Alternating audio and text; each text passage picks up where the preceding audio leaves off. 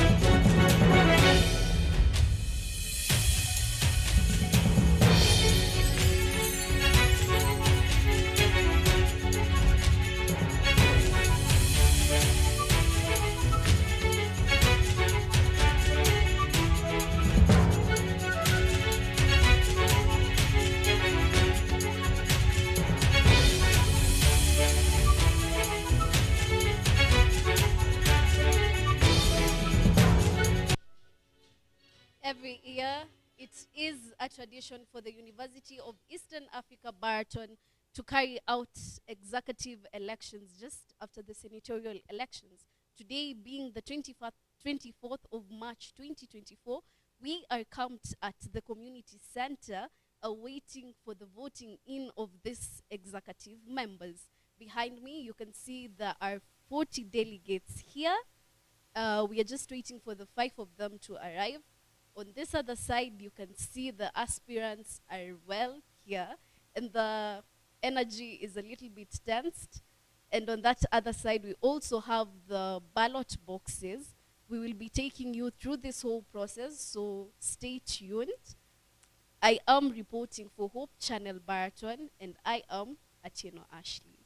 Stay tuned as we bring you the live streaming of this whole session.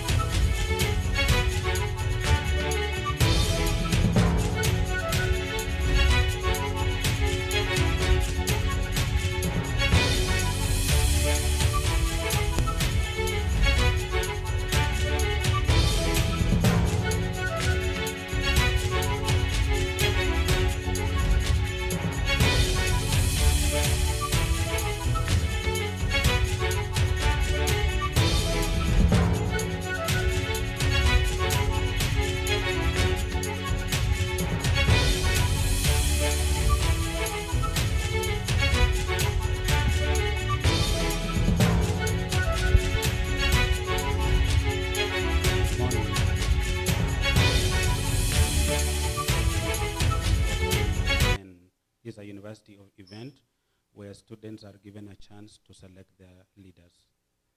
So before I begin, we need to get to know who is who in this room.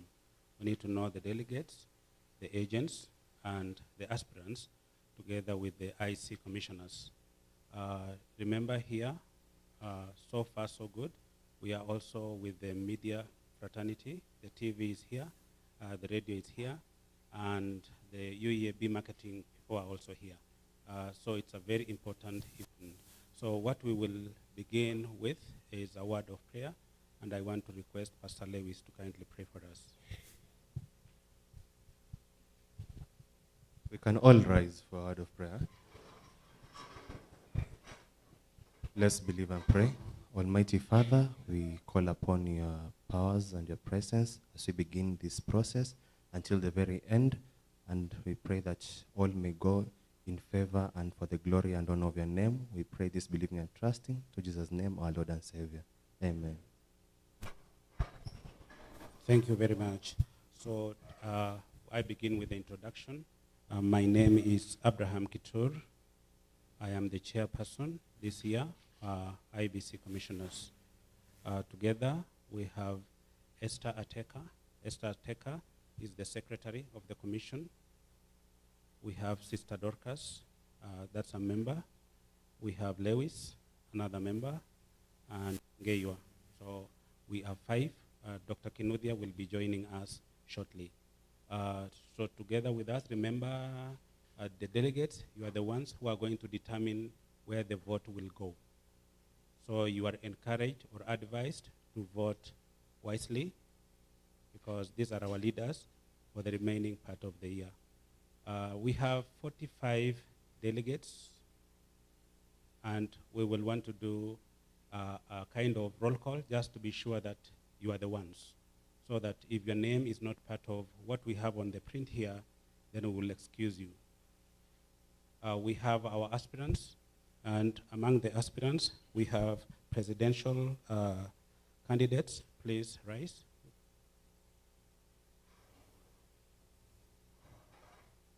That is Kiprop and Tim. This is Munga and Tim. This is Mudomi and Tim. Those are their running mates, presidents and the running mates. Thank you. Among the other officers are seated at the back. Please rise. Gender representatives, there are 2. Please raise up your hands. We have academics. We have academics. He didn't show up. Yes, there are also 2. We have sports. Sports is only 1. There is another seat for Secretary General. The 3. Have I left any position? Finance. Yes, finance will go unopposed. So these are our candidates. These are the people you need to vote for. Next now we have the delegates. We shall call up your names, and when you hear your name, you still rise, you stand. We just want to know if you are the one with us here.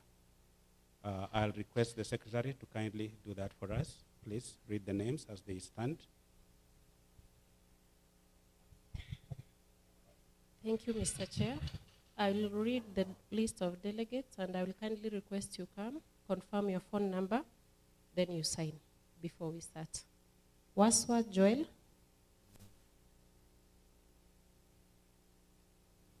Confirm your phone number, please. Then you sign.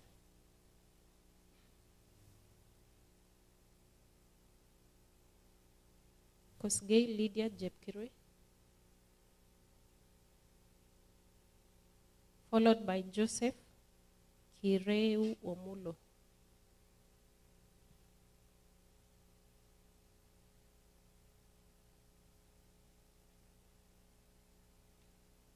Followed by Araka Dorothy.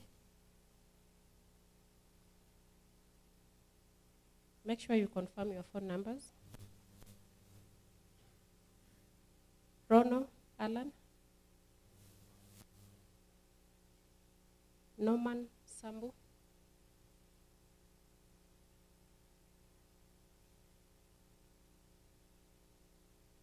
Jepchumba Winnie,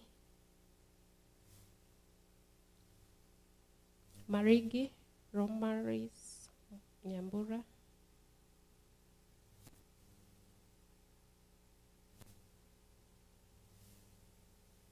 Kimeu Abednego, Makori Immaculate,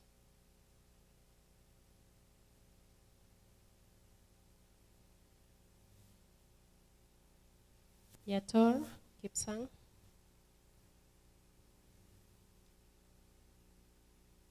Kavai John,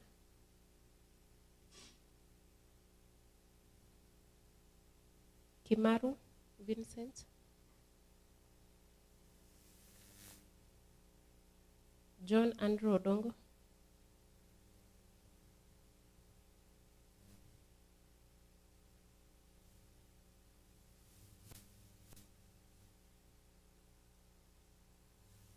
Richard Jacqueline Wanja, Shali Siche,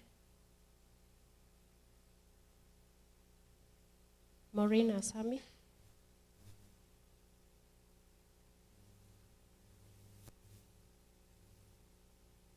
Kipkoech Jack,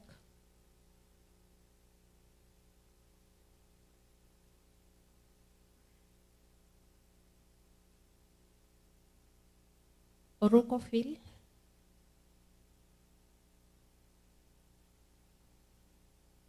Tabitha Jepkoech, Sironga Harriet,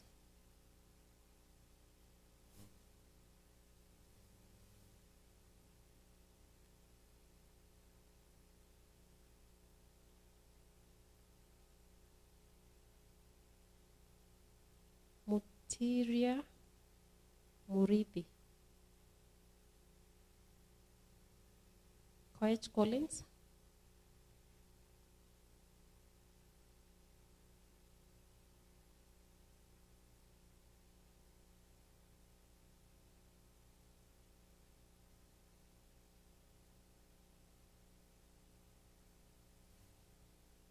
Maikuva John, then Opio Caston,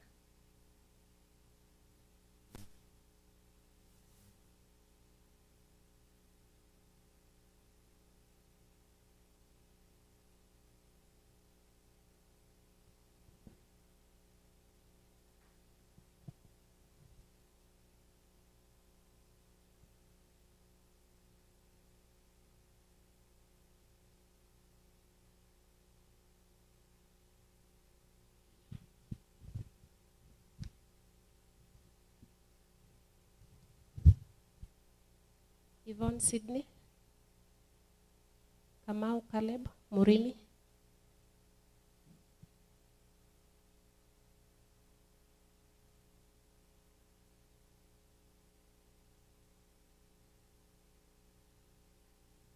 Alfred,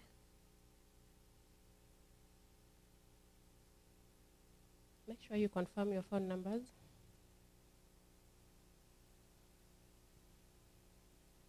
Priska,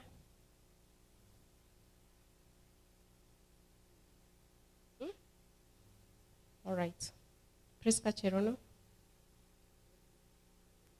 Alfred Kipruto, not Fred, Alfred.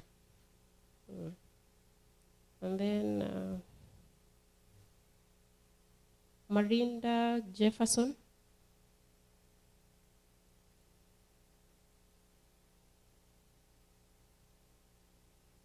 then Marumbe Brian,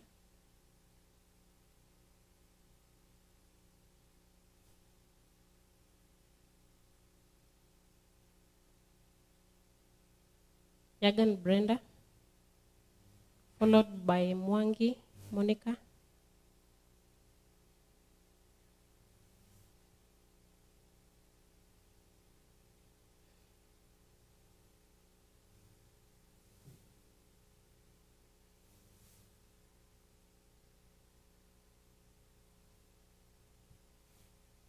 Maureen Achieng Obuya,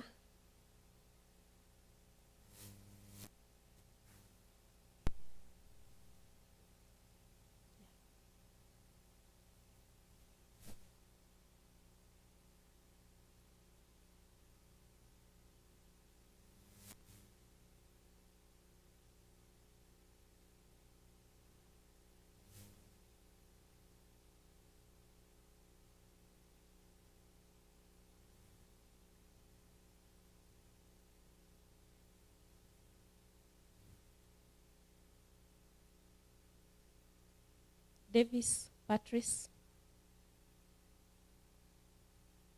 Okumu Griffin,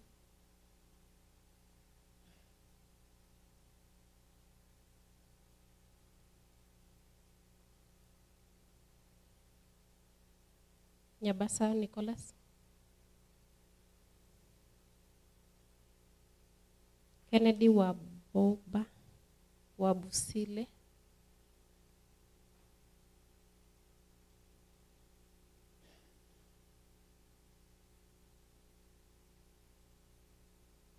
Deborah Chepto, Ocheng Brian,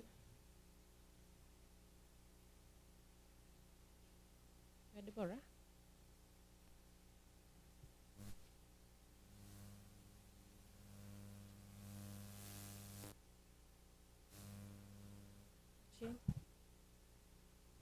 Dismas Momanya,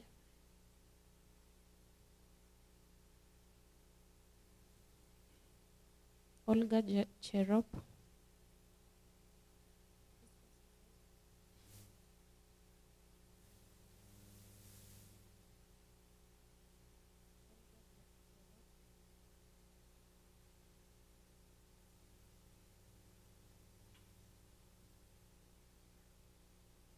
Citric Chihuza,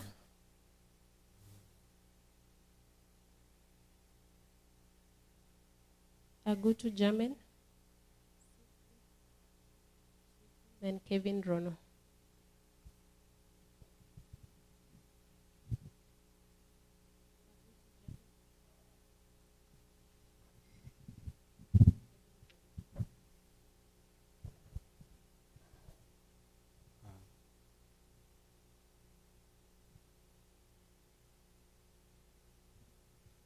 Thank you very much, Madam Chair, Secretary, for the night job. I hope they are 45, and this is what is called electoral college delegates. They represent all the departments of the university. So we have 3 from each department, including postgraduate, diploma, and certificates. The next thing that we are going to do now, according to our program, is manifesto presentations. So our candidates, we shall allow them not more than 10 minutes for all others, not more than 10 minutes. So we want to hear what they want to tell us. They want to tell us what they're going to do. So we shall begin with gender, followed by academic, and then the Secretary General. And then finally, we shall follow, the presidential candidates. It will be their turn. So what you are supposed to do is you walk over to the stage that we have up there. That is where you are going to present your manifesto. We encourage the delegates to kindly pay attention to what they are saying. We will not encourage a lot of clapping or shouting. We just want to listen. I think that is in order. So if we do that, then we shall end this exercise within that frame time that we would want it to.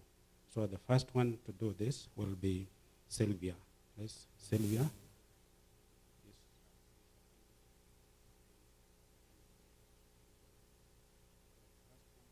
We are in order. The presidential manifesto will come last. Okay?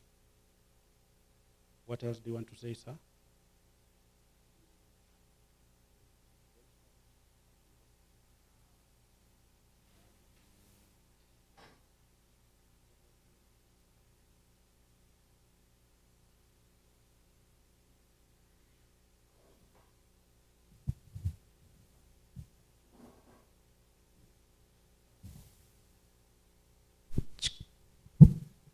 Thank you. I have 2 questions. Question number 1, have we considered regional balance in our selection of delegates according to the sub-constitution? And number 2, can you confirm, because this is a Christian institution and we are very we are very, we have to take care of the integrity. And allow me to ask this. Can you confirm to us that all the commissioners were involved in selecting the delegates before God and before man? Those two questions are very important before we start anything. Thank you. God bless you. Okay. The commission has got its own way of doing things, and depending on the situation, things can be run in order. For example, regional balance is done at departmental level. Remember, it's not school, it is not the general, it is departmental. So if, for example, I want to give this example, if 3 people from the same region have applied, only 3, and we need 3, how do we balance that? That answers the question. So the balancing is done at departmental level. Excuse me, sir, we will want to finish this thing. No, we will want to finish this thing. Please do not confuse the entire room. We have a goal to accomplish. This election must be done and finished today. If anyone will not be satisfied, feel free to go to the appeals. Please. I've said sorry. With all respect, my president, don't raise your hand. With all respect, Mr. Chair, that's why you called us as agents.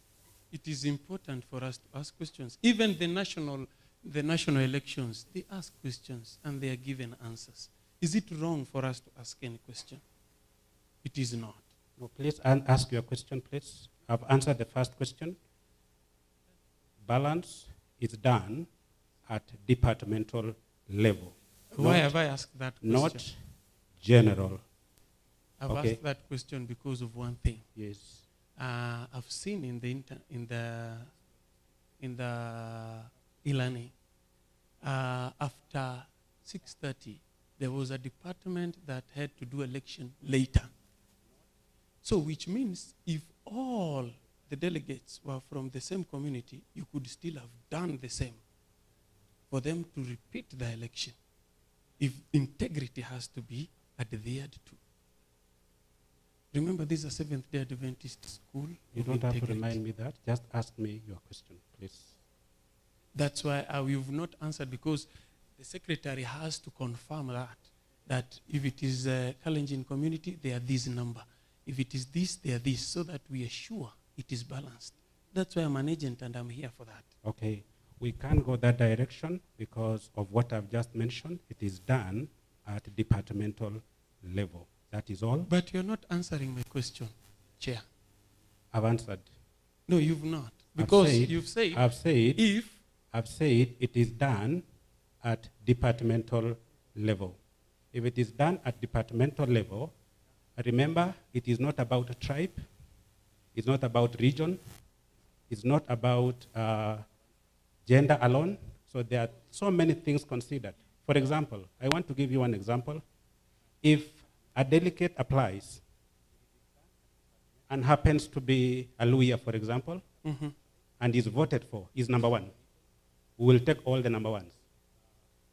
Yes. So it all depends also if the people voting for the delegates have chosen to vote following tribal lines, we don't have a control over that. Why? And this How? is an institution. How is that? So this is what I want you to do. Some of these things you need to incorporate into the incoming government so that they can put it in the Constitution. No, The it is there in the Constitution. The Constitution tells us that number 1 is, we cannot dispute number 1.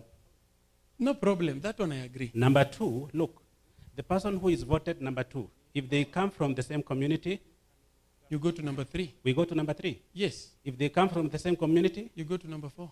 Yes, Up all to the number way. 10. In fact, we can even pick number 10 who was not voted for just to do the balancing. That's no problem. Yes, and That's that is why what I've we asked. did. Can we confirm that? How? That's simple. From the records? Yes. You want us to open how the voting was done No, and everything? not the voting. Yes. Not the voting. Not the voting. Okay. Let me answer you. Because Chair has said we pick number 1. Then it's not only regional balance which is considered. There's level. First year, second year, third year, fourth years. Yes. And then vetting was also done per GPA. So some candidates were picked best GPA according to vetting from the office. Okay, you've said that... Is that in the Constitution? Wait. Ah, okay. You've said there's a department that voted late. Which department is that? No, mathematics, they voted by 6:30. No. Yes. We saw it in the media, in the social media, That in our classes. No, that was social media. It is here. We can open. Maths, they voted, and it was closed at 6:30. So there was no opening again of voting. There was one concern from delegate who is here. Where is he? Yes, he's there. And he came, told me that he could not vote. Yes, he could not vote. And he had so many people who wanted to vote for him. We had to go to e-learning to find out what the problem was. And when I asked her, it was clear that voting, the people in that department had voted. They had voted. And fortunately, he was one of them that had been picked. I mean, he was the best voted in that department, and he is here. That one I agree with you. I agree with both of you. But Now, there is a question you're I don't not know whether answering. we are going to finish this. No, there is a Yes, question you're not answering. I don't know whether we are going to finish this. If you have questions, please, you can ask this after this. Why? For Then now, why are we, unless- why are we doing unless- elections unless if you we cannot want- ask questions? you want to disrupt the election? No, I'm not. Then You see, I'm very humble. no, you are not humble. I'm very We are humble. answering questions, and you are taking us round and round. No, you've And by not the way, answered my question. I don't think this is the right time to ask questions. I think questions can be asked later on. For now, take note of this. All balancing is done at departmental level. If at all we were doing it general, then the first thing we would do was first of all do the vetting. We begin from that. And then we go to the next, we go to tribes. We go next, we go to year of study. We don't do that unless the constitution will be amended to allow that. So for now, that's what we are doing. And please, we don't want to allow any more questions. We want manifesto presentation. Thank you, sir. Please allow us to just continue You've with the not process. answered my second question. What was the second question? Were all the commissioners involved? That in is not, this? that is the commission. No. A yes or That no? is the commission. The commission has got its own way of doing things. See, they're here. And They this can say. commission did it the way it did it, for reasons known to them. And you don't have to bother about that. Is it wrong If to the just right say- thing was done, then it doesn't matter who did it. So the commission did it because we have responsibilities. Just say yes. There is one responsibility of the Secretary General is to do that, together with 2 or 3 commissioners. Other commissioners are supposed to be doing the labeling. Other commissioners are supposed to be making calls, and so on and so forth. So we delegated duties, and it was done. No. Yeah. I hope I've answered the question. So You've not answered the question. You can do you want see us to hands, continue you've with the not election, answered or the we end question. here, please? We want to continue. So it's time for manifesto presentations. No, please. And we are going to hear you later on. So it's time for When is manifesto later on? presentations after this. Where is later on? No, it is very important we understand this. It is our day, Chair. It is our day. Members, No, for them. hello, members. It's okay to ask questions, Yes. but in any meeting there is decorum. How things are supposed to be run. You cannot refuse to step down and hold the mic, assuming that these other people do not have the right to be heard. So kindly, we are requesting you to step down. The chair have mentioned the position of the commission. If anyone is further aggrieved by the process, there are processes to be followed. We finish the exercise, there is always an appeal. But holding people at ransom is not the correct thing to do. kindly step down. You have enough time. Commission have heard you. And you have also heard from the commission. Because for how long are we going to be arguing here and there? Thank you. You have heard my position as one of the members of the commission. Thank you. Thank you very much, sir, for that response. So we are now shifting. We are going for Manifesto presentations, and we want to request, we have said we are beginning now, or those other questions will be handled later on.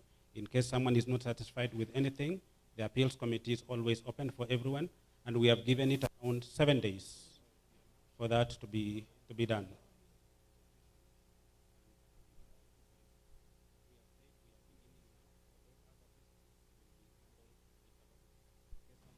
We have listened. The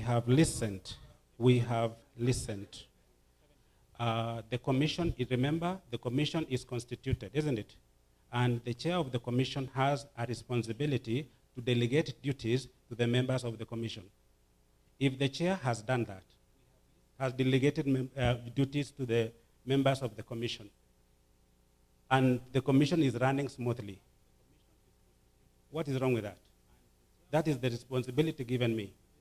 If I, for example, say, Dr. Kinuthia here will be responsible for doing ABCD, I have the mandate. That is my responsibility. So I took charge. I made sure that everything happened up to the level that we are in now. Everyone is here. Everyone was called. We had delegated duties. So that is what is going on. And let's take that the chair has the power to delegate duties to the members of the commission. That is number one. Number two, selection of and balancing of the delegates is done at departmental level, not school, rather not like School of Science and Technology, School of what, no, it is done at departmental level. If someone feels that that needs to be adjusted, the next government is coming and will do it. That maybe delegates, you apply from the departments, and then after that we have a very long list of names, and then we go back to the list again, balance the gender, balance everything, then it will be done like that. As for now, delegates come from departments, and the chair has the responsibility to delegate members of the commission to their various responsibilities. Thank you very much. Sylvia, it is your turn to present your manifesto.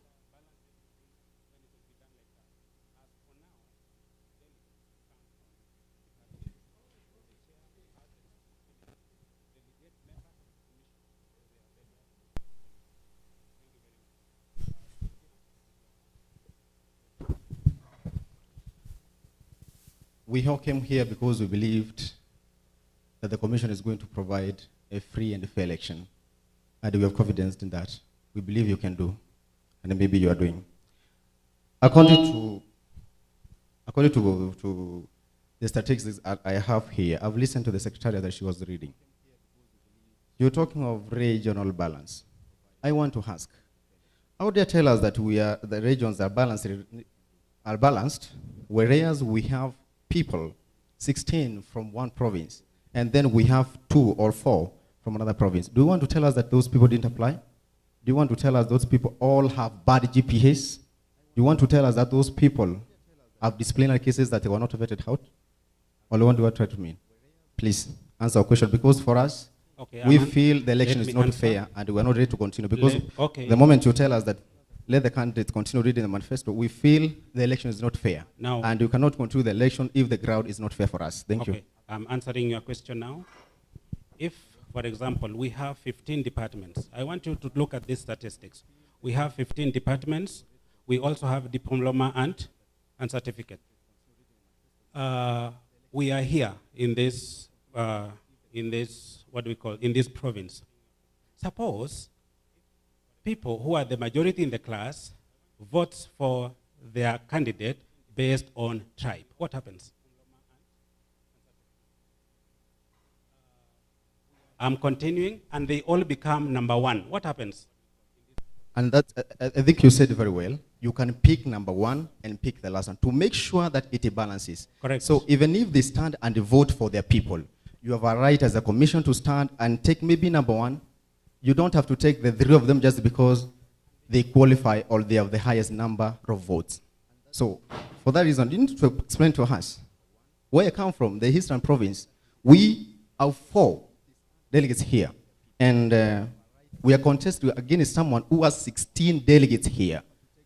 Tell us how fair is the election. Thank you. I think in that case, the commission cannot control the voting. If the people will decide and vote according to their tribes, because let us be honest here, in majority of our classes, who are the majority? I mean, many of our classes, who are the majority? No, listen, because those are departments. We are talking about departments. If we are 30 in a department and they vote number 1, right? That means for 15 first, it will belong to the same community. What can you do with that? Now we'll go to number 10. Look, I'll answer that. Look, suppose we have 4 people. There are 4.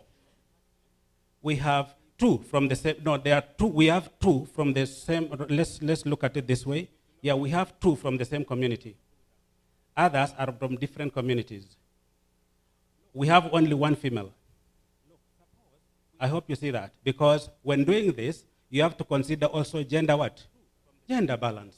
So there is so much to be looked at here. It's not even about tribe. In fact, what we are doing here, we were not even so much about the regions, though it comes in. But what happens is, after choosing number 1, we go to who is number 1. Number 1 is a Kalenjin.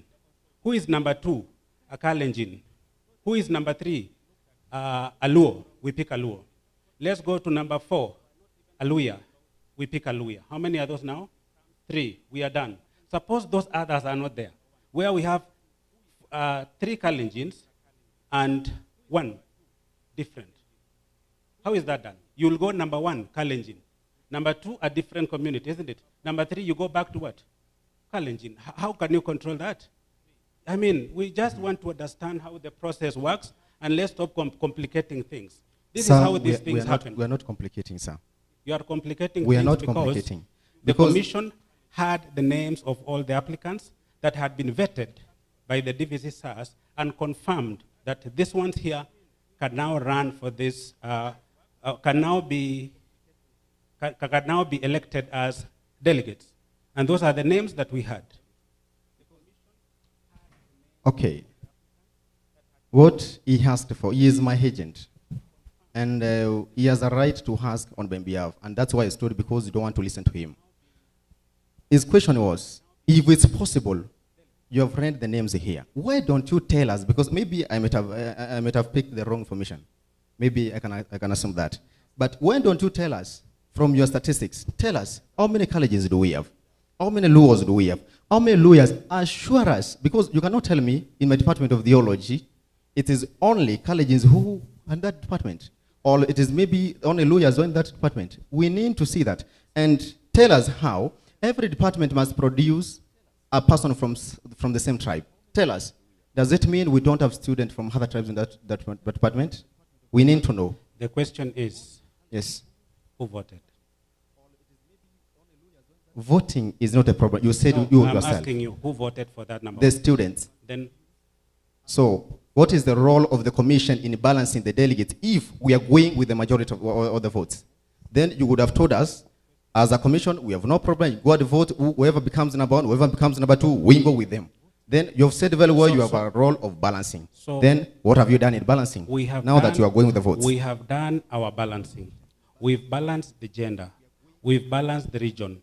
We've balanced the year of study. We've also balanced the GPA.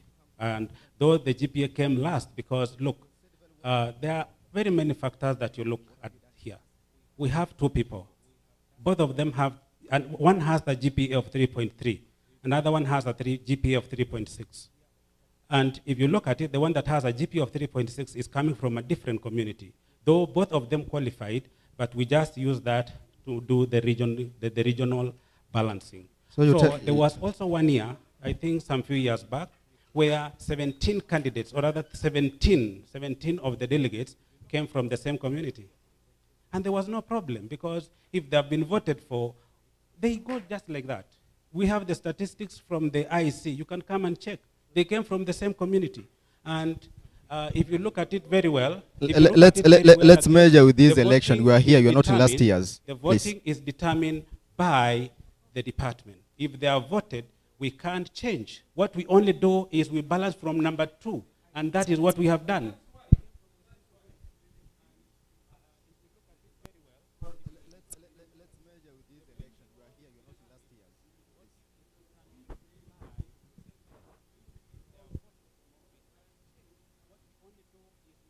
Yes. Yes, we do that.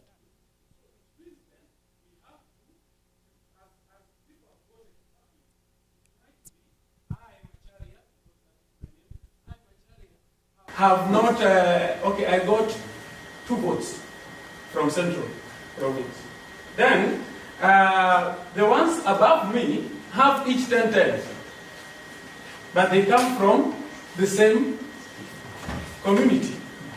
So, as you say, you pick the first one, then you come and pick this person who is not from that community. And again, if we go in for only. Remember, we have to go gender. We have no problem with the gender. Yes. Yes.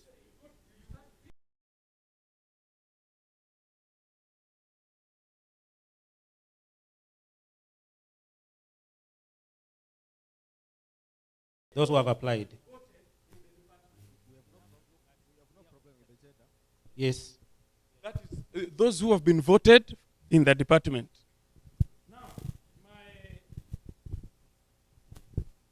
Where my question is that you are running away from answering is that all these departments, does it mean that these tribes could not balance? Which other tribes?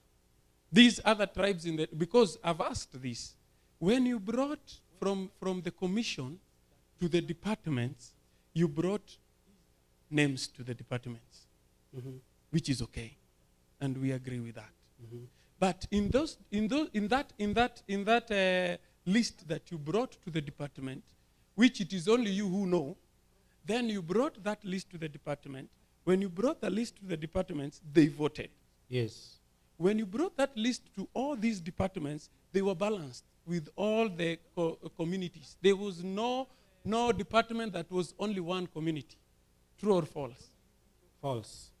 So there was a department without any other community, only one? No, I mean, there was a department. I didn't get your question. Okay, let me repeat. So it was okay. It was balanced. All communities were involved appearing in all the departments. Correct. Then, meaning that the 45 delegates who are here come from 15 departments. Yes. That is including diploma and postgraduate. They are 15 to make 45, 3 from each. So, which means if all the 15 departments were balanced, then it means one tribe cannot be more than 15. If surely we go with balance. If they were all number ones, remember we only balanced from number 2. If they were all number 1, it will be 15 flat. It will be 15 flat. It will be 15 flat. We will show you why it is 16. Unless you want us now to bring all the statistics here and then begin the process now with you. Now, in other words, you are telling the commission that there is also a responsibility for applicants and agents. The responsibility of the commission is to balance. We've done our balance the best we could. We agree. One thing I'm agreeing with, you see, the people are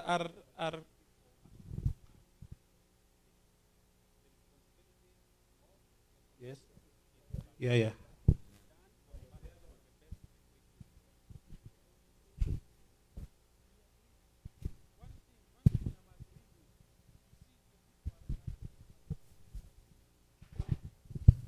I think the simple question you're failing to answer, the agent is asking a simple question. For example, you've told us that if someone or maybe two people from the same region are having the same votes, to let's say 10 or 15, that's now where, as a commissioner, you go and check who is who having the higher GPA. You cannot tell us that you're going to take the two. That's now you consider the GPA. You redo again. You pick just one, so that the others who are behind, the others who have 1 vote, 2 votes, can now come in. The same case, last time, there was a reapplication of delegates. Why this time there was no reapplication? If true, there were people from the same region only remaining to be voted. Yeah, we need to be realistic. Sometimes, it's not good for some people to have that favor, and while others are just suffering. You tell me somebody from maybe, the way he said, from Eastern, expecting to be voted, but he only has 4 numbers. And someone from Rift Valley, he has 16 numbers. Do you mean that this is going to be balanced? That's what you're failing to answer, Masharia. Okay, let me answer that. I don't know why we are looking at only regional balance. We have gender. Because you cannot pick only one gender. We have your level of study. There are some departments where you could find only 4th years, 3rd years, and only 1 first year. Will you leave that first year? And it's from the same region. You cannot leave. What you do, there's a reapplication. You've taken gender, you've taken regional balance. Now let me tell you. Reapplication, for example, let me say reapplication. I just want to say and sit down. There's a time we opened for delegates reapplication. When? I have the dates here. That one, after the complaint from the one who came late as a and presidential. And the applicants were enough. This something. If you've got someone from the region, let's say a female student from a certain region, and then the other gender who is following is a male student from the same region, why can't you go to number 4, where at least you can get the other gender? The commission did all that. Please, this discussion is going on and on and on. Yes, please. God is good. We want to thank God because for this time, we never wanted to give the commissioners a hard time in choosing the best candidate for this academic year. And the same we wanted to extend to the appeals committee. Thank God because, as you can see here, we are almost 3 servants of God. Imagine we have a congregation outside there whom we minister to. We convert souls. If we are here going to be elected with corruption, now tell me, how will I stand in the congregation outside there? And now me, for example me, I've not given birth. I don't even have a child. Whatever good I do it for myself and for my children. And whatever bad I do for mine and for my children too. That has never been my dream. I cannot go to the field. I'm a footballer too. I cannot go to the field to play knowing very well that my opponent already has 2 goals at hand. And then you expect me to get into the field and play 90 minutes, and then you expect me to win. It cannot. Now I have this to say. We want to thank God because we have a full team now. It is very simple. As pastors, we just need clarity. We just need transparency. And that comes with the 4 core values of this university. I can read in your hearing. Integrity, excellence, teamwork, and professionalism. As you can see this congregation, what we are here for is to conduct a free, and a fair and credible election. If this field or this floor is not fair, allow me, Pastor Jared Ayecho, to withdraw peacefully so that I go to class. I came to learn. I want to go and start discussing on how I can pull up my GPA. Thank you. Thank you very much, Pastor, for your response. As I mentioned before, is balancing of region, balancing of GPA, balancing of gender is what has brought these men and women right here. I am seeing a situation where these are the delegates that we have called. They are here with us, and they want to vote. If we continue with this, then it would mean, which is not going, I don't know how it's going to be, that we go again, we call for application of delegates, and then we come back here. That is because so far so good. The commission has done its best, and these are the delegates brought before you. So in other words, if, and you see, we also need to look at what is called democracy. In a democratic world, there are things, there are people that, or rather there are things that happen that are sometimes beyond the control of the system. So you mean you cannot control the delegates who come here? For example, in a country like Kenya, I'm talking about democracy. That is democracy. So democracy. If people will choose to vote according to departments here, it will be 3-3. If they choose to vote according to school, we have a school that is very small, and it might not reach. So if they vote according to school, if they vote according to, let's begin with schools or maybe sections. In university, we can have science, technology, and nursing aside. We have theology, history, and others on the other side. If they vote according to that, and it happens that they are the majority, at the end of the day, things will just be falling in place.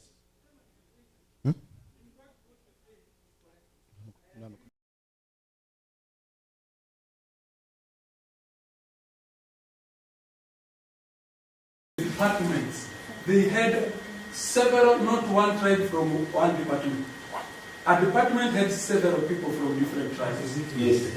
And different genders in all those tribes. Because there is no department that has no gender. There is no department that has no tribal balance. There is no department that has no these people who are called with the GPA and all that. When all that is said and done, when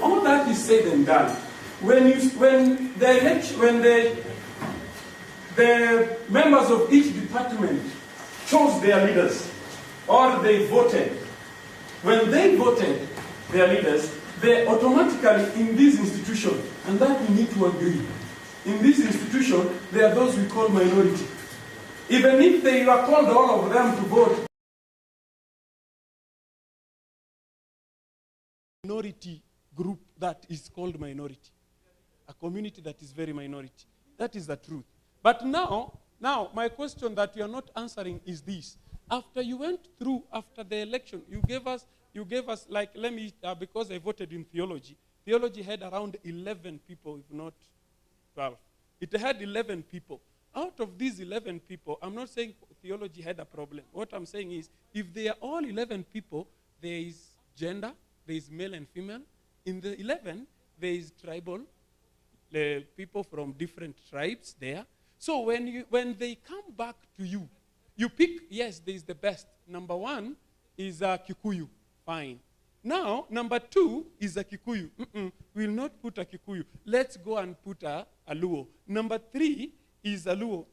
Let's now go and put a Kalenjin. Then you go to another department. If you could have done that, 16 could not be there.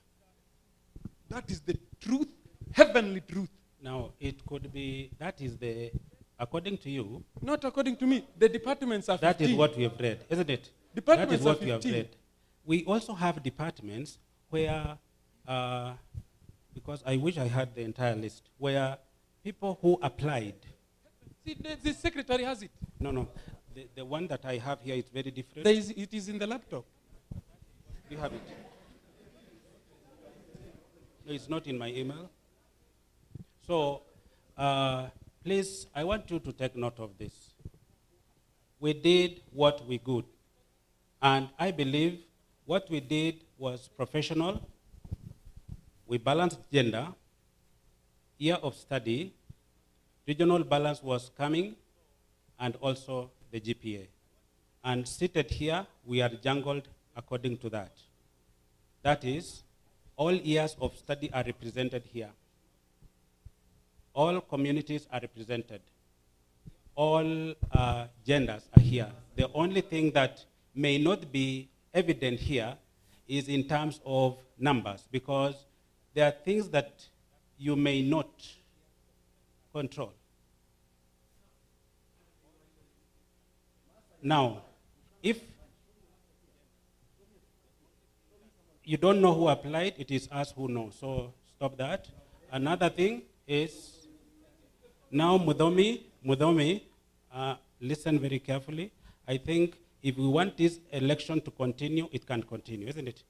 Yeah, if we don't want it to continue, then we will think about what to do next. So I think the best thing would be commissioners. We need to go out there and see what to do. Otherwise, I think somehow one group is not ready for the election. Then if we are ready for the election, we are doing it. If we are not ready for it, we want to meet there as a commission and we make a decision, okay?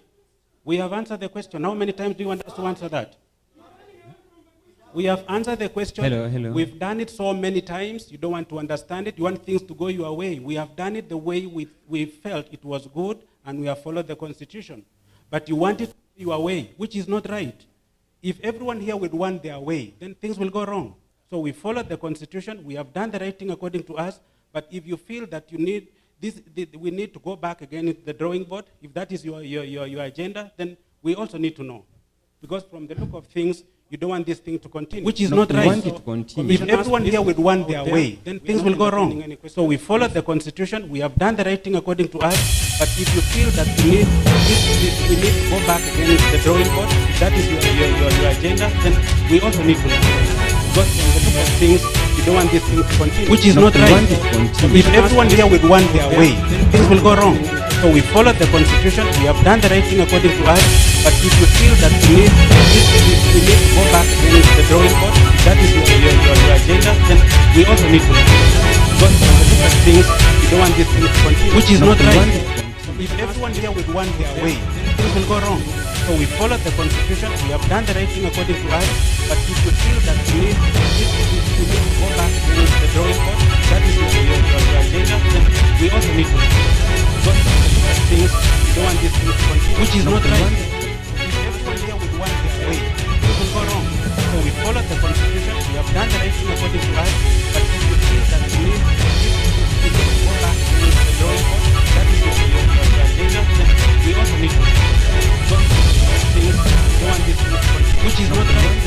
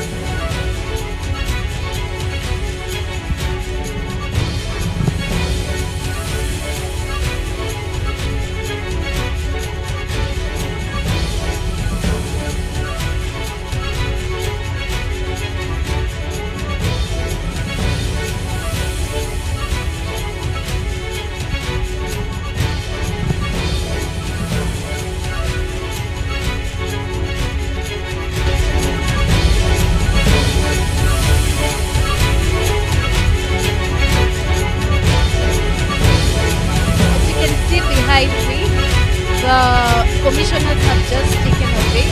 We are currently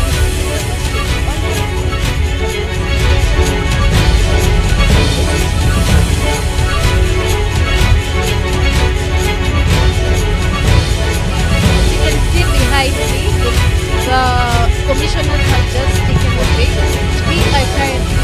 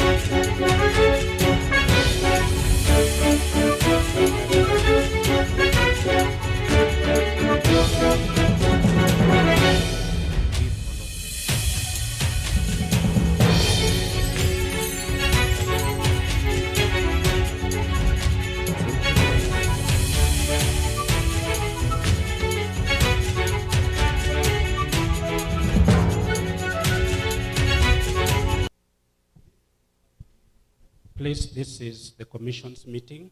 Kindly, Mudomi, you have the appeals to complain to. No, please, you don't teach the commission what to do. We have done what is supposed to be done. It is time, so if you want to withdraw, feel free to do so. But for now, please do not interrupt the meeting. Thank you.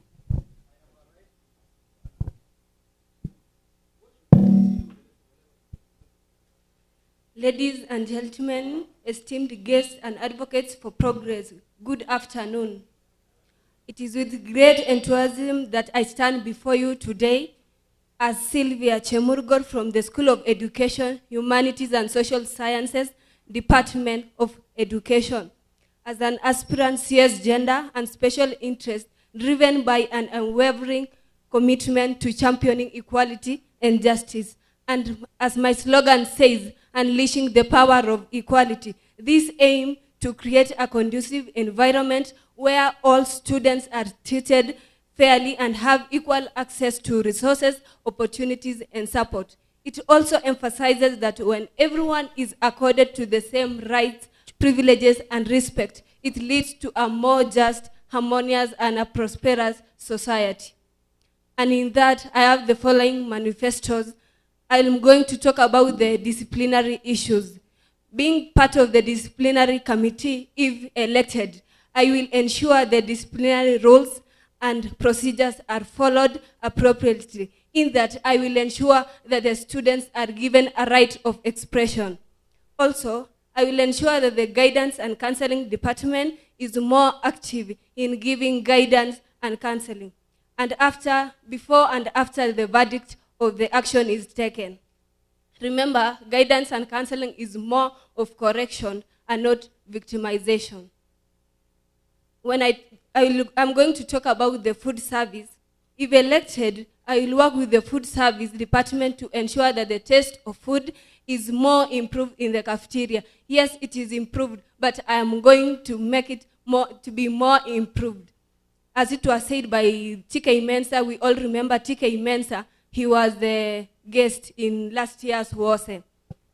Also, students in the on campus have been requesting for addition of some meals in the cafeteria. So, if elected, I am going to liaise with the food service and student services to make sure that their needs is heard since they pay for it.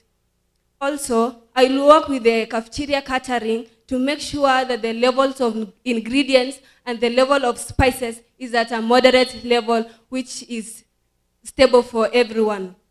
Also, I'm going to talk about the special interest groups. In our school, we have special interest groups, and if elected, I am going to advocate for the rights and specific needs of special interest groups among the student population within the university. These special interest groups are students with financial problems. If elected, I am going to liaise with the finance office so that the needy students, the genuine needy students are considered in the work programs.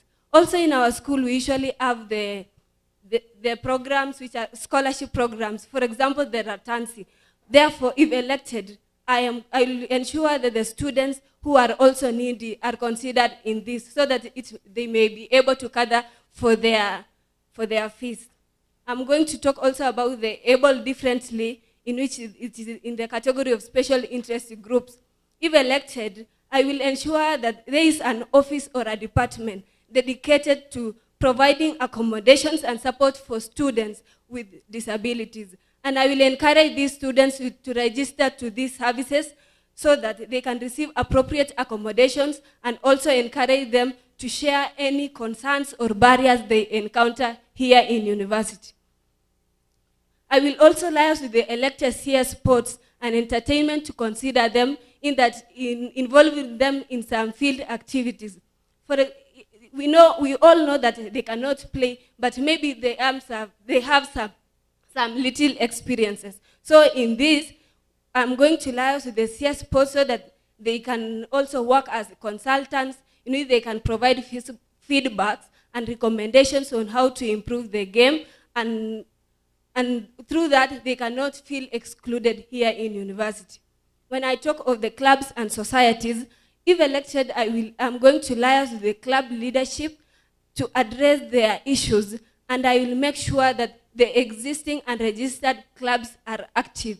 For the case of the existing and not registered clubs, I will empower them and guide them to register by fostering engagement, advocating for recognition to amplify their impact and ensure their vital contributions are acknowledged. I'm also going to talk about housing. If elected, I will work with the elected residential senators to ensure that there is good sanitation in both the hostels and in the off-campuses. Also, in cases of emergencies, and partnership with the deans, residential assistant, and senators, we will ensure that there is hotline number that provide quick and efficient communication for effective response to emergencies. Also, I'm going to talk about the environment. Our environment is always good, and we appreciate it. So, if elected, I will ensure it is more beautiful. And how will I do this? I shall work in liaison with the physical plant and the campus beautification committee to maintain a very clean environment. Also, like the outgoing CS did, that's Jabichi, I will organize tree planting day, which will involve all students and staff, and all the participants will be awarded. For the public washrooms, we all know the public washrooms around our school, in the humanities, in the room 15, in science building. I will make sure that they are always clean so that they can accommodate everyone.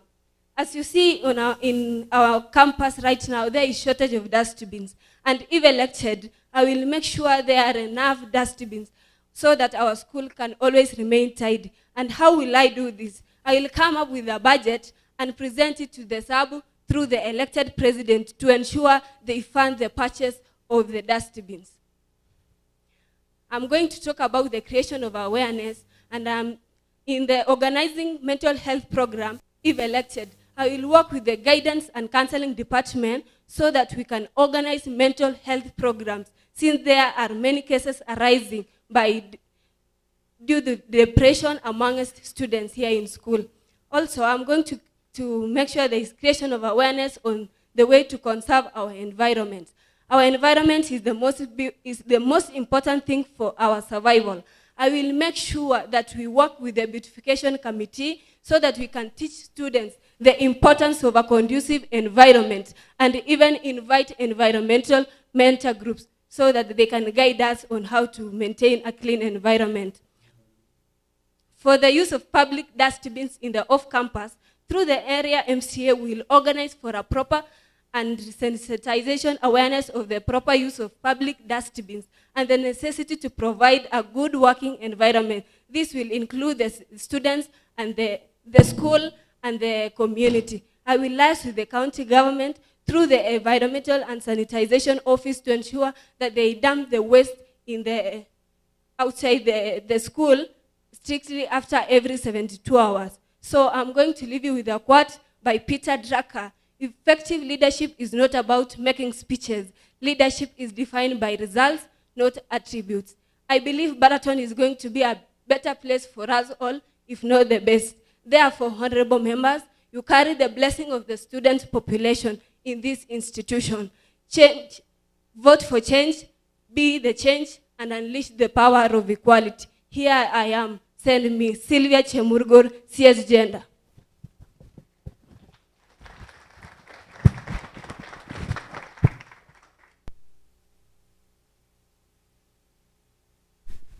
Coming next is Naomi Chepkemboy.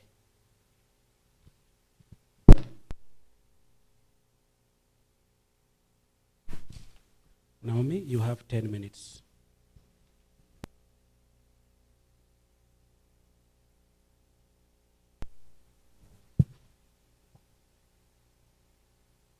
The SABU IEC, the electorate college delegates, candidates, agents, the media team, the observers, our security officers, our online viewers, ladies and gentlemen, Good afternoon. My name is Naomi Chepkemoi, a student at the Department of Education, pursuing bachelor degree in mathematics and physics. Apart from that, I am a passionate leader in service to humanity and a candidate in the office of Cabinet Secretary, Gender and Special Interest. When elected, I shall ensure the following. As a leader, I am a representative of the students. I shall be a link between the students and the administration, listening and advocating for the rights and special needs of the special interest groups, such as the mentally challenged, the physically challenged, the international students, and the very poor and the needy students. From that, since I'm a committee in the disciplinary, I'm a member in the disciplinary committee, I shall fairly represent the student interest at the disciplinary and food service committee according to the SABU constitution. Also, as a member of SABU Executive Council, my office will propose bills and amendments according to SABU constitution that seeks to promote the interest of the students. When elected as a CS gender, I shall ensure there is quality catering, accommodation, and health services. My office shall ensure that the food served in the cafeteria and outside the campus are of high quality. Consequently, I shall ensure that there is affordable housing on both on-campus and off-campus students with a clean environment.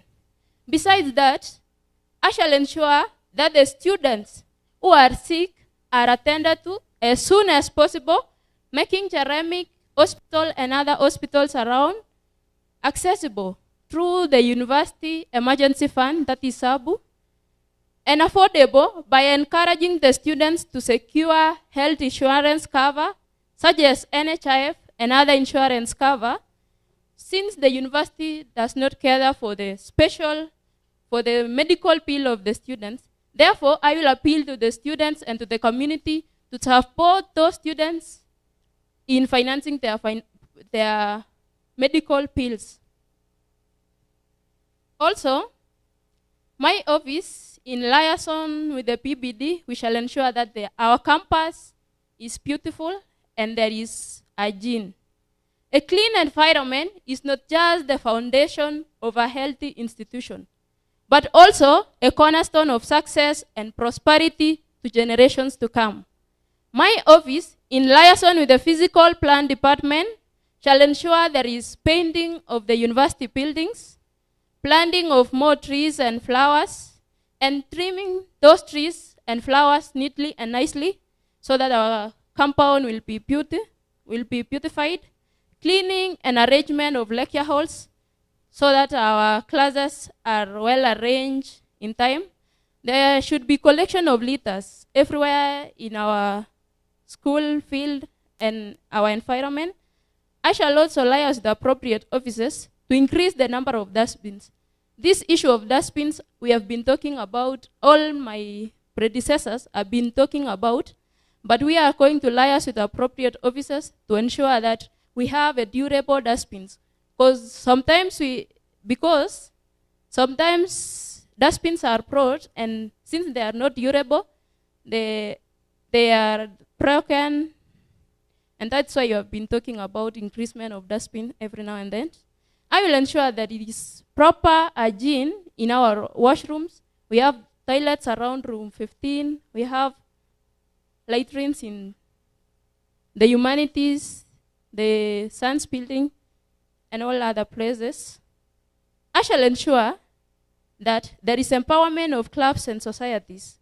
My office shall recognize and empower diverse genders and special interests within clubs and societies so as to enhance their effectiveness, inclusivity, and relevance in today's diverse society by reviving the inactive clubs and societies and reinforcing the already existing clubs and societies. Nevertheless, I shall not only advocate for the allocation of budget to the activities, but also I will strengthen the leadership of those clubs and societies so that there is proper management of funds which will be allocated to those clubs and societies. When elected in as a CS gender, I will create awareness on sexual, whereby my office shall help the students appreciate their sexuality, that is the state of being a male or a female, and emphasize on responsible sexual behaviors. Moreover, we shall create sensitization on contraceptives and encourage healthy relationships. To enforce all this, I shall partner with appropriate officers such as the university, counseling department, and also the administration. My office shall ensure that there is faithfulness, loyalty, and integrity. I shall serve students and humanity without fear and favors, upholding honesty, integrity, excellence, and teamwork. So help me God. As I finish, allow me say, leadership is not about being in charge. It's about taking care of those in your charge. Good leaders are chosen by God. Dear delegates, today you have an opportunity to make a choice of good leaders on behalf of the entire university. May you choose the best leaders. Thank you for listening to me. Vote Naomi Chepkemoi for CS Gender. God bless you. Thank you, Naomi. Next, Sub-Executive Council, Academic Affairs and Foreign Affairs. And we have two candidates, that is Mirasi Kevin Ochieng and Osukuko Alabor Gideon. Mirasi Kelvin Ochieng, it's your turn.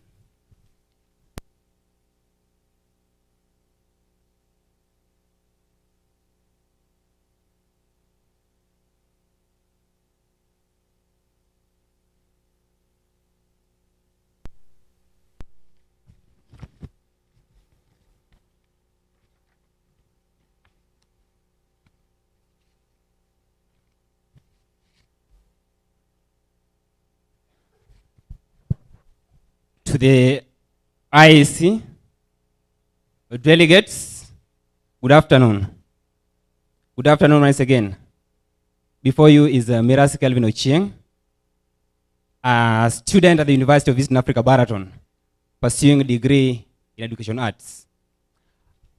I stand before you today, not just as a candidate, but as a devoted and a passionate leader to transform the university in academics and foreign affairs. For the time I have been in this university, I've learned a number of challenges. We've seen students suffering, and I was therefore moved with these challenges to stand as a solution. I want to bring into your attention today that I cannot stand to be corrected when I say students need representation, and I mean representation.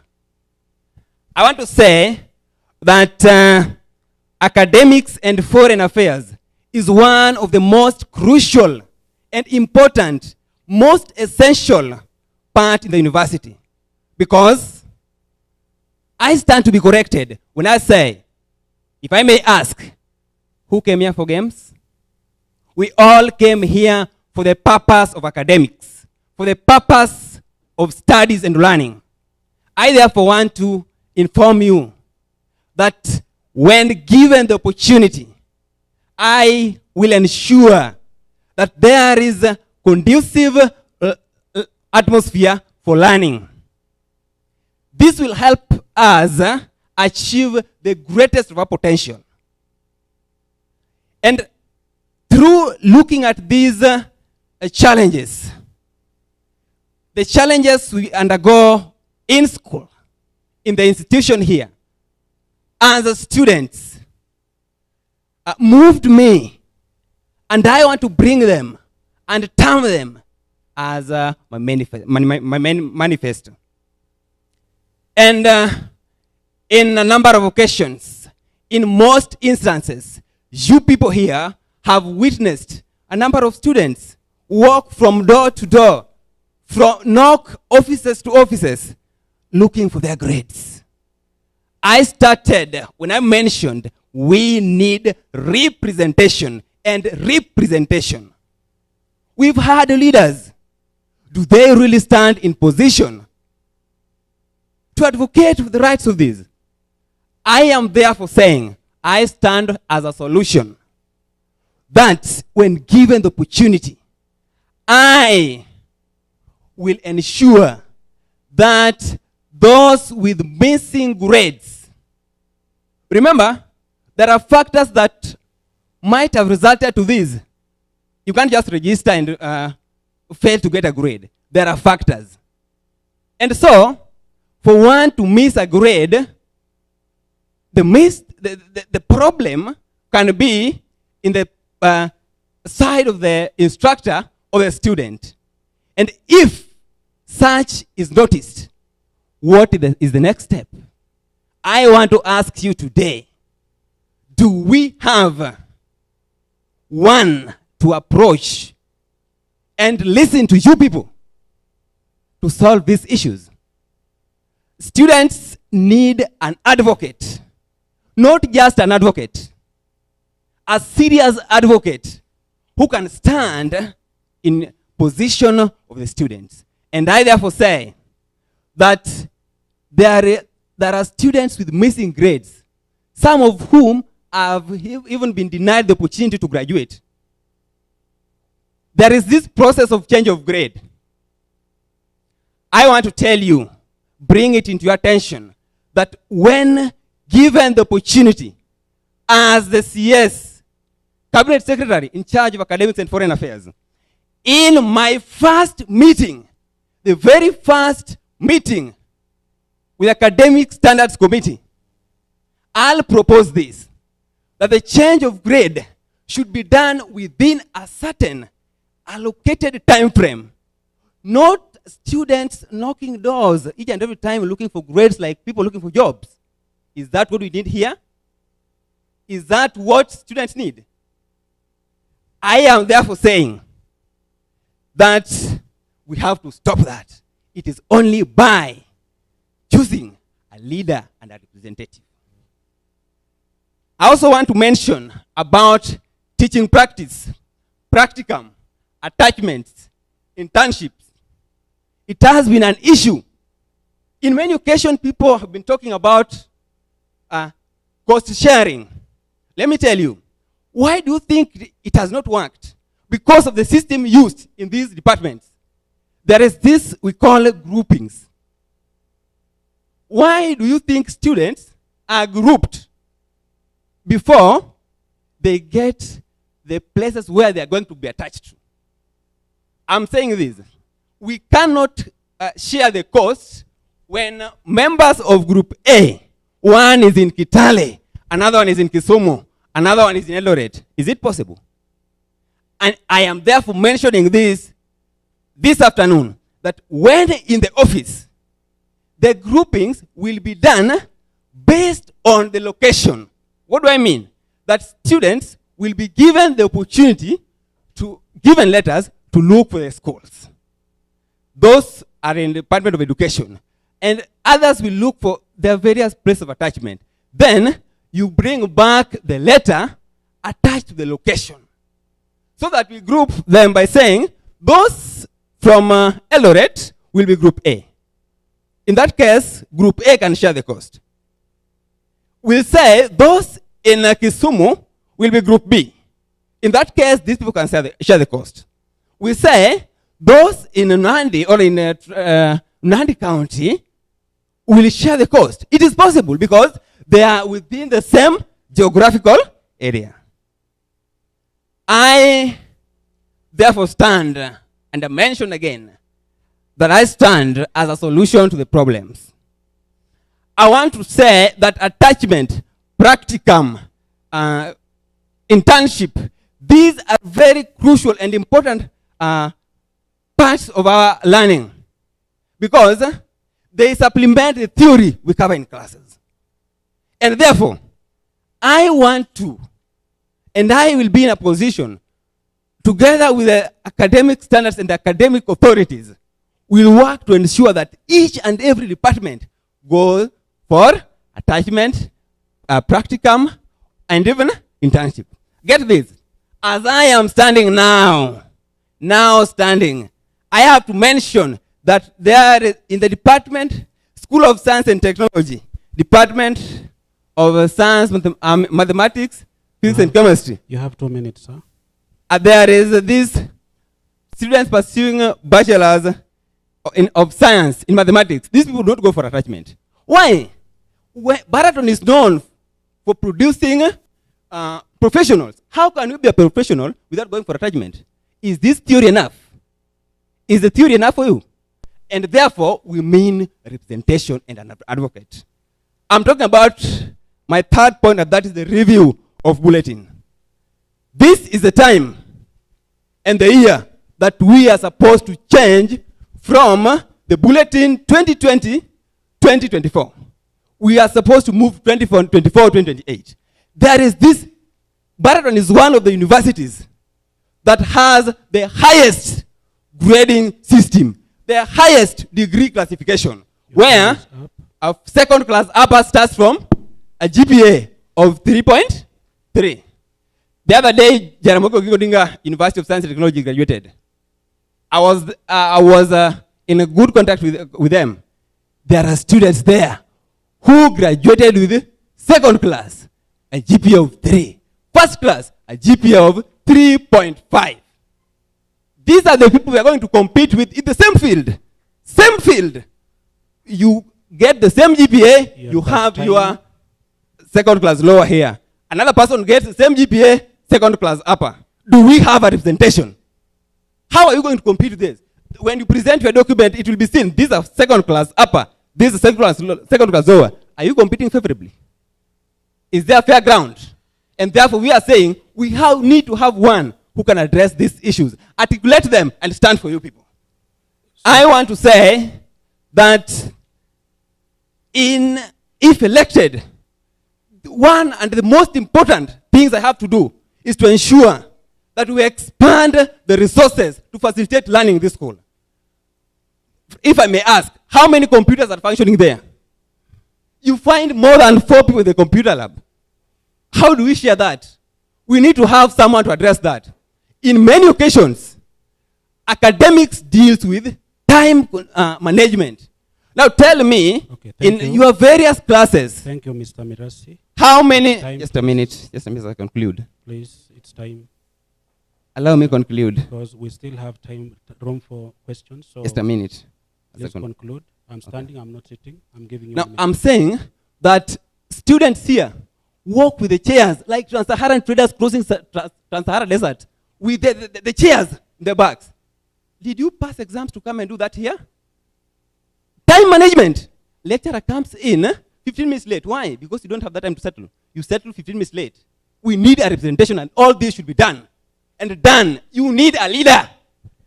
I therefore say that as a member of the Academic Standards Committee and the SABU Executive Council, I will champion students' grievances to the standards. And believe me, I tell you, I'll do that. I have the ability to do that. I am saying that the delegates, in the course of your voting, I beseech you to consider not only the promises of a candidate, but also the passion, commitment, and vision that confer to the position. By coming together, we foster community and academician. Thank you very much. Any question for Mr. Ochieng? Yeah, there is a question for you. We are only taking 2 questions or 1 question from them. We were to ask, okay, we will do for the gender later on, but right now, please ask that 1 question. Please ask.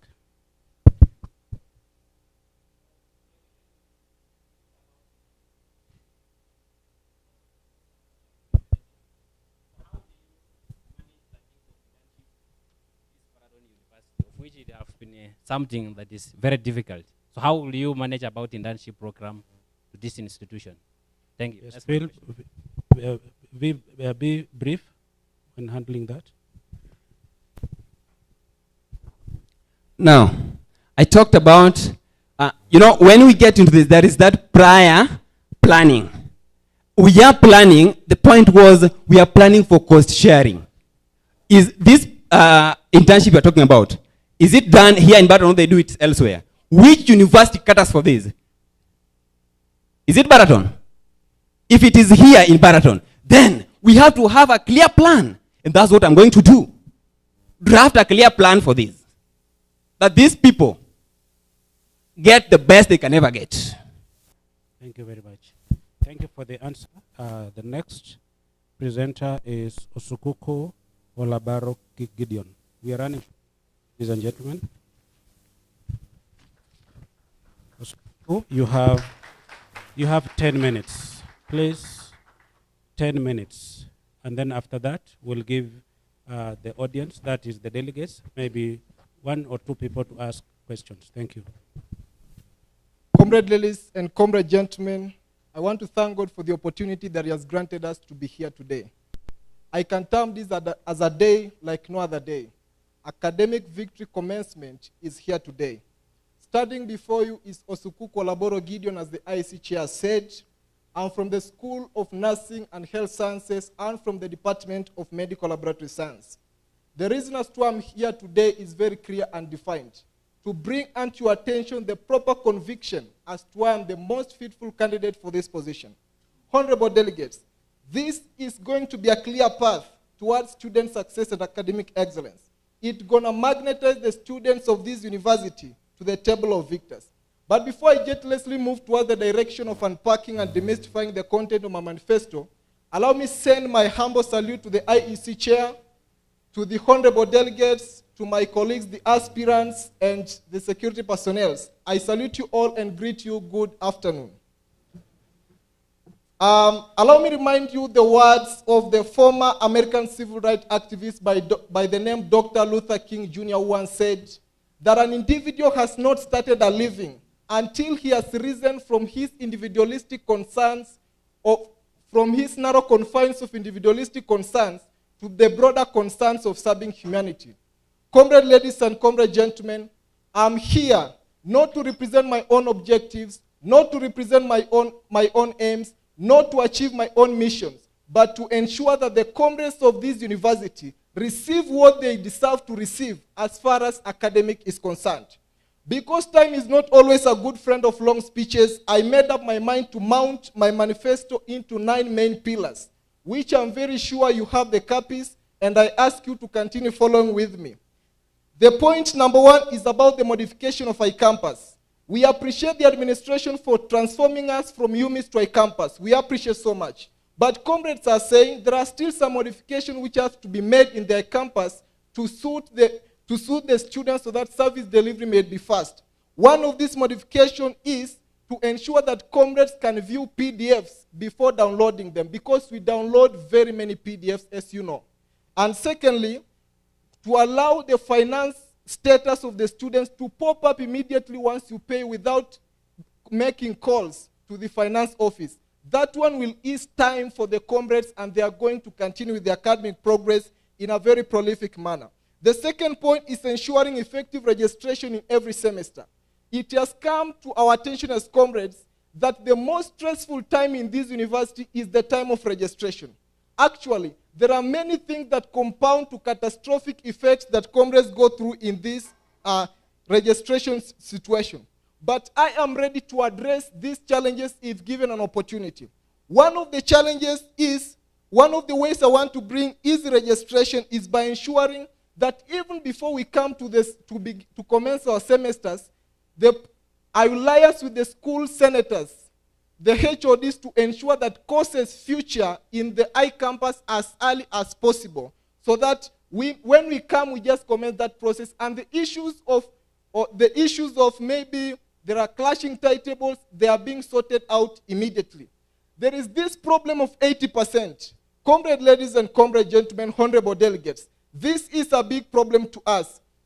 I'm going to ensure that there are measures we are going to put to ensure even those comrades who don't reach to 80% can be given a time to close their registration. One of the measures is when a comrade is receiving help, and let's say he or she has 60%, Why can't he or she write an official letter to the finance office and give her details so that when help comes, he or she can complete the remaining 20% and close the registration even before the help comes to fill up the gap.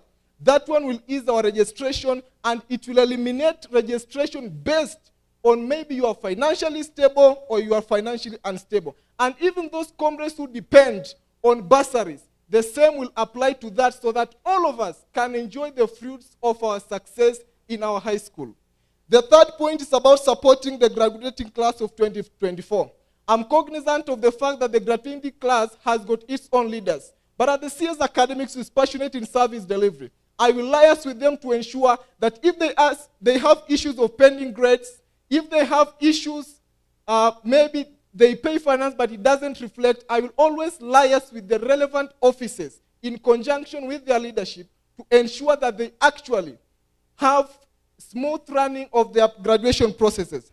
Another thing is about creation of memorandum of understanding with teaching practice institutions and consideration of attachment fees. It is very much shocking, dear comrades, that if, for example, you are in Chemundu, you are 10 of you.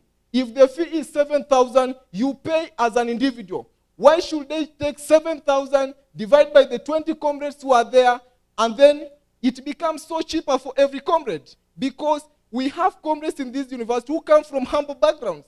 And as a university, we must develop measures, at least to ensure these comrades can also be considered and they can sail in the academic processes tranquilly.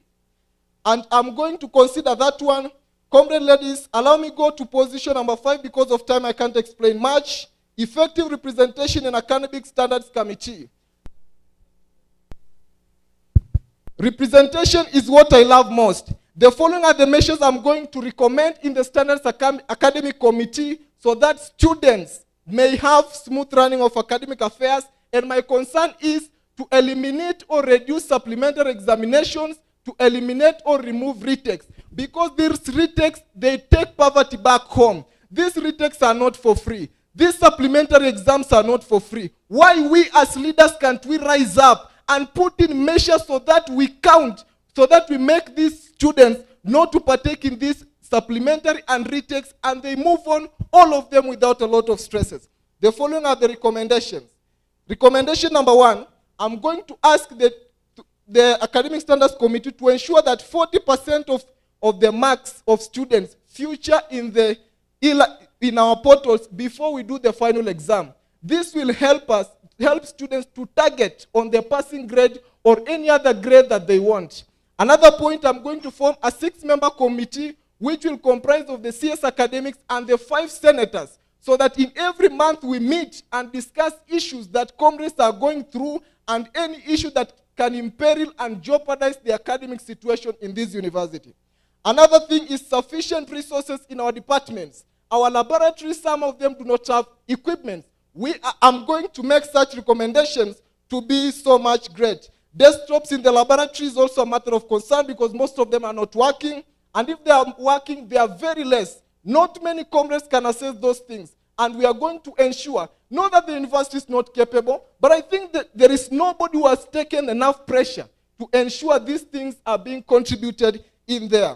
There is this issue of bulletin, GPA, and grading scales. It is a matter of concern. 2 minutes. It is a matter of concern. And there are many complaints that the GPA of this university is more than too high.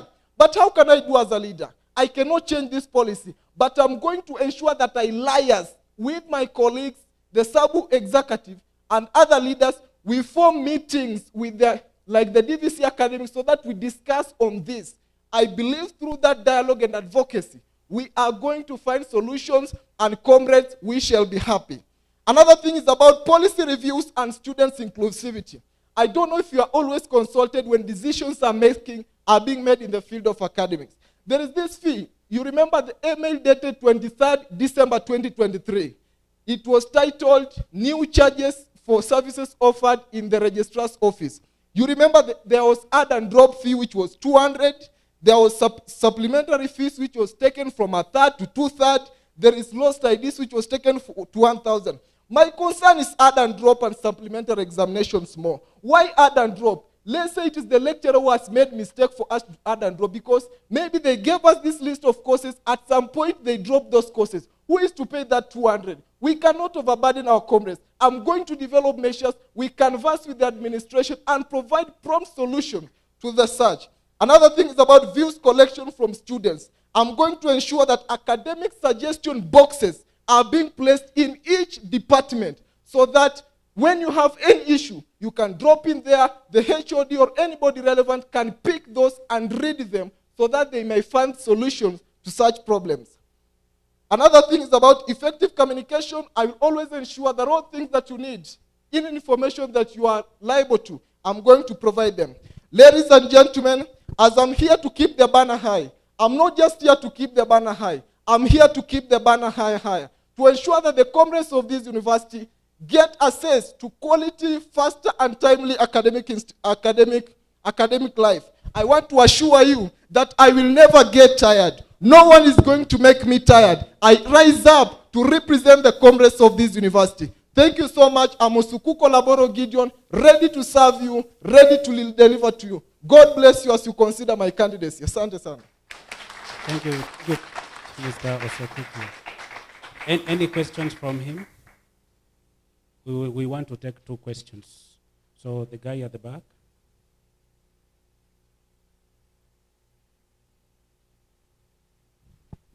So I'll take one from him and one from him. Yes. Good afternoon, everyone. I have a question to my CS. Like the two of them, you have not talked of something very crucial about academic. Like mostly in the department of like the School of Health Sciences, we have some lots of trips. We have trips whereby we are being charged dearly for these trips, and at the same time, we are using the school facilities like the school buses, and still we are paying for this maintenance of buses. So why couldn't you advocate for this issue so that in case you are going for a trip, you are not charged unless for accommodation, and maybe how will you manage that as a CS? Because you are not talking about that. Thank you.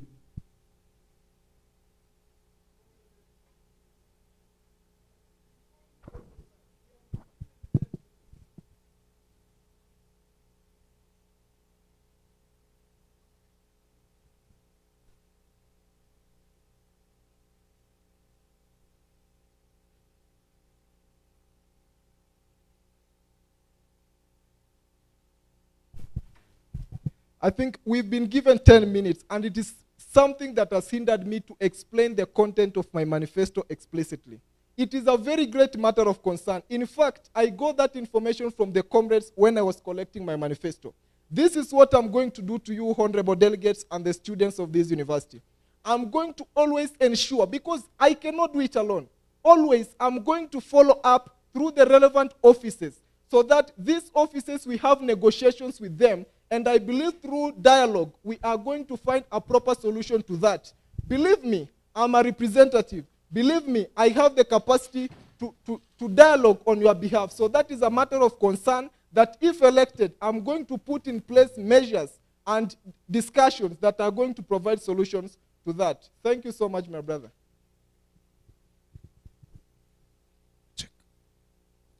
Thank you. My first question is, you have not talked about the diploma and the certificate students. When you look at the bulletin, you realize that there is no checklist for them and they struggle registering.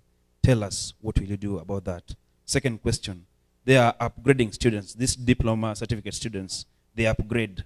Do you realize that when they graduate during their degree, most part of their diploma, when they perform, it's not considered in their degree program? What will you do about that? Thank you so much, my brother, the honorable delegate. Let me commence with the issue of a checklist for diploma and certificate. I think a checklist, it is a necessity for every student, because when you have a checklist, you can always plan what you are going to do for the next semester.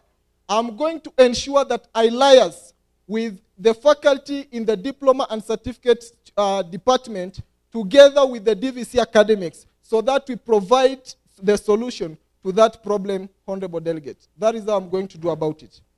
You've also talked that what the comrades do in their diploma part is not being considered when they are upgrading.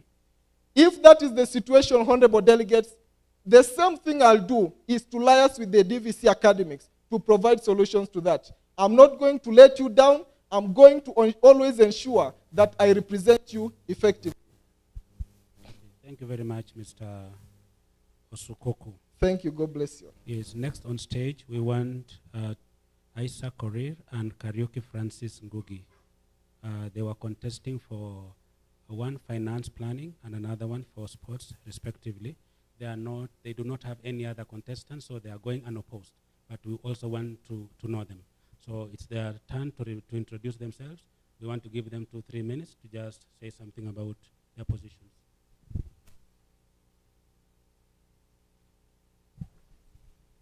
All protocol observed. Good morning. Good afternoon. Okay, Isa Korir, you are incoming CS Finance Planning and Student Work Program. Maybe one thing we are going to make improvement is about fairness when it comes to work program opportunities.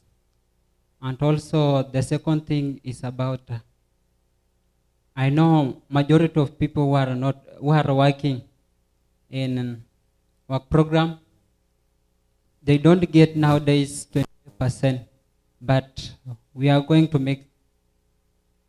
bring back that 25% so that comrade can able to survive outside there. For those few remarks, thank you.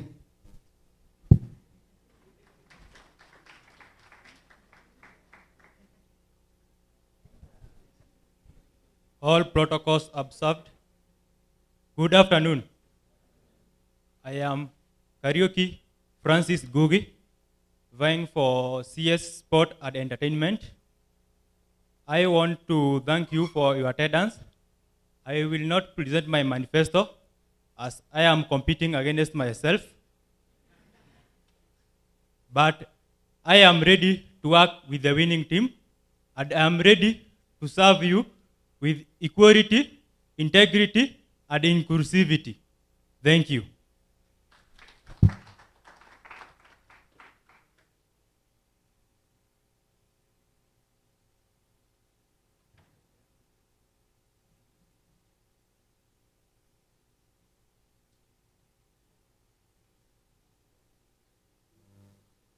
The position of the SABU Secretary General.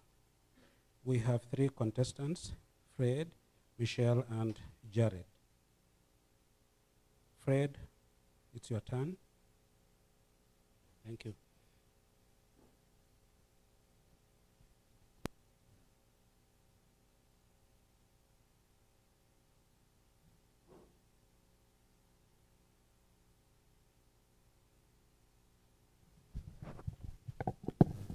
All protocols observed, good afternoon.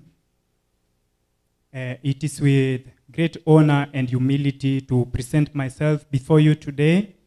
And I thank you so much for your presence and your perseverance that you have stopped what you are doing. Some of us, we were having exams, but due to these activities, one of the important sector that affects every student, we really appreciate that you are here today to choose your leaders, not your rulers. Fred Omweri from the School of Education under the Department of Education, Mathematics and Geography, and I am driven by a profound commitment to integrity. Integrity being one of the major core of our university. I like to be in that position where everything is done in a proper way.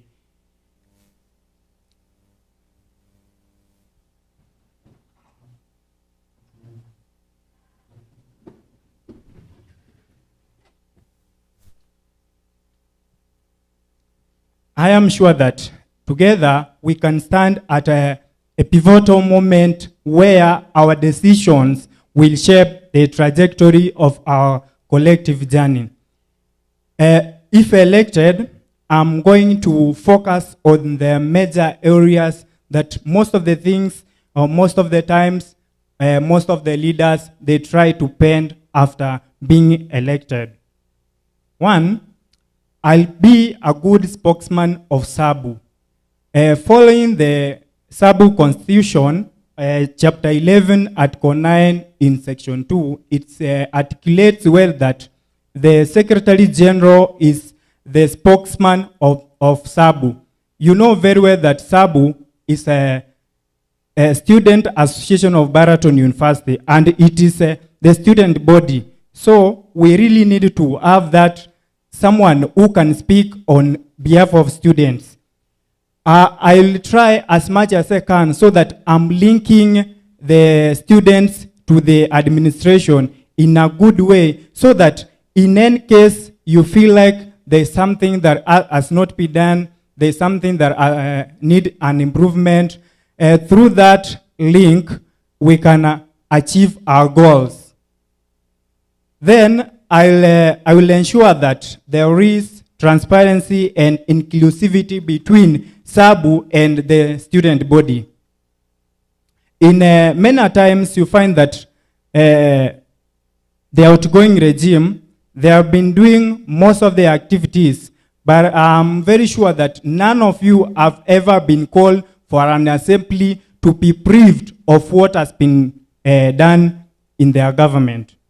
Through my leadership, through your commitment and through your faith and trust in me, I will ensure that I'm working on having at least one assembly, we can call it Kamkunji, in every month, so that whatever that has been happening in the senatorial and executive body, it's brought on the ground so that students can listen to them, students can give their grievances, and the grievances can be listened to, and in this event, students can feel they are included, and that's when we can achieve this transparency and inclusivity. Then, I will work hand in hand with the newsletter and the Crested Crane.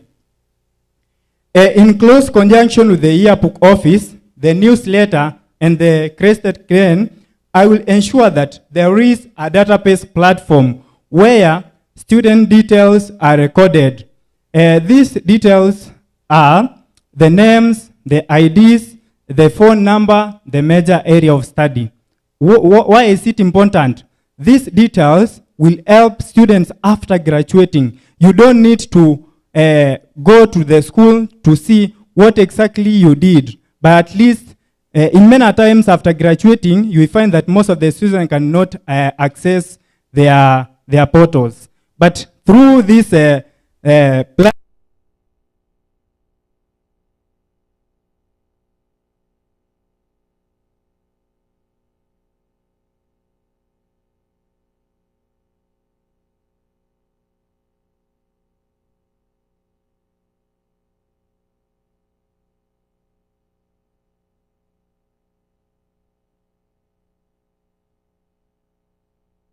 included to enjoy all the things that are happening in terms of maybe the newsletter. Some of the students are not included. Some of the students are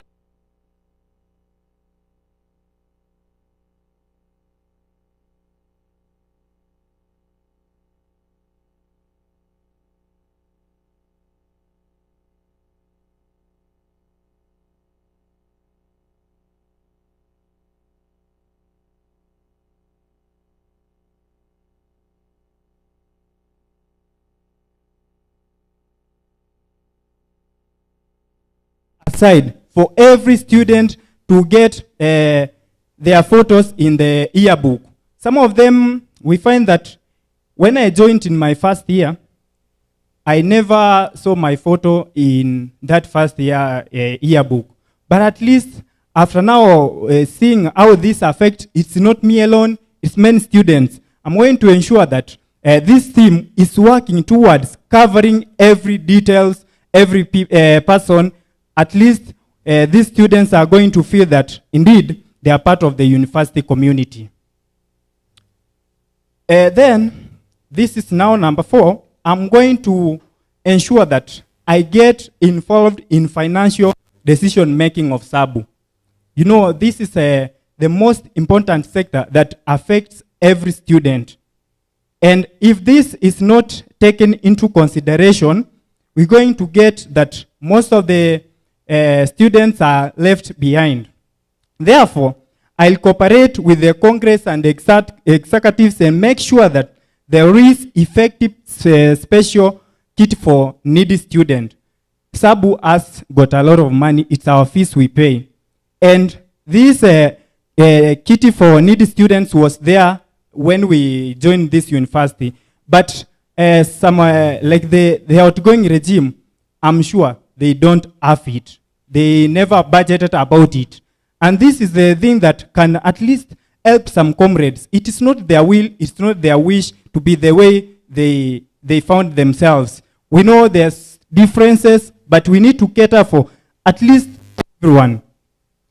And then, in the same note, I'll work with the executives and try to reduce, I'm saying, I will work with the executives and try to reduce the closing registration fee to 60% as it was before. When we joined this university in 2021, some 2020, up to somewhere 2022, it was effective.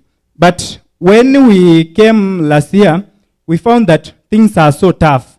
You have paid fees. At the end of the day, you're going to clear your school fees.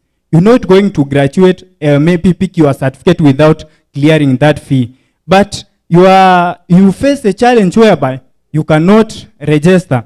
And when you've not registered, I can be sure, for example, Dr. Kinuthia is so serious. When you've not registered, you cannot attend the class. That means some people are going to go ahead and you are going to be left behind. So we will consider this and make sure at least every student is registered with at least 6%. Then I'll cooperate with the CS Sports, already is there, Mr. Ngugi Francis, to ensure that the correct amount for sports and entertainment is allocated how it should be. And this one, I will try to encourage him to make sure that those activities that have been left behind, the likes of Oki, they come to their dues. Then, another point, I will ensure that I am participating in a disciplinary committee of UEAB. This is now where most of the students get surprised. You have 1 minute. So we need to work towards this to ensure that when students have an issue dealing with disciplinary, this case is followed using the student handbook from page 49 to 52, following all the procedures without any kind of discrimination. Then lastly, some of the people forget this event of the postgraduate students. I've never heard anyone talking about it. We are going to make sure that since they are also students, we are going to consider them. How? Some of them, they're paying school fees for their own. Can we liaise with the offices in charge to make sure that they're getting the work program back as it was before? Then finally, the same, all the students, we're going to make sure that we collaborate as a team, the elected team, to make sure that students on work program are paid on time so that they are not going to follow up and down to see their rights. Thank you so much. This, your vote is not just a mark on the ballot. It's a decision and a declaration that you have trust and faith that things are going to be done in a good way without any bending. Thank you so much. I'm Fred Omweri. Thank you, Mr. Omweri. Any questions for Mr. Omweri? No questions. Thank you very much. Next, we have Michelle Chepchumba.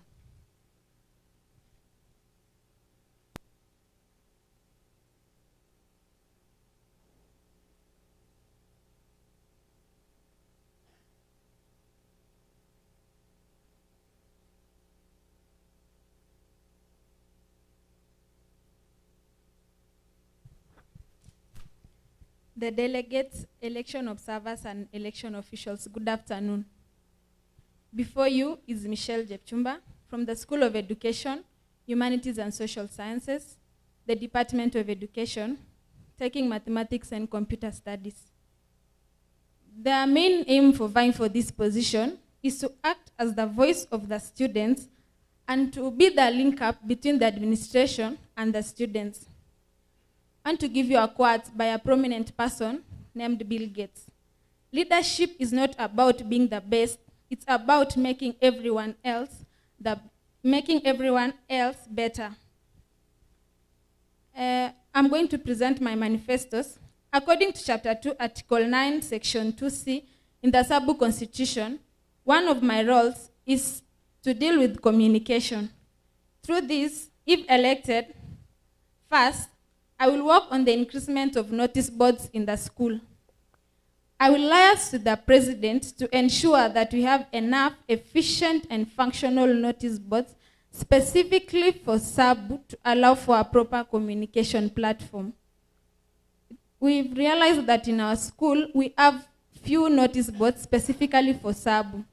So I will liaise with the president to ensure that those notice boards are increased and they are functional, not just empty. They should always have information from Sabu. Also, on the issue of suggestion boxes, if elected, I will ensure that suggestion boxes are placed at strategic places in this school. This is to get feedback from the students on the issues concerning them. And on the issues concerning them, and also the students should be given solutions after raising out the issues concerning them.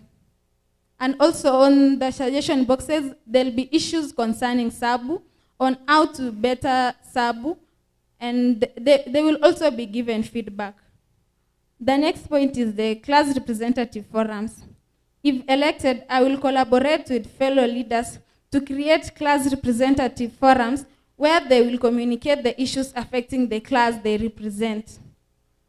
The class representatives are the ones who are close to the students, and there should be creation of a forum where the class representatives will be able to tell us what the students are going through in the classes, how they should be given solutions on the issues affecting them. The class representatives also will be appreciated by providing them with airtime from the department. We realized that we paid the 100 fee at the beginning of each and every semester. So I will liaise with the relevant authorities to ensure that the class representatives are given airtime. This is because they are the ones to communicate to the class on behalf of the lecturer.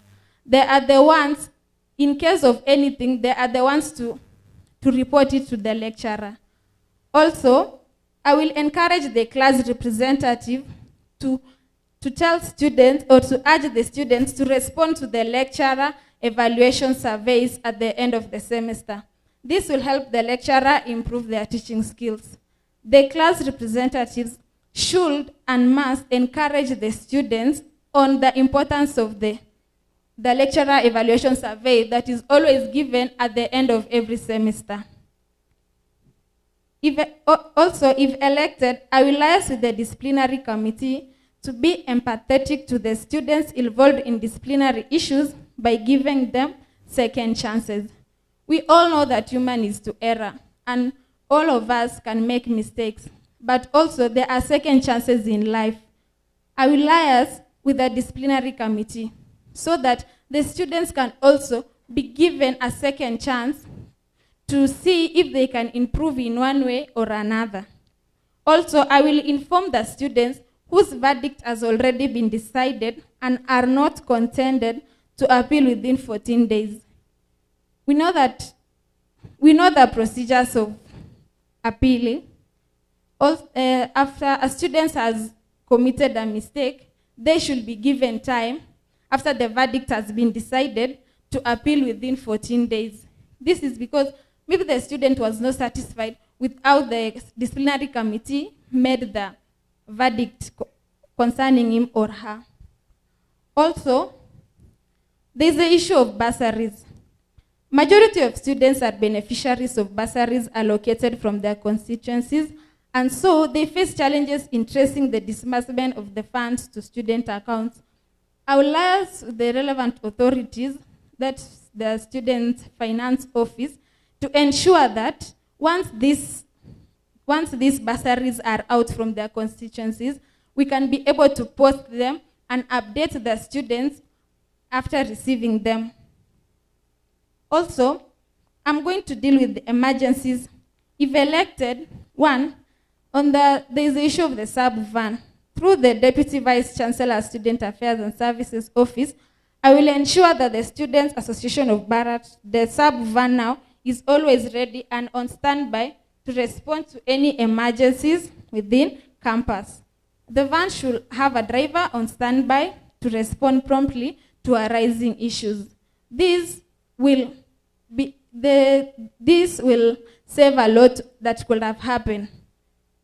Also, the van should always be at a strategic point in the school, and the driver should be available so that in case of anything, the driver can take any student to a hospital.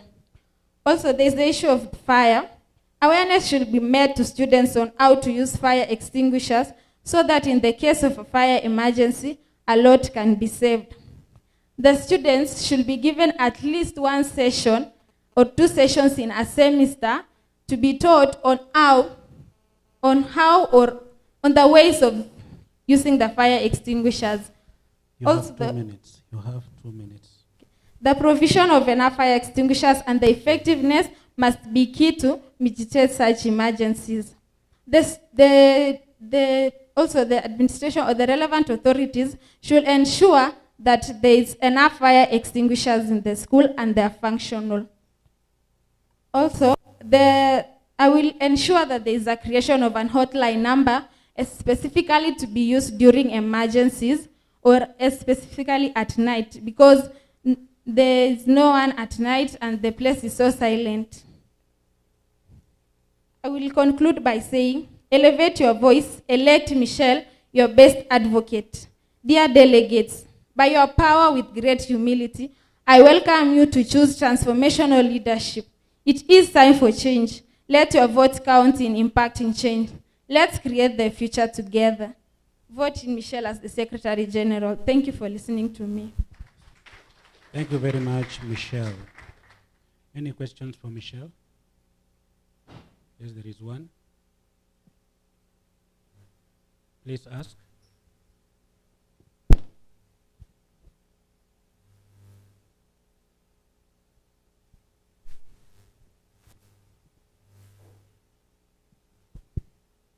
Thank you so much, Honorable Michelle.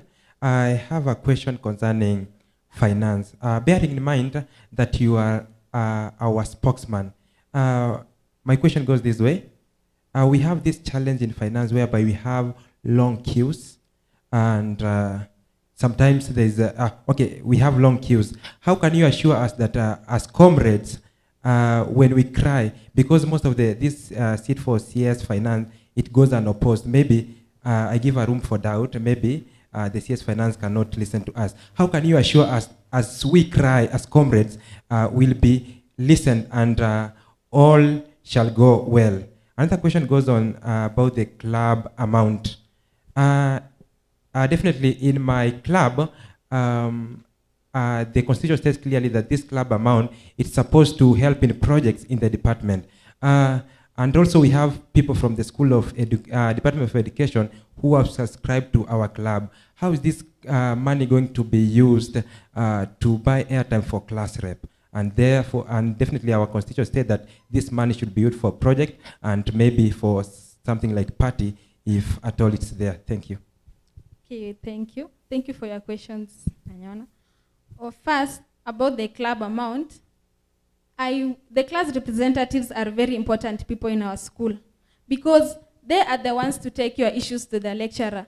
They are the ones to stand in for you in case of anything in the school or in the class where you are. So I will liaise with the relevant authorities, that is the departmental chairs and the school senators, to ensure that at least they are being appreciated. It's not a must. At the end of the semester, and they can be just given a small token of appreciation, not a large token of appreciation. Also, on the issue of finance, I will liaise with the CS Finance to ensure that your cries are heard at the finance office. Your cries are heard at the finance office. This is true. Maybe you have an issue concerning fee. Maybe your fee, you've not completed your arrears. And let's say you have a very genuine issue on why you haven't completed your arrears. You can just talk to one of the leaders, and I'm sure they will listen to you, and you can be talked out in the finance office. And not many people, but there are some issues you can listen to. I can, or any of our leaders can listen to them, and he or she can understand you very well. Thank you very much, Michelle. Coming next is Jared Ayecho. Jared, the floor is yours.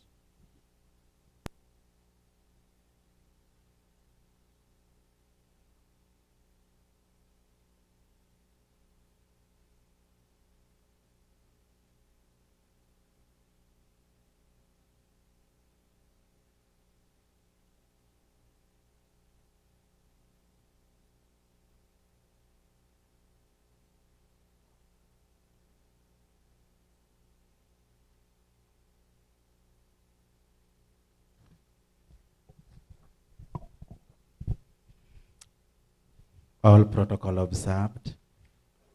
Good afternoon. For health purposes, I would just advise that next time when we do such an important meeting, we even have water. Because some of us are already fainting, like me here. So it's just a concern, sir. Thank you very much.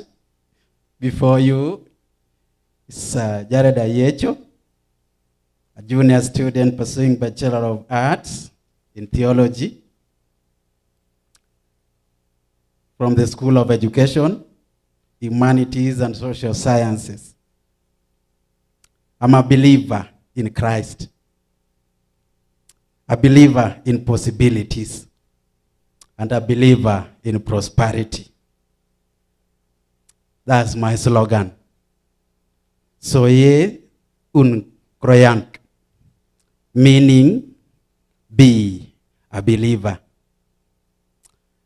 As a leader, I always believe that leadership is a gift from God, a call to influence and persuade a people to pursue a cause. The Student Association of Baraton University leadership has been seen to have no impact in influence to the student body. But before you is a promise that this day you have this opportunity to make a difference in the student government, given an opportunity to serve as a Secretary General. I will endure to make Sabu more relevant to the comrade and feel the impact of their government once again. As a believer, after believing to be here, it is now my honor and privilege to present to you my statements of intent.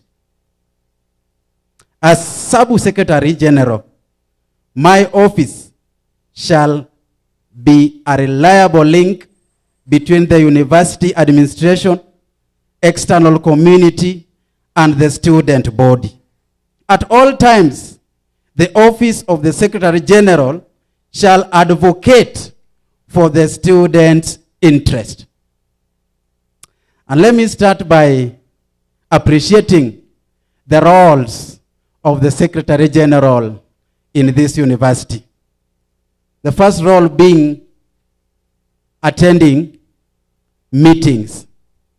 And to be precise enough because of time, we have several meetings that we attend as Secretary Generals, one of them being the disciplinary committee. As you all know, that we have student handbook that keeps us going as the law of the land. And here I have a quote from page 54 of the student handbook concerning the corrective disciplinary measures that must be adhered to before a student is either given a verbal warning or a suspension or a dismissal from this university. Remember this, that discussions of students who abuses or go against the student handbook should not be addressed or acted upon before a student leader is present in the meeting. Why the student leader?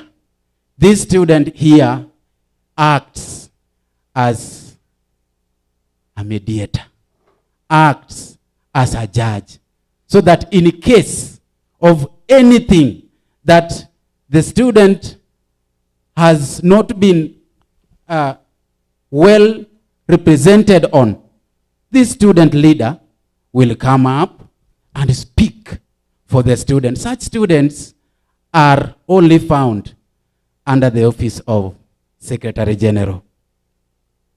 Secondly, we have about the decision making, about the financial issues that we always handle as the SABU Executive Council or Committee.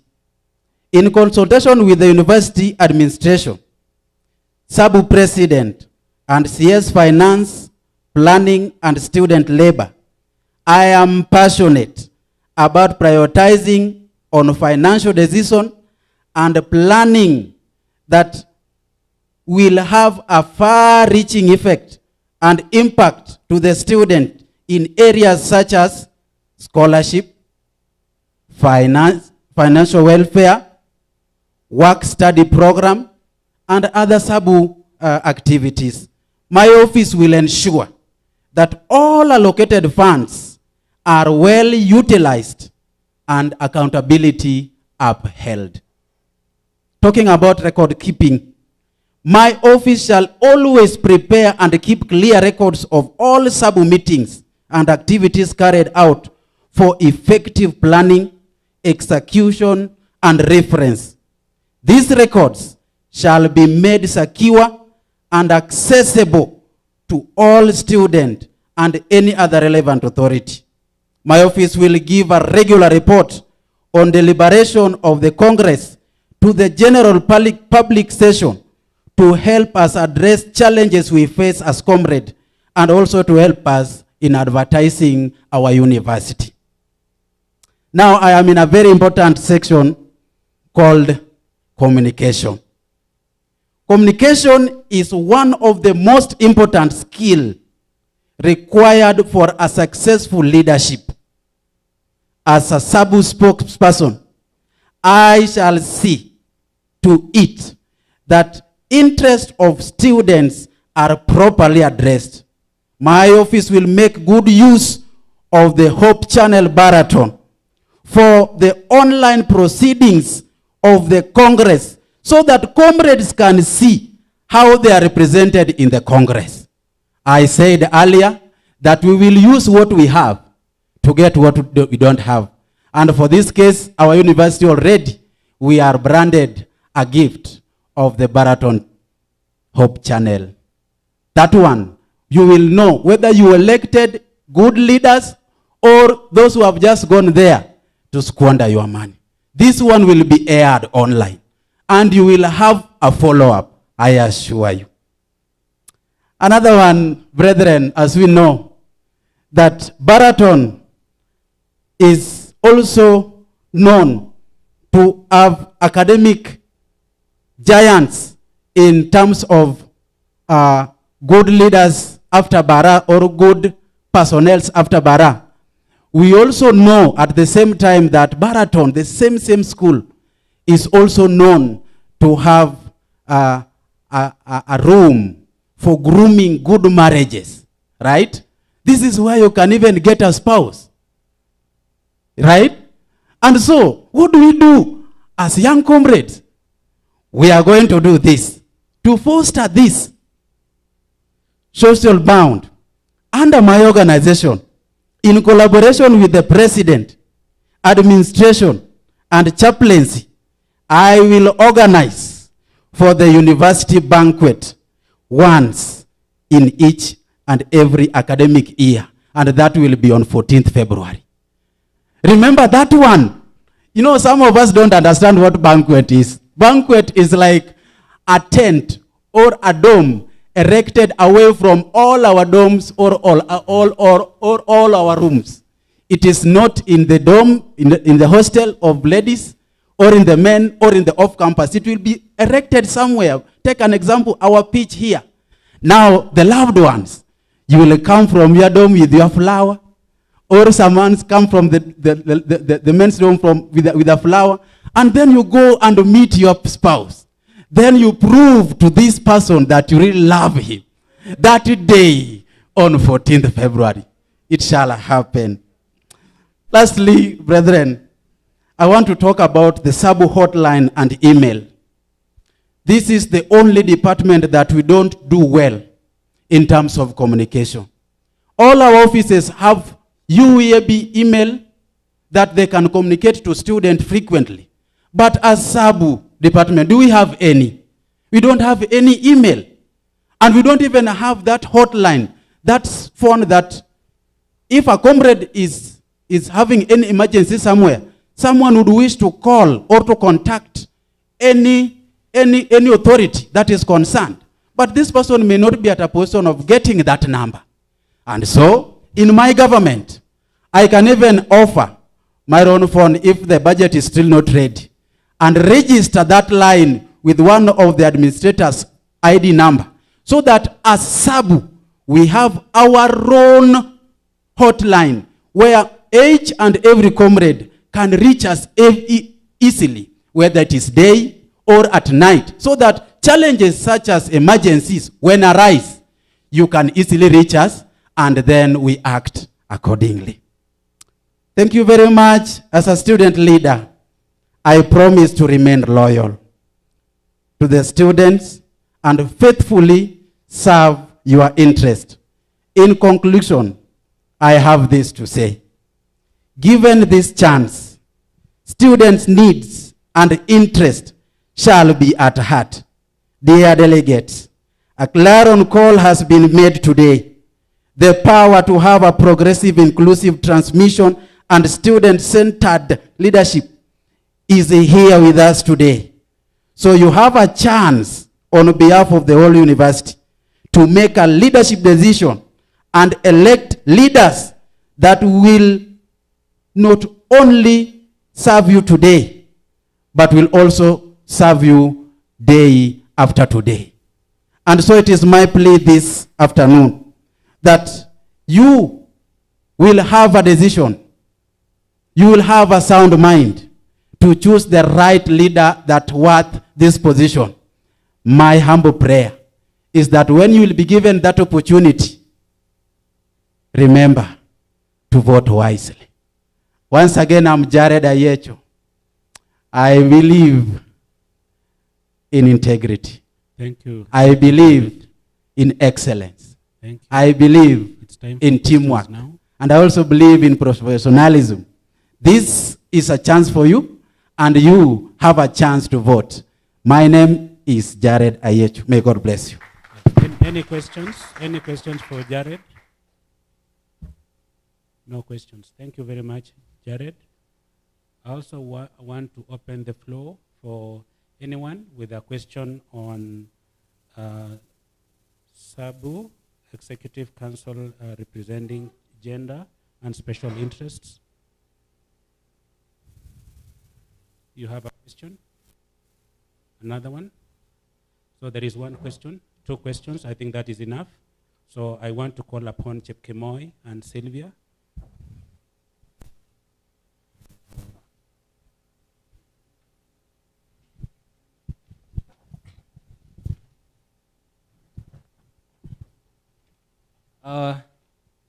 My question is to Honorable Naomi Chepkemoi. She talked about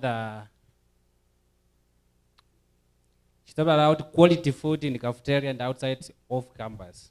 So how will you improve the food outside now? Those people living outside the campus, and some of them even don't have anything to eat outside there. So how can you improve? Can you elaborate that?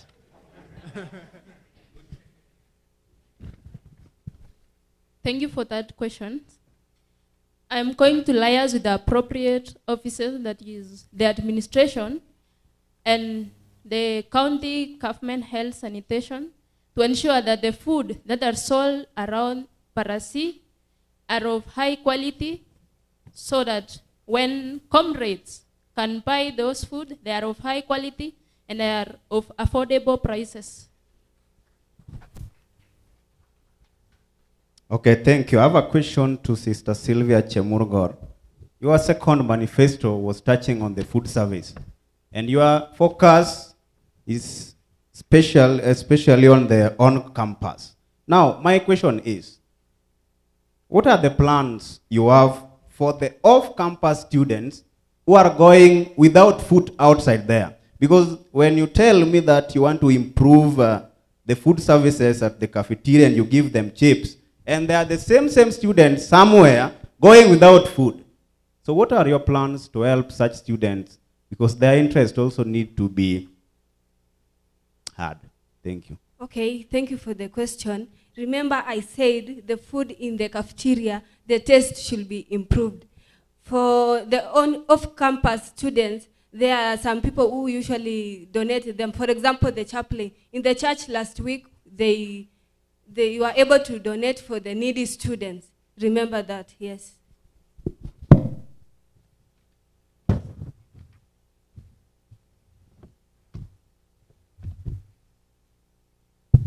Now, no more questions for them. You seem satisfied? All right. Thank you very much. But there is another one. There is one hand. Please wait.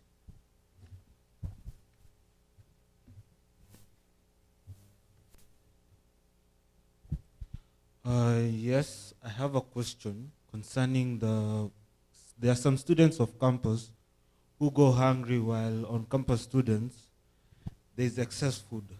Food is poured. So how do you plan to address that issue? The question is addressed to both of you. Okay, thank you for that question. In our school, in our institution, we have cafeteria, and for sure there are some food that usually remains. So we will liaise with the appropriate officers, that is the Food and Service Committee. Since I am a member in that office, I will ensure that I will liaise with those offices to ensure that the food that remains, we should recognize the students who are very needy, those who are very poor, who cannot afford for their meals, and we shall call them to take those food for their meals. Okay, for me, the Sabu feeding program was there before, when the students who are needy were taken to the cafeteria during the end of the period of the exam period. Now, the needy students here, if elected, I'm going to liaise with the students, the food service, and the Sabu leaders, so that we can be able to, yes, to give them that opportunity.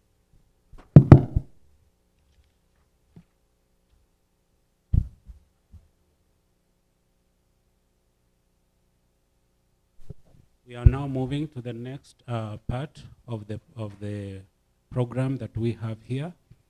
What I want to assure you, first of all, is there is lunch for all of us. So kindly be patient.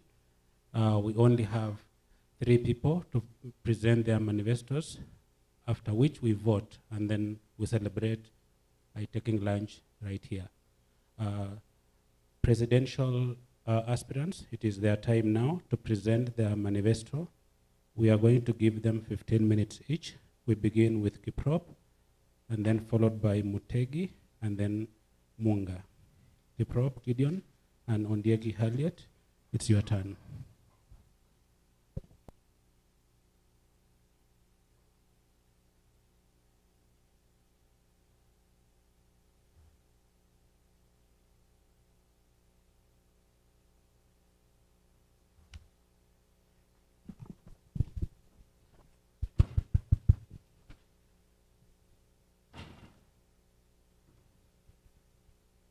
The delegates, election observers, election officials, members of the 4 states, the security team, good afternoon. My name is Kiprop Gideon from the School of Education, Humanities and Social Sciences, Department of Education, and a major in linguistics. I take language and literature, and that's what I major on. With me is my deputy, and she's going to introduce herself. The delegates, the election observers, and the election officials, good afternoon. My name is Assumpta Harriet Ondieki. I'm a third-year student from the School of Education, Humanities and Social Sciences, and from the Department of Education, taking mathematics and chemistry. And I'm aspiring for the deputy presidency seat in candidature of Kiprop, Gideon, and Assumpta Harriet. Thank you so much, my deputy. And I urge all of us to transition as we go in a sequence, one by one, as we unfold our manifesto. As we are all aware, SABU was created and is mandated to serve the student community in pursuit of academic excellence, peace, social welfare, integrity, and justice. As Team GA, we promise to uphold the values of excellence, social welfare, peace, integrity, and justice, as outlined in the preamble of the SABU Constitution. In order to achieve this, our manifesto is structured towards meeting this objective. We approach this with a sincere dedication to serving the best interest of our university community. And our priority here is the students. This SABU is an organization, an association for students, where in whatever we do, we say comrades kwanza, all right? When you translate it to English, we say comrades first. In that, in whatever we do, we prioritize the comrades. And the comrades here are the students who make part of the student community. We are committed to fostering an environment where every voice is heard, every perspective is valued, and every student is empowered to reach their full potential. In the spirit of inspiring actions, igniting change, we prioritize students' voices. We say, comrades kwanza, or rather, comrades first. Now, ladies and gentlemen, we want to begin this journey together. Let's begin on page 1. And you may like to call this a manifesto, but as Team GA, Team Gideon and Assumpta, we want to call this student-focused initiative, what we call Tujilinde initiative, where a priority is given to the comrade. In that, in whatever we are going to tackle here, has to do with prioritizing the needs and the interests of the students. And that is why we say comrades kwanza. So point number 1, if elected, we are going to look at the off-campus welfare. So in the off-campus welfare, we acknowledge that 3/4 of our student population live off-campus, and that's a fact. And one issue we are going to tackle on is on housing. Housing has been a controversial even in our country. And in Abraham's Maslow hierarchy of needs, the bottom part has food, water, shelter. Shelter here is what you're going to tackle on. So to begin with, I believe we must advocate for safe, affordable, and suitable housing for our off-campus students. Every student deserves access to housing that meets their needs and allows them to thrive academically and personally.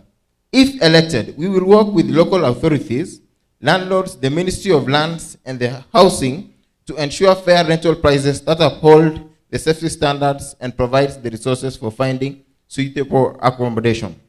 So housing is really an imperative theme when it comes to comrades' welfare. And if you look at the Baraton Center, there is a building, a story building next to the Baraton Market. It is called Konambaya. For your information, that is the only registered residential area in Barasi. And they pay an amount of Kenyan shillings, 2,500 per month. And their rental is always constant. Why? This is because it is registered with the Ministry of what? Lands. And the Ministry of Lands came and assessed the house and so that it is fit for 2,500. And the landlord cannot just wake up one day and increase the rent. All right? We work with a plan. As a student, you have a plan for a semester. Just imagine you have to pay 2,500 Kenyan shillings and a landlord wakes up tomorrow and tells you you have to pay 4,000. So to solve this problem, we will liaise to the PRO and the Ministry of Lands so that the residential buildings are registered so that the payment is consistent over time. Another issue we're going to tackle, if elected in off-campus, is security. Security for comrades is not compromised and should never be compromised. And every student should feel secure in their living environment. To achieve this, we will propose implementing random patrols in areas where off-campus students reside. These patrols will serve as a preventive measure to potential threats and providing reassurance to our students that their safety is our top priority. Now, this year, we've had news in the online. We've seen news in the news bulletin, headlines. We've seen students, comrades being killed at night. Why? Because of what? Security. Anyway, what will you be of use if you don't have oxygen? All right? So we will liaise with the county commissioner, and this is also with the PRO, Public Relations Officer in campus, so that patrols are done each and at least thrice a week, okay? So that we curb these security issues. Another point 2 agenda is on Sabu Bursary Fund. If elected, our commitment to fostering an environment of inclusivity and support begins with initiatives like the Sabu Bursary Fund. This pivotal program stands as a beacon of hope, providing essential financial aid to students that face severe hardships. So if elected, the Sabu always has a budget, and the SEC and the senators come up with this budget. So if elected, we will find some money in the Sabu program so that we help students. For example, students who have overstayed in campus for long because they cannot pay fees. So we can help them complete their studies, go out there, make a difference, and even bring the level of their family economically up there. Sorry? So if we live with the American dream, that upward mobility is possible for everyone, then we are going to appreciate this point of Sabu Bursary Fund. That after you graduate, you can use that degree to get a job, and upward mobility is possible. In the Marxist society, it is a crime to deny someone education. And with the Sabu Bursary Fund, we're able to eliminate this Marxism, because if you want to deny a person upward mobility, you'll deny them education, because education is the only thing that can help someone from a humble background to get up there. Now, I'm going to welcome my deputy to continue with the next point. Next is on internet access. If elected to address this, we will collaborate with the ITS team and the university administration so as we improve on the accessibility of the Wi-Fi across our campus. Let's proceed together. This will be realized by conducting network audits to test and analyze network performance. Adding more access points to Wi-Fi network will also be of great importance in extending the coverage and improving the overall strength of the network. Next is on student work program. Acknowledging the existing student work program as valuable to us as students, in the spirit of inspiring actions, igniting change, if elected, our initiative seeks to enhance its effectiveness and benefits, while appreciating the contributions of students on work programs. We will advocate for a gradual increase in the payment of their rates. That is from 51 shillings to 65 shillings per hour, reflecting our commitment to valuing the efforts of our students' workforce. Moreover, we emphasize the significance of timely payment, ensuring that students receive their deserved pay promptly. To achieve these goals, we will collaborate closely with the CS Finance elected and the work study manager. All right, point number 5 is on postgraduate students. We acknowledge the pivotal role postgraduate students play in the university because actually they are trailblazers. They are trailblazers for us. And if elected, we will advocate for them because these postgraduate students will come up with a work program because they help the lecturers in the departments, and also in the process they undergo work experience. Also, if elected, we will emphasize on the importance of establishing a well-equipped research centers, for example, and providing necessary equipment to facilitate their scholarly pursuits effectively. So that when you go to Google Scholar, you can find an article, and an article which comes from Baraton. Okay, so it will be even marketing the university out there. Another point is on international students.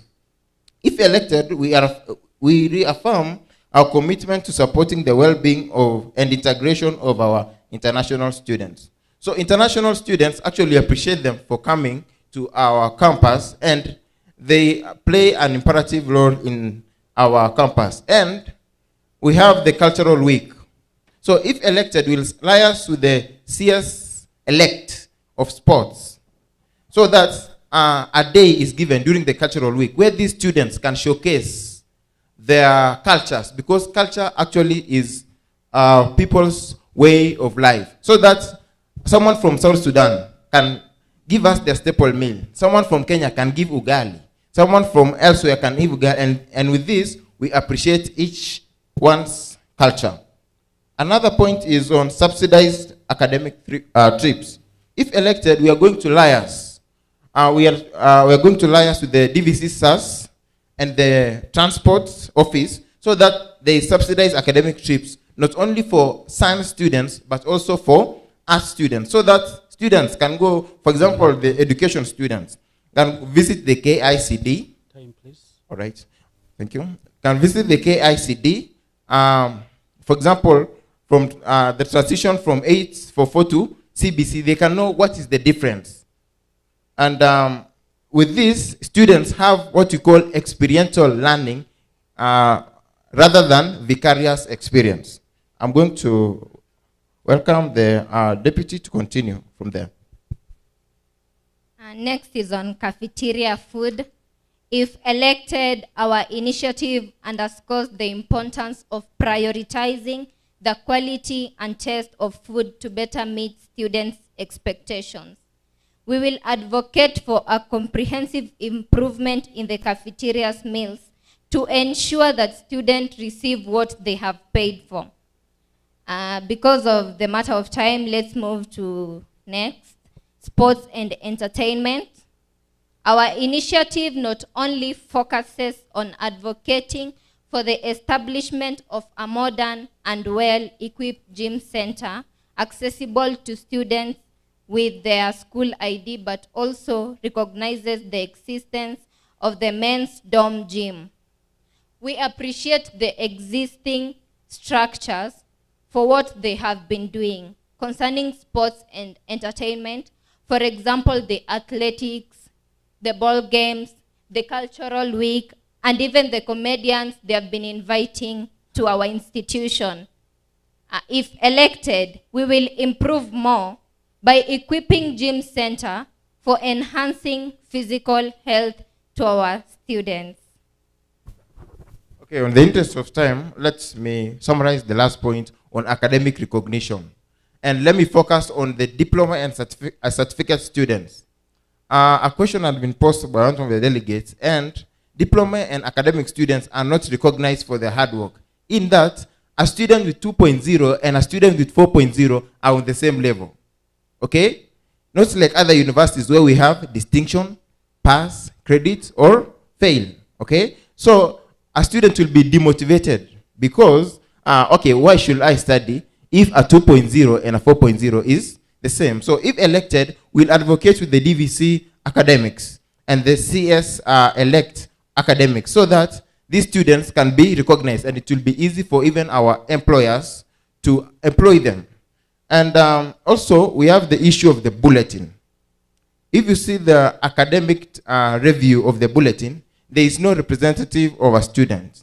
And the students are the most affected. So if elected, we will work with the DVC academics so that students' representatives are considered in the academic bulletin review committee.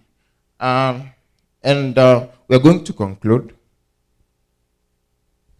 As we conclude, honorable members in the Electoral Delegates College, if elected, we are ready to effect the change. We are standing up for this manifesto. Comrades first shall be our mantra in actualizing this, because we believe change starts with us. We are cognizant of the fact that he who is a mere stone cutter must envision a cathedral. Hence, our responsibility to effect this change. Finally, members of the Electoral College, now that you have been elected by the students to represent them as delegates as per the Constitution of Sabu, if elected, we will pass a bill in the Parliament that the delegates be part of the government as the watchdog and receive a token of appreciation for the same throughout the term, and shall dissolve at the end of the term. As we finish, honorable members, it is our humble submission that you carry the blessings of the students, population, to make the right and informed decision on their behalf. Therefore, we ask you to consider our candidature for the assured results. Be the change you want to see as we. Inspire actions, ignite change. And I'm going to finish with the Holy Book, from the book of Isaiah chapter 6, verse 8. Then I heard the voice of the Lord saying, whom shall I send? Then I heard the voice of the Lord saying, whom shall I send? And who will go for us? And I said, here I am, send me. Here we are, send us. Thank you so much, Baraton. We love you the most. Thank you. Thank you very much for the manifestation. Now, next, we want, it's question time, that is. How many questions should we take? Five at most. If your question will be, or you see, you can be having the same question. So if at all the question that you wish to be asked has been asked, do not take us back. So I'll start with the person who has not asked. I am looking for the one that has not asked. Yes, yes, sir.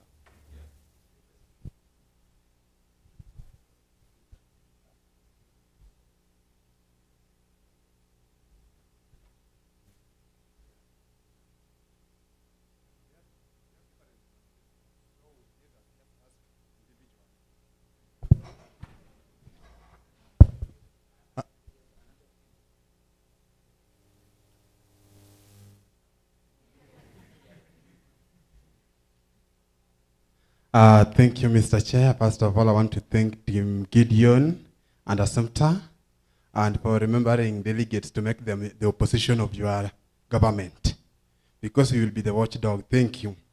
I have two questions. My first question is this. I have seen that you are going to increase the money of the work program from 51 to 65 per hour. I'm also seeing here you want to adjust by bring more Wi-Fi even to off campuses. And also here also you want to include even the delegates to be part of your government. Is it true that within that money that you are paying fee, that will do all these things, or you are going to donate this money that will do all these things? Are you going to donate or still in the fee? Because I don't think if the fee can cut off for all these things. Secondly, when I was going through your manifesto, around 90% of the manifestos that I'm seeing here for the last 4 years, I've seen several aspirants from your kinsmen giving the same manifestos. And we have been so loyal to them since the time of President Dennis. And they have been giving us the same promises that you are also giving us today. We thought that maybe something is wrong with men. We also tried a lady from your tribe to make things work out. How can you assure us that if we elect you, you are different from your kinsmen? How can you assure us that if we elect you, then we are going to have change? Then why don't you, and if not so, if you're having a good will for Baraton, why don't you try it with another candidate away from your kinsmen? You even support a candidate and you share the agendas together so that your will to be enforced, because I'm seeing you have a good plan for us. Thank you. Thank you so much for acknowledging that we actually have a good plan for you. And honorable delegates, I'm going to respond on work program. Okay? So, you see, Baraton University was started in the 1980s, right? And it has been constant all through. Now, you are telling us that 51 shillings right now is like 51 shillings in 1980. No. The cost of living is going high. That's why we should be dynamic with the economics. That's why you see even the dollar. When it gets high, everything goes high. So, and increasing should be gradual, okay, over time. Maybe from 51 to 56, that way, that way, that way. Because nothing is actually achievable in one day. All right. On the story of kinsmen and the same manifesto, I think ours is more dynamic. It's more dynamic. I've never read their manifesto. Ours is more dynamic. And you see, it's not about who is, it's not about the name of the person. It's about the competence. It's about listening to who is, what is being said rather than who is speaking it. So it's about the competence. So I think comparative analysis will not help much, but the competence, that's why we have competence there as our value, accountability, focus, and resilience. So thank you so much. Let me hand over to my deputy to answer you on the issue of Wi-Fi. Thank you. Thank you, my president. Concerning the issue of Wi-Fi, we have internet access in our institution, but then we all notice that there is overcrowding in the amphitheater and the auditorium. Why? Because some other departments lack stronger Wi-Fi that every student is able to use. So concerning the Wi-Fi, we will be able to liaise with the relevant authorities and the DVC student affairs so that we ensure everybody accesses the Wi-Fi and is able to find a conducive environment for learning in this institution. It's okay. Congratulations, Brother Gideon and Assumpta, for having such a dream to become a president of such a great institution. Now, your first manifesto, I want to ask a question on part B of it. I want you and your vice president to convince me on how you will do this random patrol. And who will do this random patrol? Is it the police or the RA or the watchman? Because actually, who's hands am I safe? Is it the police or the RAs? So I think you need to convince me and give me a clear statement here that who will do this patrol. And just addition, you need to consider those who stay at Tipcho and even Kimondi. So just make a clear clarification on who will do this. Is this the police, or is it the RAs, or is this the watchman? Is it the watchmen? Santos. Thank you so much, honorable delegates. And let me answer you. The patrols actually are always done by the police. Yeah, they are here. They play different, they can even answer you. They play these roles in different contexts.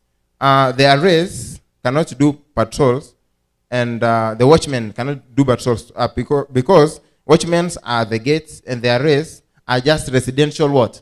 Assistants. So if elected, as I earlier mentioned, we will liaise with the PRO, what's called the Public Relations Officer, that is Dr. Meto, and the county government in conjunction with the county commissioner. So that, you see, when even people hear that there is a patrol, even those who wanted to commit a crime flee away. Now, on the students off campus maybe living far, okay, of course you can't just be heckled up there with no reasons. Patrols actually are for people who commit crimes. For example, the thieves who are trying to break into people's houses, and that's captured under housing. So patrols actually play a pivotal role in that people who even want to commit a crime, and even the policemen here in uniform, many in uniform, can tell you that patrols play a pivotal role. When we have no patrols, someone can walk out there at night and commit even a crime because they know no one is doing what? Is watching. And I forgot to answer my honorable delegates on the electoral college delegates as watchdogs. We're not going to pay them. The electoral delegates are independent, all right? And watchdogs mean not payment, but advisors to the what? Government, because they are the people actually who voted them in, and all of them, not a section, all of them. Thank you. Okay, thank you. To Honorable Gideon, I have a question concerning housing. According to the outgoing regime, there's a policy being brought by the Student Affairs, Dr. Kamundi, whereby he's going to bring this policy to separate ladies and men's in the off-campus hostels. And you know, for instance, there are those people who made the rental so that they can get to cater for their family issues, like paying for their children's fee. And also to us, you are talking about affordable housing. And being that this policy is going to be passed out, at some point we might come back from home next semester, you get where you are going to stay paying maybe 2,000 or 2,500 is dedicated for ladies. And you are now going to be transferred maybe from Barasi to Tupcho. How are you going to do about it? Because it's a very difficult issue for us as students. And just word on that, you know, maybe, I know ladies are going to be considered very close rentals within Barasi, and men's maybe you can be told to stay in Tupcho, maybe Uko, how do we call it, Chemundu. And at some point, you have a lab at night, and you are coming from far. So, as the incoming president, how are you going to sort this issue? Maybe to convince our DVCs to not, so that he cannot bring out this policy to be passed to the students, because it is going to be a challenge to us. Thank you. Maybe you clarify for us. Okay, thank you so much, honorable delegates. On that issue of separation of housing, right? That off-campus male on one side, off-campus female or on one side is actually apprenticeship. It's actually apprenticeship, okay? Oh, no, not apprenticeship, but apartheid. It's like the apartheid rule in South Africa, okay? It's like segregation, because you want to tell us that students, for example, as a man, because I'm a man, and you believe all men are brave, they can walk all the way to Chemundu at night. Who said that? Who said that? No one said that. So, if elected, these policies were passed when we were still students, okay? When we were still, we were still on the same level, and it was done during the previous government. So, if elected, we will liaise with the DVC SARS, so that these policies can be looked up to, because actually, when this policy was being passed, we didn't have the general student body involved, because they say the shoe wearer know where it pinches, okay? The shoe wearer know it pinches. So if students are not involved, then if elected, we'll come in and make sure that students are involved, so that in whatever agenda the school and the university has, it must to be smart, specific, measurable, achievable, time-bound. So, and realistic. It should be achievable in the realms of what? Possibility. Okay, and you ask yourself a question. What is the essence of segregating ladies and gentlemen? Okay, maybe it will be a very hard policy to enact. It will be a very hard policy to enact. But I think we will liaise so that these policies can be reviewed once again. Thank you. I hope I've answered you. Okay, you are going to have only one question, because we are already running short of time. So one question only, and then we will have the next candidate.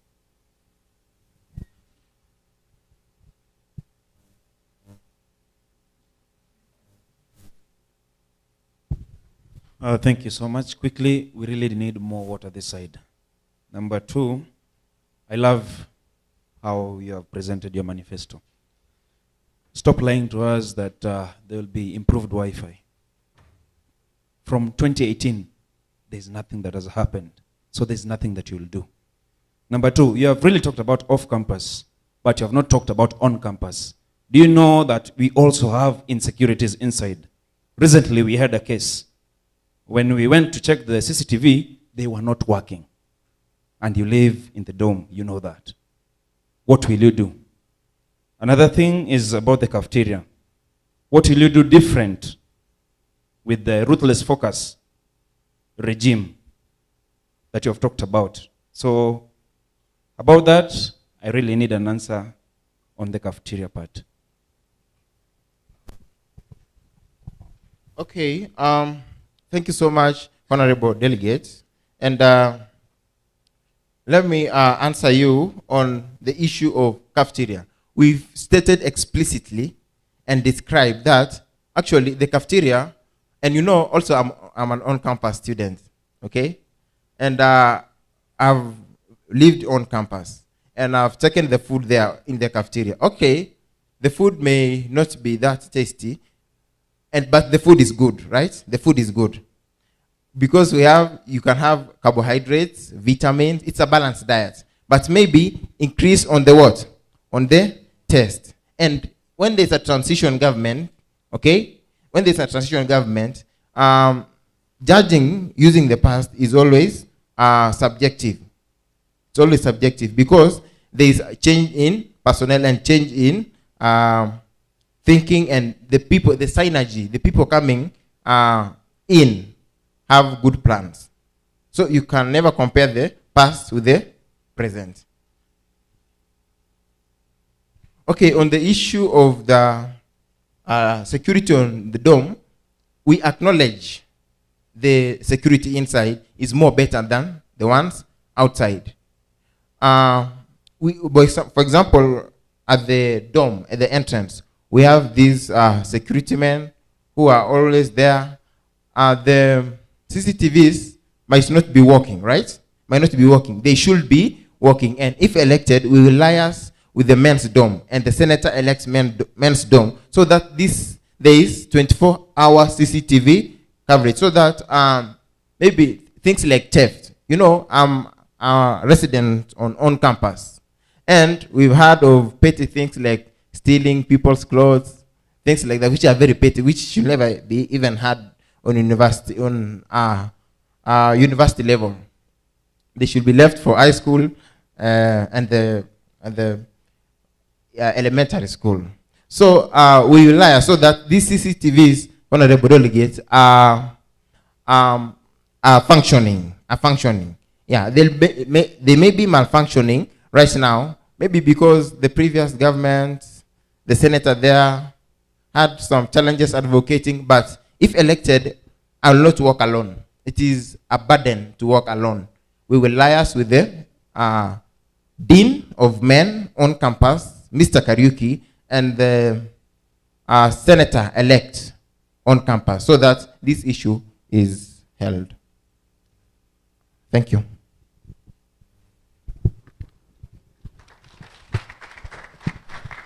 Thank you very much. Thank you for the manifesto. Next now we have Mudengi Duncan and Wanyenko Linda. Meantime, we have a snack out here,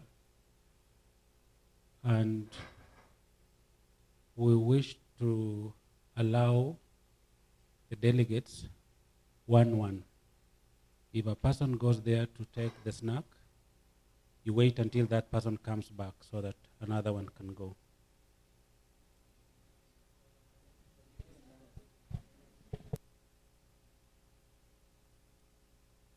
Okay, I think the best thing would be you go out there, you serve, you come back. Is that fine? Yes.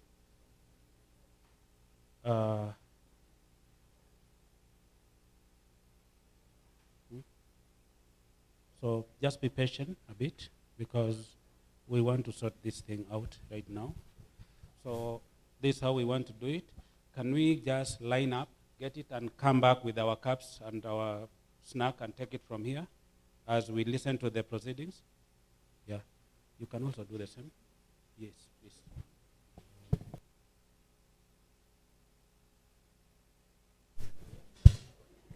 We've seen that you are very hungry, and we can't.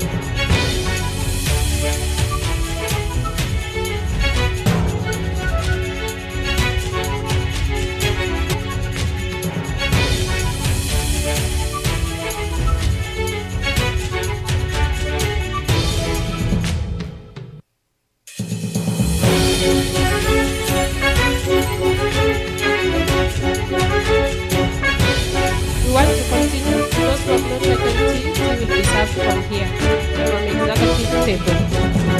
I believe all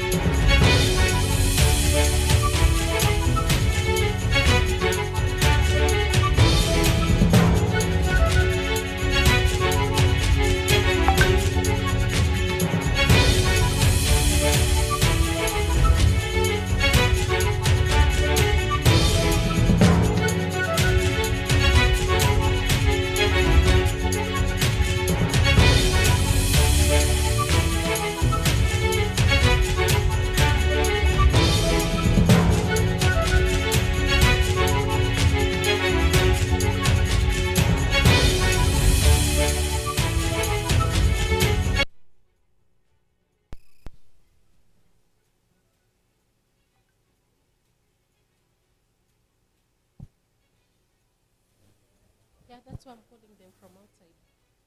Security, kindly help us. We want everyone from outside.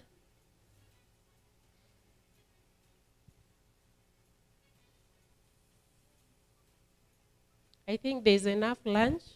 Tea is coming. Pastors are here. They always tell us man shall not live by bread alone.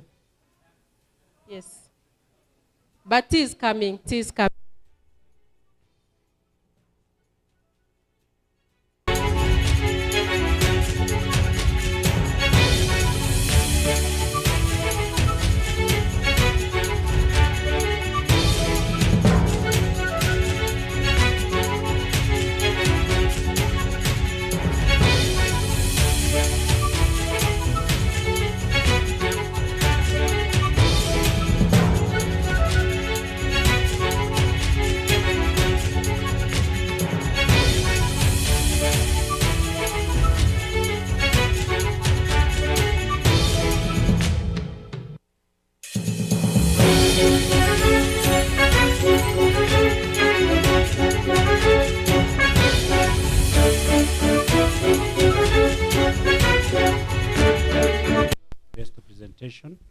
On stage we have Mudengi, Duncan, and Wanyienko Linda. They are aspiring to serve in the office of the president of the SABU. Welcome.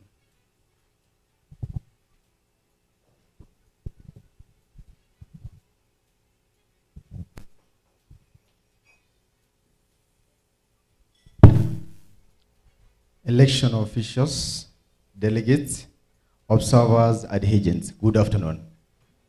Good afternoon. My name is Duncan Mudomi. I am a third-year student from the Department of Theology at the Sub-Department of Journalism and Advanced Communication. I'm a presidential candidate. I am here with my deputy. Let her introduce herself. With respect to hierarchy, good afternoon. Good afternoon. My name is Linda Kimunto, a student from the School of Nursing and Health Sciences in the Department of Nursing, and the Deputy President to Duncan Muthomi. Now, ladies and gentlemen, join us as we unveil our manifesto, a manifesto that is dedicated to fostering and reshaping the lives of comrades. Addressing the issue of registration stalemate, as a voice for change, we are empathetic to the struggles that many students face in pursuit of their education, particularly when financial barriers stand in their way. It is evident that a significant portion of both self-sponsored and government-sponsored students are grappling with the burden of school fees, leading to delays in semester registration or even deferrals. When elected, We will ensure reduction of percentage requirement for registration and sitting for exams to 60% of the total fees for the semester. Addressing the issues of work program. Having been on work program, I have experienced firsthand the challenges the student and the work program go through. And so, when elected, we will be dedicated to enhancing the work study program. To achieve this, we will ensure timely publication of qualified student list within 2 weeks of the semester commencing. Number 2, prompt disbursement of funds. Recognizing the immediate financial need of our students, we will prioritize the timely disbursement of monthly payments, including the very 25%. On representation in the disciplinary committee, as a deputy president, the Sabo Constitution grants me the privilege and responsibility to sit in the disciplinary committee. While there, I will ensure that any student involved in any disciplinary case is served justice. By this, I mean that every case will be thoroughly investigated before any verdict is made. On mental health and comrades' well-being. As a nurse in practice, matters mental health and well-being resides close to my heart. And so, I strongly support mental health and well-being of students. Therefore, when elected, we will initiate mental health programs that focus on stress management, depression, and self-care. We will also strengthen the counseling office by working hand in hand with the counselor to introduce a proactive mental health club, because I'm aware that there are many students who are really passionate about mental health. But do they have the platform to share the resources with other students? No, they don't. And therefore, by starting this club, we shall enable everybody to get access to these resources. On students' security and safety. Without a sense of caring, there can be no sense of community. At the end of the day, the goals are simple: safety and security. When elected, the safety of students shall be the highest law. Anchored by Article 9, Section 2B of the Sabo Constitution, I shall work hand in hand with the PR officer to ensure that the safety of the students is at par. We shall together sensitize the landlords on their responsibility in ensuring that the tenants are safe and also ensuring that the areas of residence are safe. And how can we achieve this? We can ensure that the areas of residence are well lit, with security lights, are well fenced, and have lockable gates. On food security, ensuring that no student faces hunger, whether on or off campus, is not just a priority, but a moral imperative. We recognize that hunger affects every aspect of a student life, from academic performance to overall well-being. As an institution, it is our responsibility to address this issue comprehensively and compassionately. For on-campus students, working together with the DVC SARS and the cafeteria management, we commit to a revolution in dining services. Gone are the days of repetitive menus that fail to inspire. We will embrace variety and freshness to ensure every meal is a satisfying experience.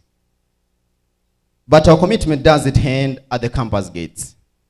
We understand that that off-campus students face unique challenges, especially those struggling financially. That's why we shall revive the Sabu Kitty, dedicated to supporting students who cannot afford meals. On sports, innovation, and creativity. Today, we are diving into the world of innovation and creativity. Innovation drives progress. Creativity sparks unique solutions. In our government, we shall embrace this too. We shall support students who have any innovations by organizing fair exhibitions where students from different departments are able to showcase their expertise and empower the students and the community around.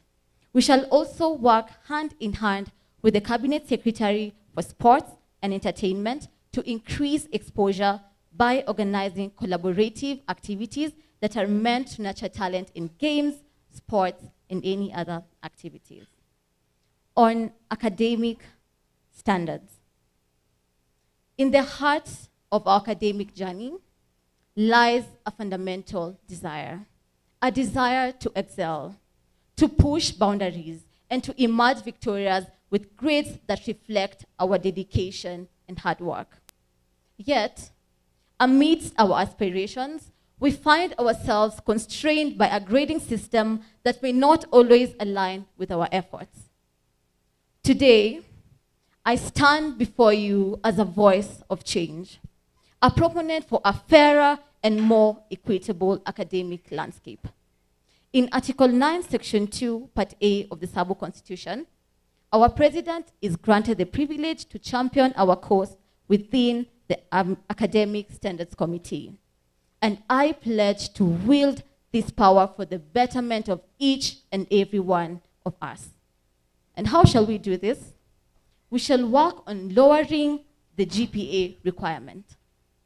The threshold for a second-class upper should be brought down from 3.0, down to 3.0, from 3.33 as it was before in the 2016 to 2020 bulletin. However, in case it's not possible, there is an alternative. The GPA can remain at 3.3, but then there's something else we can do. We can augment the grading system itself. A grade of A should begin at 70%, which has also been mirrored by other prestigious universities out there. And therefore, we took and embraced the same. On students' empowerment and involvement, a true leader leads by empowering, not enslaving. In our leadership, if we elected, we pledge to ensure that the voice of our comrades are not just heard, but also listened to and valued. We envision a community where every student feels empowered to speak up freely, knowing that their opinions matter. To actualize this vision, we will prioritize regular meetings with the students under the umbrella of SABU, where we will honestly listen to their concerns and ideas. As a student of the Bible, in Isaiah chapter 1, verse 18, God, our chief instructor, says, "Come, let us reason together." Just as God encourages dialogue and understanding, we commit to fostering an environment of open communication, collaboration, and inclusivity in decision-making processes. This university has a diverse population, bringing together students from the north of Sahara to the south of Limpopo, to ensure that every comrade's voice is heard. We must support diversity so that the voices of comrades from the village of Mpumalanga in South Africa, Mbarara in Uganda, Kabumba in DR Congo, Kehancha in Kurialand, Rusinga Highland, or Kakuma in Turkana of Kenya, are heard. The voice of comrade must count in this great international university. In conclusion, dear delegates, the power to shape the future of our prestigious university lies in your hands. With the vote for Mudomi and Linda, you are not just endorsing promises, but you are paving the way for tangible actions that will fulfill the needs of every student. Trust us to turn words into deeds, to bring about the change our institution desperately craves for. Many people inquire about our path to achievement of these goals, but let me clarify on that. What appears insurmountable is merely due to power that hasn't yet shifted into the hands of comrades. Your vote for us isn't just a choice. It's a declaration and a decree for the commanding presence of the comrades. Let the Cladon core resonate. Vote Mudhomian leader. Champion the indomitable voice of comrades. May God bless you. May God bless the University of Southern Africa, Baraton. Thank you.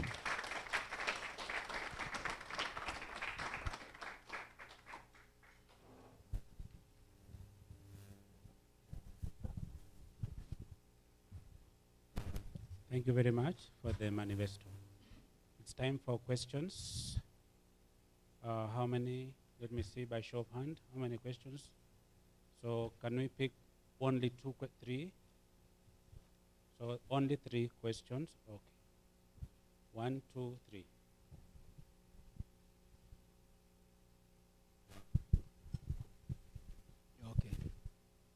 Okay. So all protocols observed. I only have 2 questions for you guys. So you've talked about logical thinking and basic reasoning. So one question one question I want to ask you both is if in case you are elected as a president, you will always be faced with challenges and issues from comrades, and they require basic logical thinking and basic reasoning. So, and as a leader, you must have a calm state of mind and a composure to essentially handle these issues.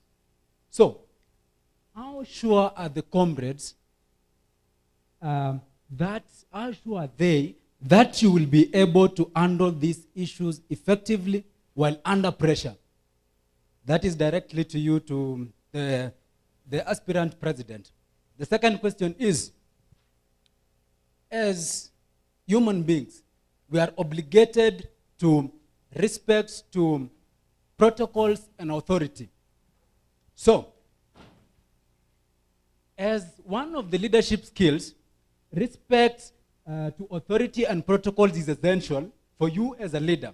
So how are the comrades sure that you as an elected leader will be able to air out their grievances, putting in mind or considering the stipulated protocols and authority to be able to relay these comrades' needs without the influence from people around you? I guess that is an essential thing that you must answer the comrades. Thank you.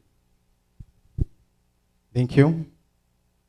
On answering the first question, how sure are we going to handle, or how can we convince you that we are going to handle the questions or the issues of comrades well under pressure?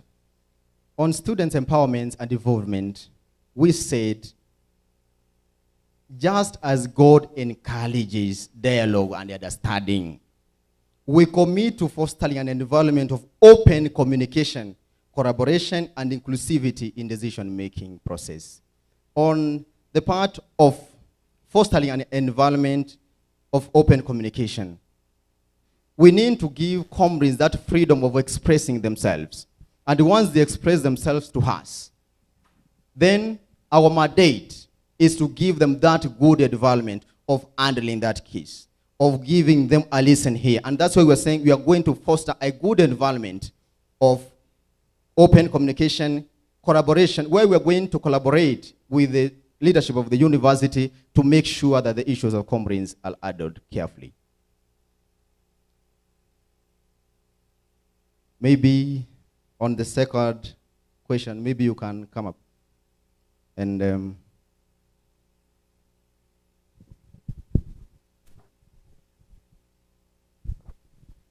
the second question was regarding respect to authority and following protocols.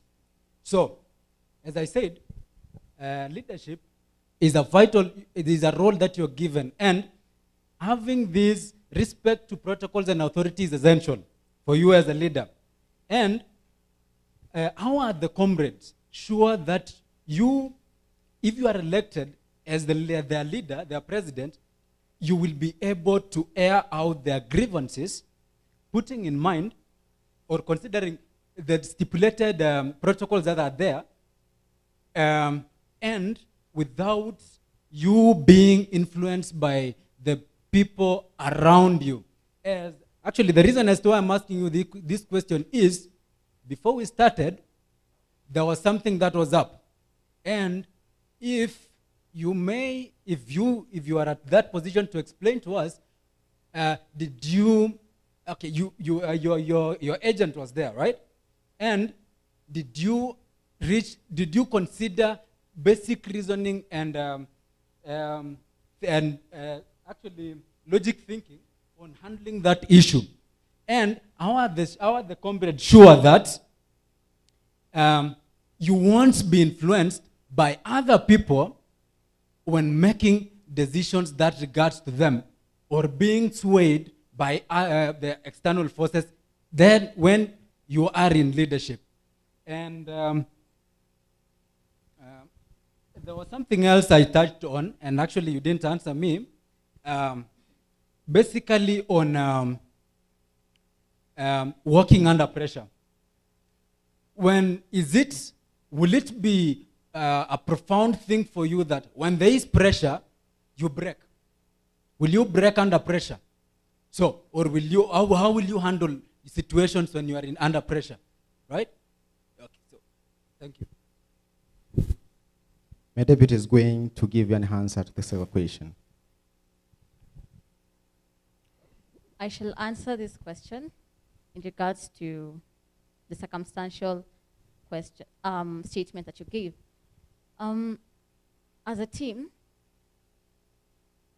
we are mandated, or we are in the move to ensure that we stand for what is right. And therefore, when we felt like there is no clarity, we had to stand up for it, which is basically what is needed. We have to use if you listen very well, we were referencing it to the Constitution. We did not bring in something that is not there. Yeah? And therefore, in the bid to stand for what is right, at times you have to be very firm in order for you to get the answer that you need. And on the question of working under pressure, as stipulated in our manifesto, we shall always let the comrades' voice be heard, and we shall always consider it. And to integrate it well, our role as SABO is to ensure that there is good connection between the administration and the students. And those are the two forces that we have in this school. So in case there is any force or pressure, it can come from either of the two. But if we bridge a good connection between the two, that won't be there, and we shall be able to live harmoniously.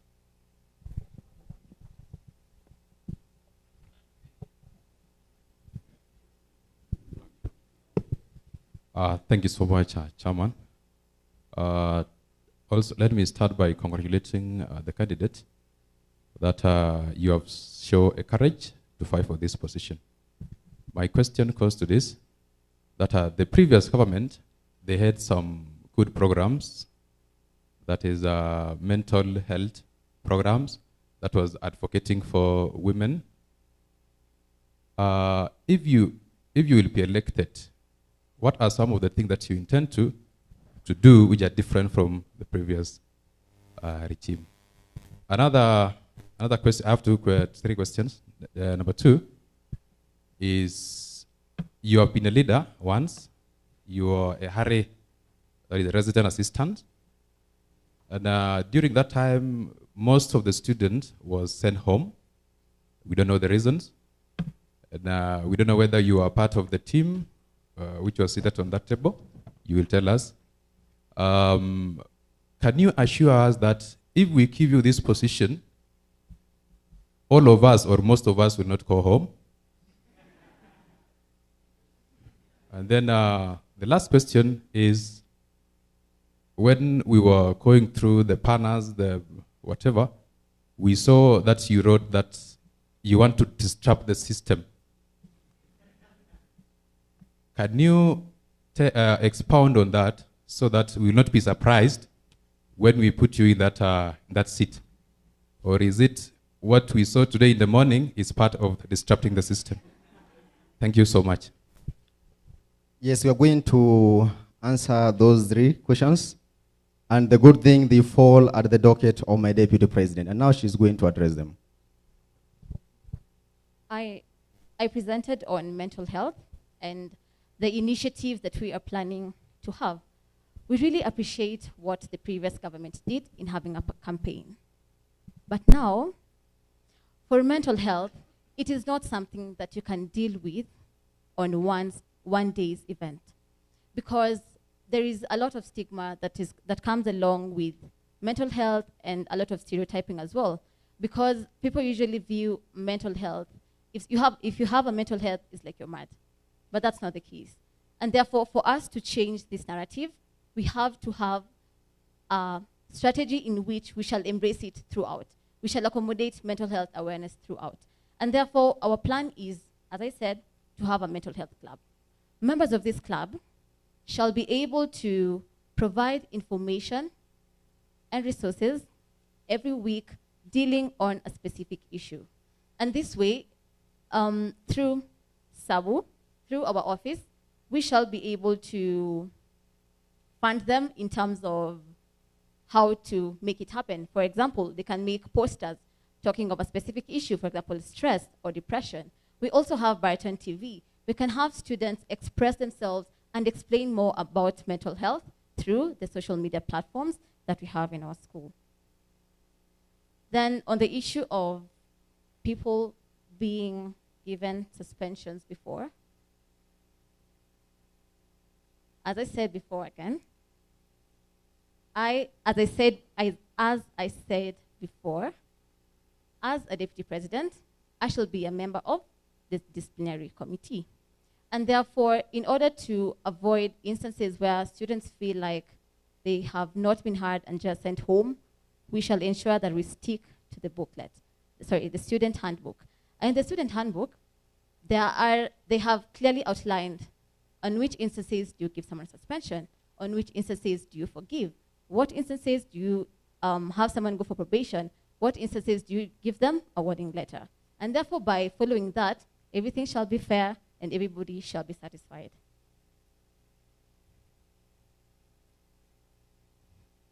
On the third question of disrupting the system as our slogan, we got this slogan from history. It was used in the 1950s and 1960s by Martin Luther in America during the Revolution period. And we used a definition from the dictionary that says, system is a way of doing things, a way in which things are done. And therefore, when we say disrupt the system, what we mean is there are things that we want to change. The things that we are used to, like it's normalcy for us, but it's not supposed to be like that. And it's the things that we have outlined in our manifesto. That is what we meant.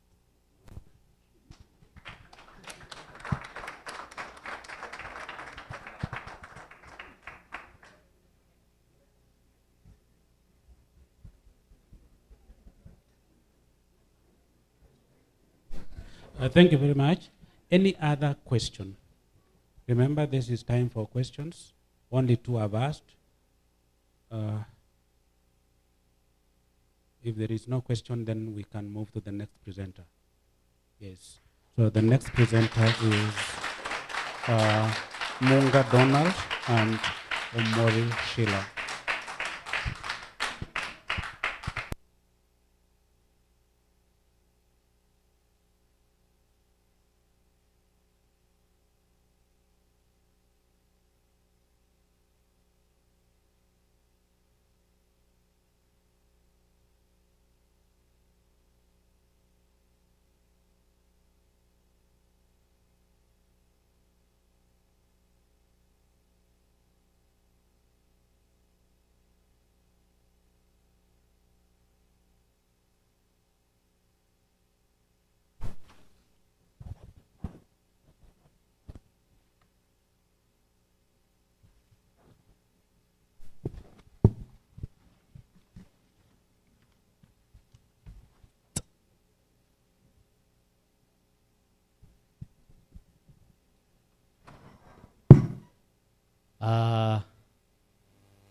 Okay. To our SABU independent Electoral Commission, to Electoral College delegates, to my colleague aspirants and their agents, to the media team, to our online viewers, to our security team, ladies and gentlemen, good afternoon. This is Donald Munga, a senior student in this institution in the Department of Theology and Religious Studies. I've been here since 2018, now is 2024, and we hope by the Lord's grace we shall hit the mark. Together with my deputy, she will introduce herself. All protocol observed, good afternoon. My name is Ombori Sheila, a third-year student from the School of Education, Humanities and Social Sciences, Department of Education, aspirant deputy president to Donald Munga. Thank you. We are glad that while we are presenting, you can enjoy a taste of water. Water is life, and we pray you have more life to listen to this. We, Donald Munga and Ombori Sheila, in a joint ticket for sub-presidency candidature, are aware that the Students' Association of Baraton University was formed and is mandated to serve the student community in its pursuit of academic excellence, peace, social welfare, integrity, and justice. Do solemnly commit that when given the opportunity to serve this great university, this government shall ensure the following 10 big agendas. Number 1, academic excellence and quality education. Acknowledging that the primary purpose of being in this great institution is academic purposes. In order to walk this journey together, we shall ensure smooth and easy semester registration process, unlike before, where semester registration has been stressful. We shall ensure that the students begin their classes in time. This is very possible, because when you keenly understand our university programs, when we are doing our registration, we have 3 people in the finance team who want to serve 1,000 students. Very much impossible. And therefore, it brings delays in registration. In our government, will ensure, in collaboration with the university administration, that we can add assistance in the finance department, including even students who have that knowledge, so that students, we can have a greater number that we can assist to ease in matters registration. Also, we have a big problem of moving chairs from one class to another during transition, an indicator that we don't have enough chairs to our lecture halls. This causes wastage of time, damages of wooden.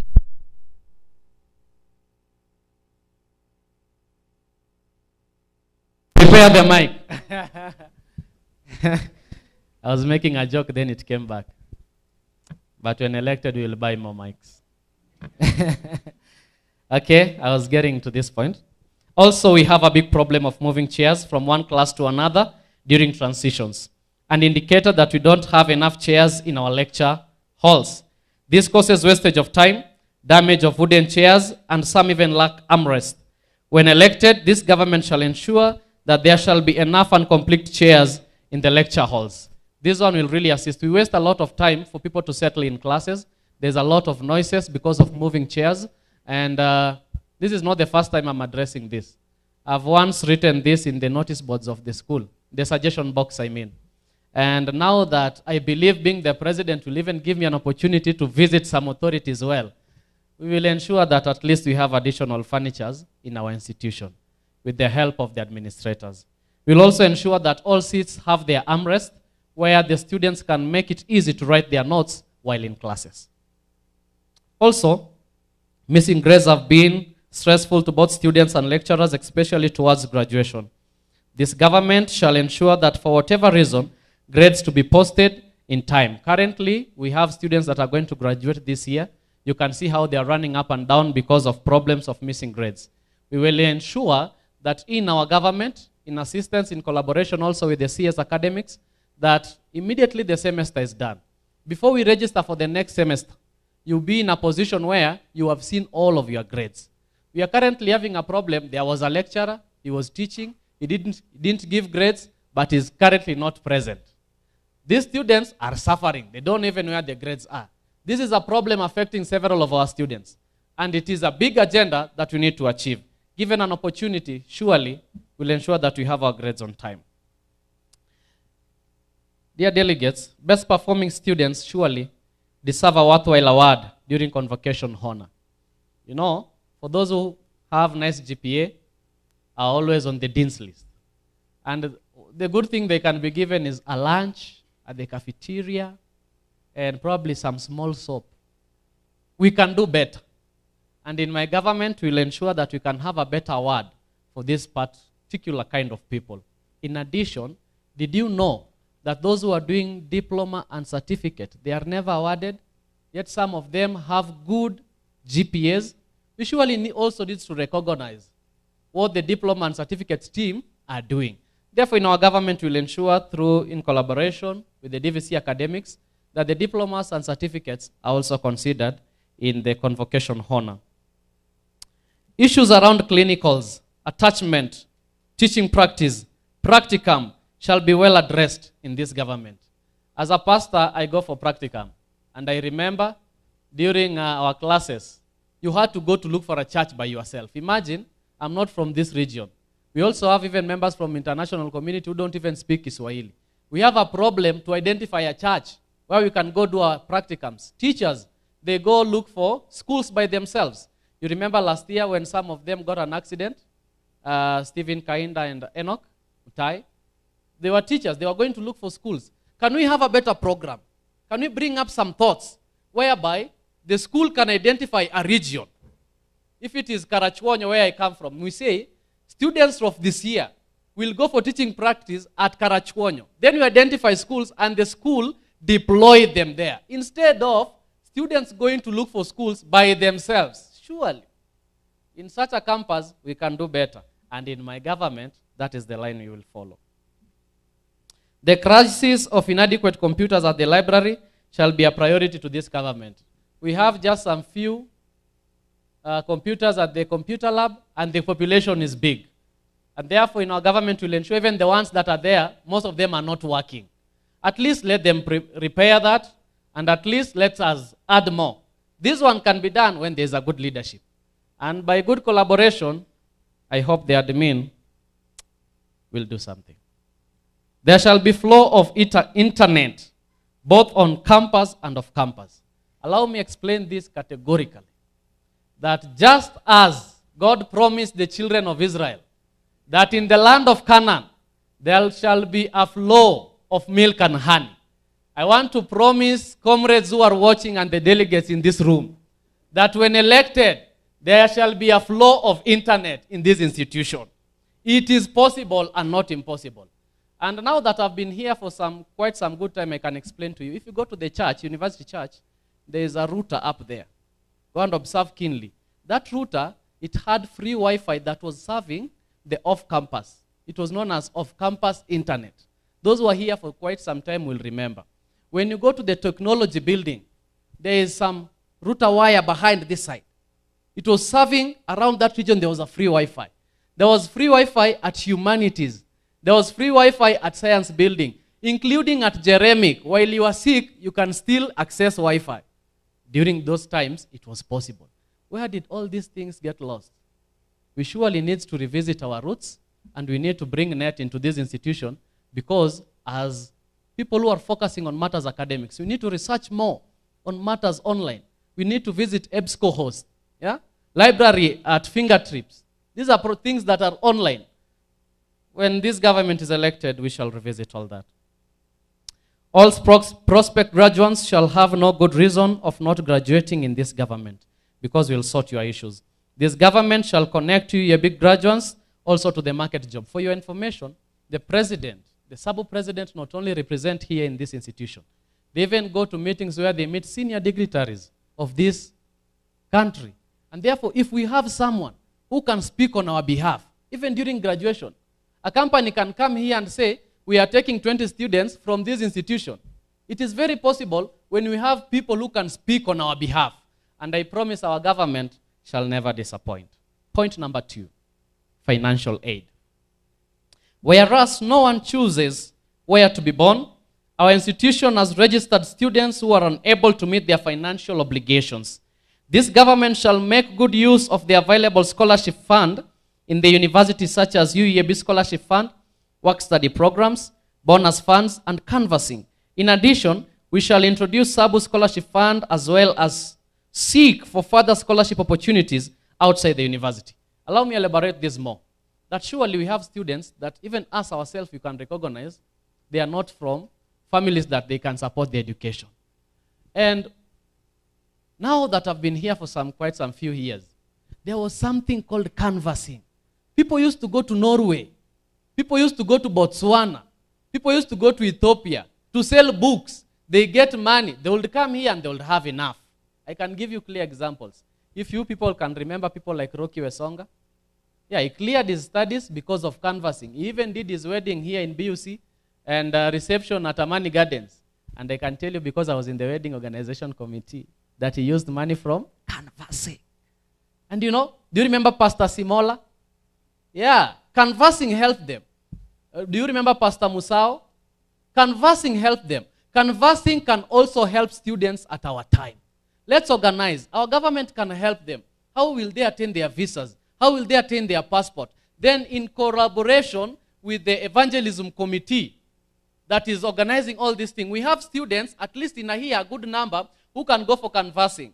They just defer for 1 semester. When they come back with school fee for 3 semesters, money to pay rent, money to stay well in Barasi, and that will be a good program. And therefore, canvassing is something that we need to revisit in this government. Matters work study program. These people are paid at the end of the semester. Imagine working on daily basis for a full semester, you get even earning. We would want in our government that those in work study programs to be paid at the end of the semester, so that if they have an issue, they can sort their issues using their salaries. And a good agenda for those who are not able to achieve something. And the Sabu Scholarship Fund that we'll bring on board, it was once there during the government of Dennis Makwata. I don't know if people remember it. There was an account whereby people would give freely towards that account. Then we would identify a student who is in need, and we know them. Therefore, by identifying them, we can at least provide a meal for them, we can at least pay rent for them, at least support on something. With these agendas, we can develop. We get up to number 3, the symbol of peace, love, and unity, and my deputy will pick it up. The Sabu presidency shall embrace and integrate the diversified culture in this institution. We shall maintain and uphold the unique philosophy, vision, and mission of UEAB and abide by the Seventh-day Adventist principles governing it. We shall be determined to respect, promote, and protect students' rights while taking special recognition of our individual aspirations and dreams, consolidated to make a vibrant student body which will intelligently and systematically expose the essential values of freedom, democracy, human dignity, the rule of law, social cohesion, and spiritual aptitude. The presidency shall be for all. We shall serve all the students regardless of their race, color, gender, ethnic group, and year of study. It shall be a government for all. Thank you. Number 4 is representation. The Sabu Constitution gives the presidency capacity to represent students at different levels. These include University Council, University Senate, and Academic Standard Committee. My office shall ensure that the interests of students are well and fairly represented. Rights and progressive policies shall be the top priority of our office. Consequently, whenever need shall arise, my office shall represent the image and interests of the association in both national and international fora. With well connection, brethren, we will ensure that students are represented in a very nice way. And some things that have been happening around, surely, we need actually to revisit. You people know that the other day there were some guys that were fighting in Barasi because of a lady. What did they do to solve that issue? They were taken to police at Mosoriot. Surely, can't we solve as a university, just fight simple fighting issue as a university?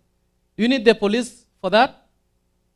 Even the police were saying this is not a case. What now do we do is people are fighting. And they are fighting because of a lady. We can do better. And therefore, in a good representation, we'll ensure that our government progress in a better things and grow in greater heights. Number 5, oversight.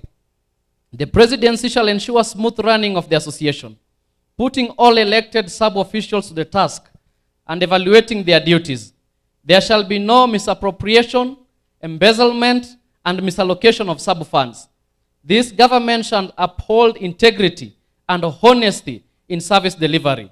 More sub-activities will be rolled out to cater for the interests of students according to the university policies. We will ensure, dear delegates and dear comrades who are watching online, that everyone who was elected to work, the problem has not been our leaders. The problem has been lacking a good manager. When you don't have the best manager, even the senators won't work well. The CS won't work well. Everyone will be stealing money. Everyone will be doing poor representation because the president is silent. And therefore, in our government, we promise that we will ensure that we have a nice oversight, a follow-up of every senator, a follow-up of every CS. The funds that we deploy, we ensure that they are clean and they are followed to the latter. And the comrades shall be given a report of how all these have been done. On number 6, my deputy will pick it up. We have innovation and creativity. Necessity is the mother of invention.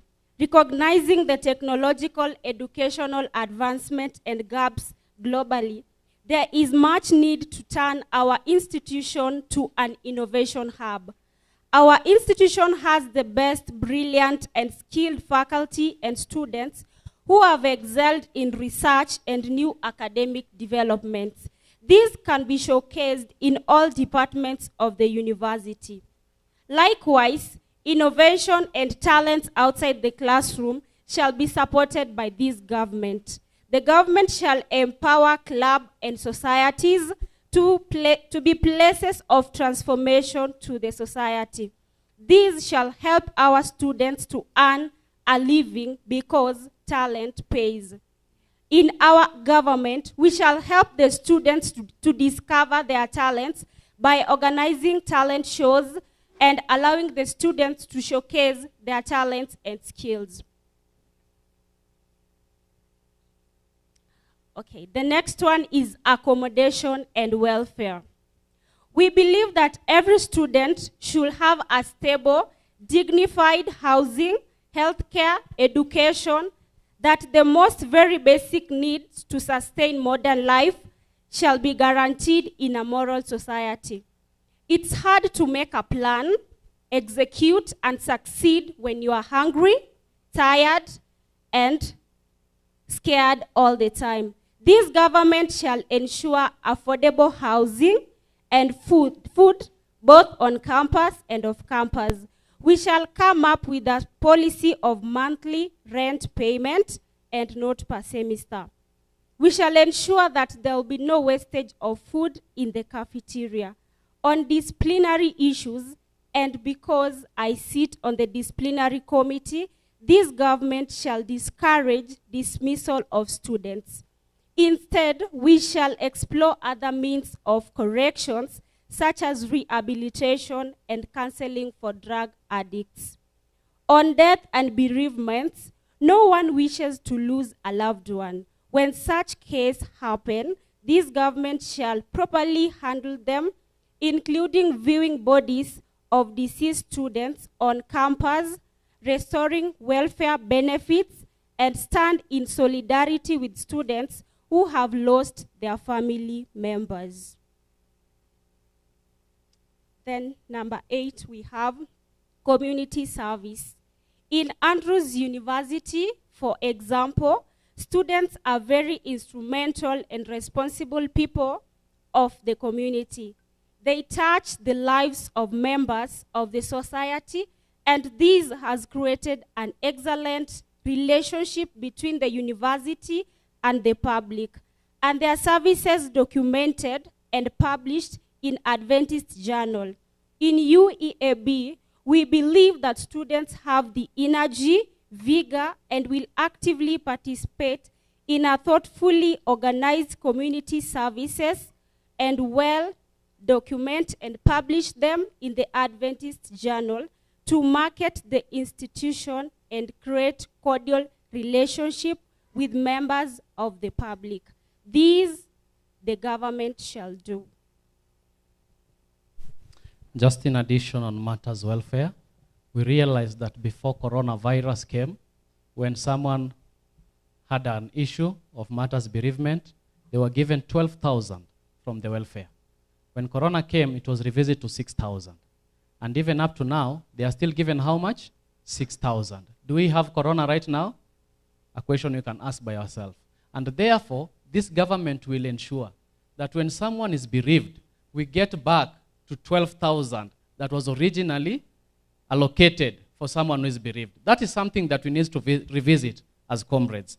And another thing that we took note of, when we lose a student, we want to mourn our student in the comrades' way.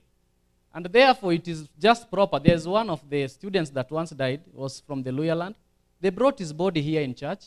We had a chapel at the church. The body was outside the church compound, which is still proper. We can do that one the same way when we lose our student. We lose our student just the other day, and the burial was just rushing up with it. We want to celebrate that moment and mourn over losing our student in the comrades' way. And this government shall bring that back. Even as we are heading back to conclusion, dear delegates and fellow students, number 9, Constitution Amendment and Protection. We appreciate that we have a sub-constitution that was last amended in 2021. However, there are several gaps that need amendment. And I'll just give an example of things that need amendments in our very constitution.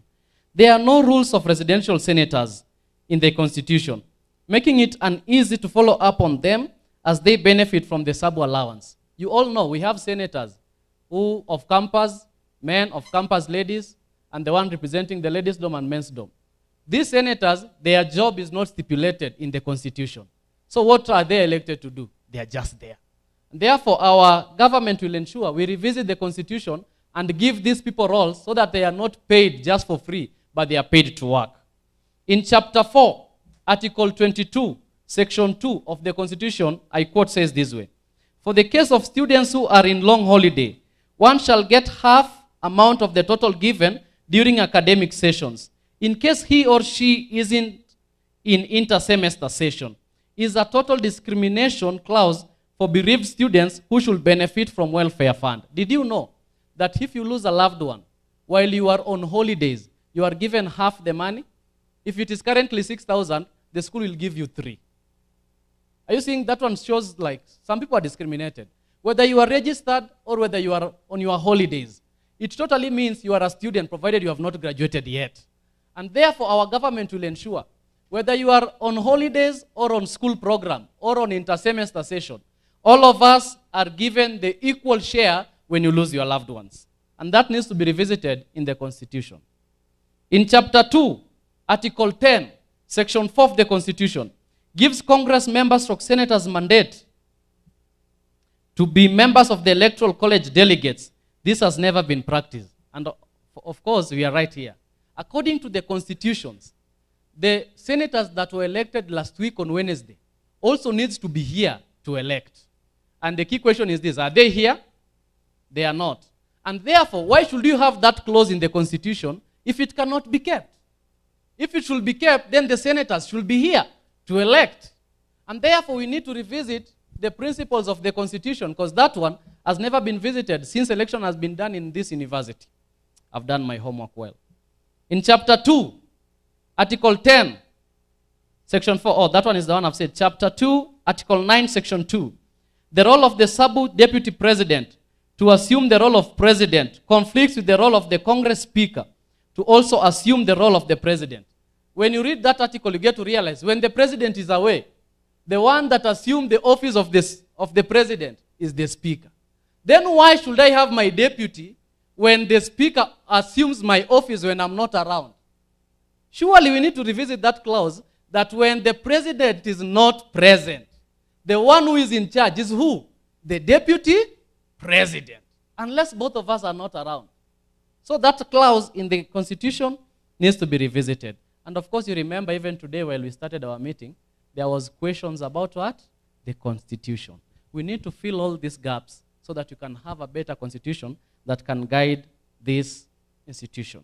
The sub-constitution document can be easily edited, for it is in word form. Imagine, this is a constitution. I've carried it here. Anyone can print it. And I am very sure even the commission has a copy. The copy that they have, anyone can come and edit this. The constitution is not protected. Can you compare these papers with the student handbook? No, because the student handbook has been done what? Protected. No one can change it. And therefore, we need to revisit our constitution so that it is not just a word form document like the assignments that we give or such papers. It should be something that can be protected and can be respected in order to govern us to fill the gaps. Surely, over the past years, the student government haven't organized for sub-meetings as stipulated in the Constitution, Chapter 1, Article 5, Section 1 and 2. This should happen twice a semester and allow students to deliberate on matters of the association. Interest of concerns, when elected, this right shall be exercised.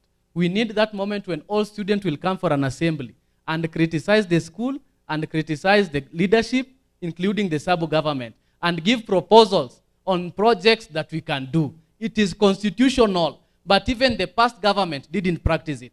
And that's why we have problems as students. We want a forum whereby we can come and say this and this is what is wrong. Now that it is constitutional, in our government, when elected, we will ensure that one will come to fulfillment. In conclusion, dear Electoral College delegates, you have an opportunity on behalf of the entire university to make a noble leadership choice. It is therefore our humble prayer and plea that you shall exercise this right responsibly, without fear or favor along tribal lines. Thank you everyone for listening over these plans. It is our dream that even as we are going to elect here today, maybe you might have come with some agenda towards a particular line, but just listen to the still voice of the Lord speaking in your head, telling you kindly, vote Munga and Sheila. The above short-listed issues are urgent and can't wait for us to get in the government. Vote Munga and Sheila for the sub-presidency 2022, 2024, 2025. God bless you. God bless Baraton.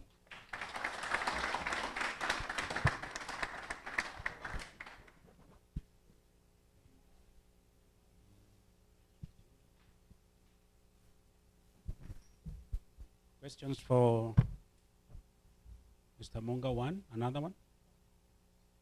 Two? No other? Only two questions? Okay, so please.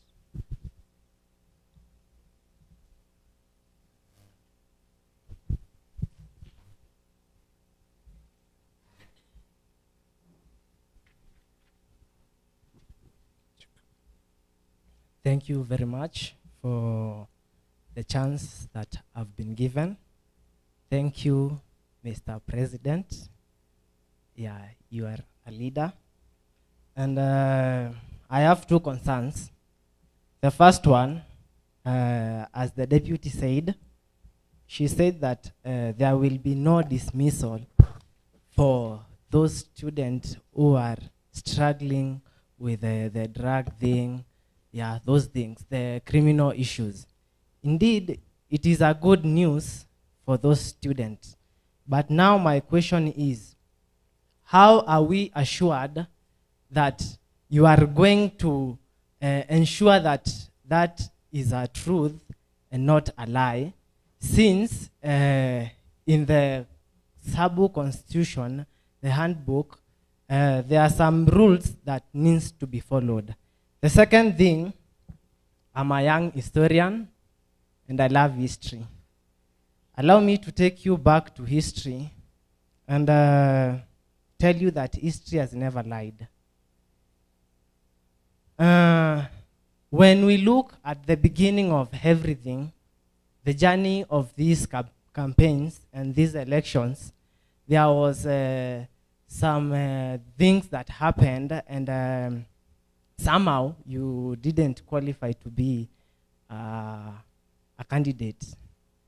And history will tell us that you were supporting one of the candidates, presidential candidates that are here. And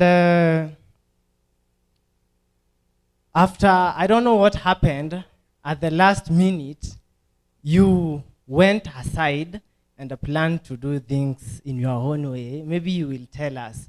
But allow me to say that that is betrayal. And you will allow me to question, to bring the question of integrity in your leadership. When you are elected as a president, how sure are we as students that when we give you this position, you are not going to betray us, yeah, because you need to take our issues to the administration and ensure that our life on campus is safe. So how are we sure, maybe you can help me understand, how are we sure that the question of integrity and the betrayal thing, I should not be worried about it. Thank you very much. Can I pick the two questions at once, or I answer his first? Okay. I'll start with the second one, and I thank you so much for asking me that question, so that I can clear the air. I really wish someone would ask me that, and thank you. The Lord spoke to you, you asked me. And allow me tell the delegates here, the university, and the students who are watching, the history of what happened. When we were doing presidential applications, I applied as the president. And one of the presidential candidates who are here, the one who is the deputy was my deputy. And we applied for the presidential seat. And when the first list was out, the first list of vetting, our name was not present, but the name of the deputy was what? Present. So, according to the protocol, we were called by the commission. We sat, I remember they were at the off-campus dean's office. We went and asked, it's documented on their list, what about us? Why are we not on the list? And we were told, your issue is with the DVC SAS. And we went at the DVC. And some of you who qualified remembers so well when we were there, very aggressive, asking what happened, what happened. And we were called at the Dean's Council. Each candidate was coming inside the office, and you were told what was your issue.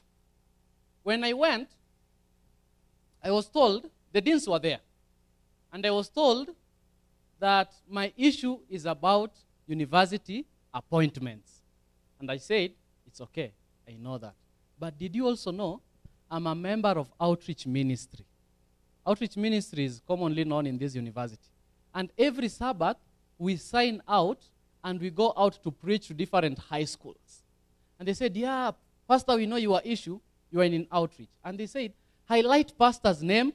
We are going to discuss that and bring his name back. That one is sorted. Because surely when you count the Sabbath appointments, I was well and good to pass.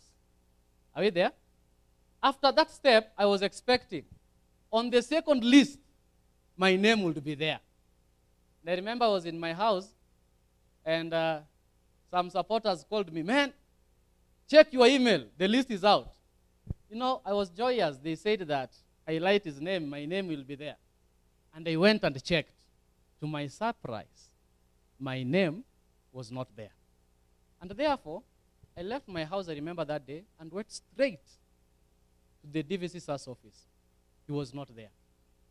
And after some shares with those who work in his office, we booked an appointment that the next day, which was Friday, we are going to meet with the DVC SAS.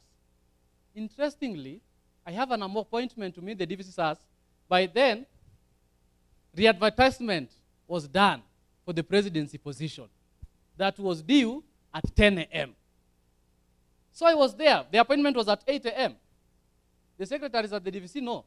I sat there from 8 to 10.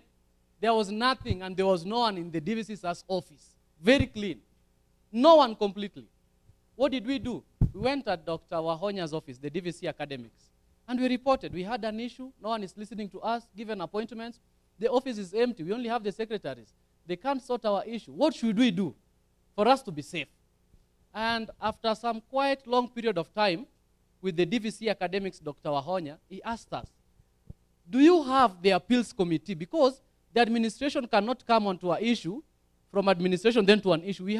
There's a channel it needs to follow before we come in.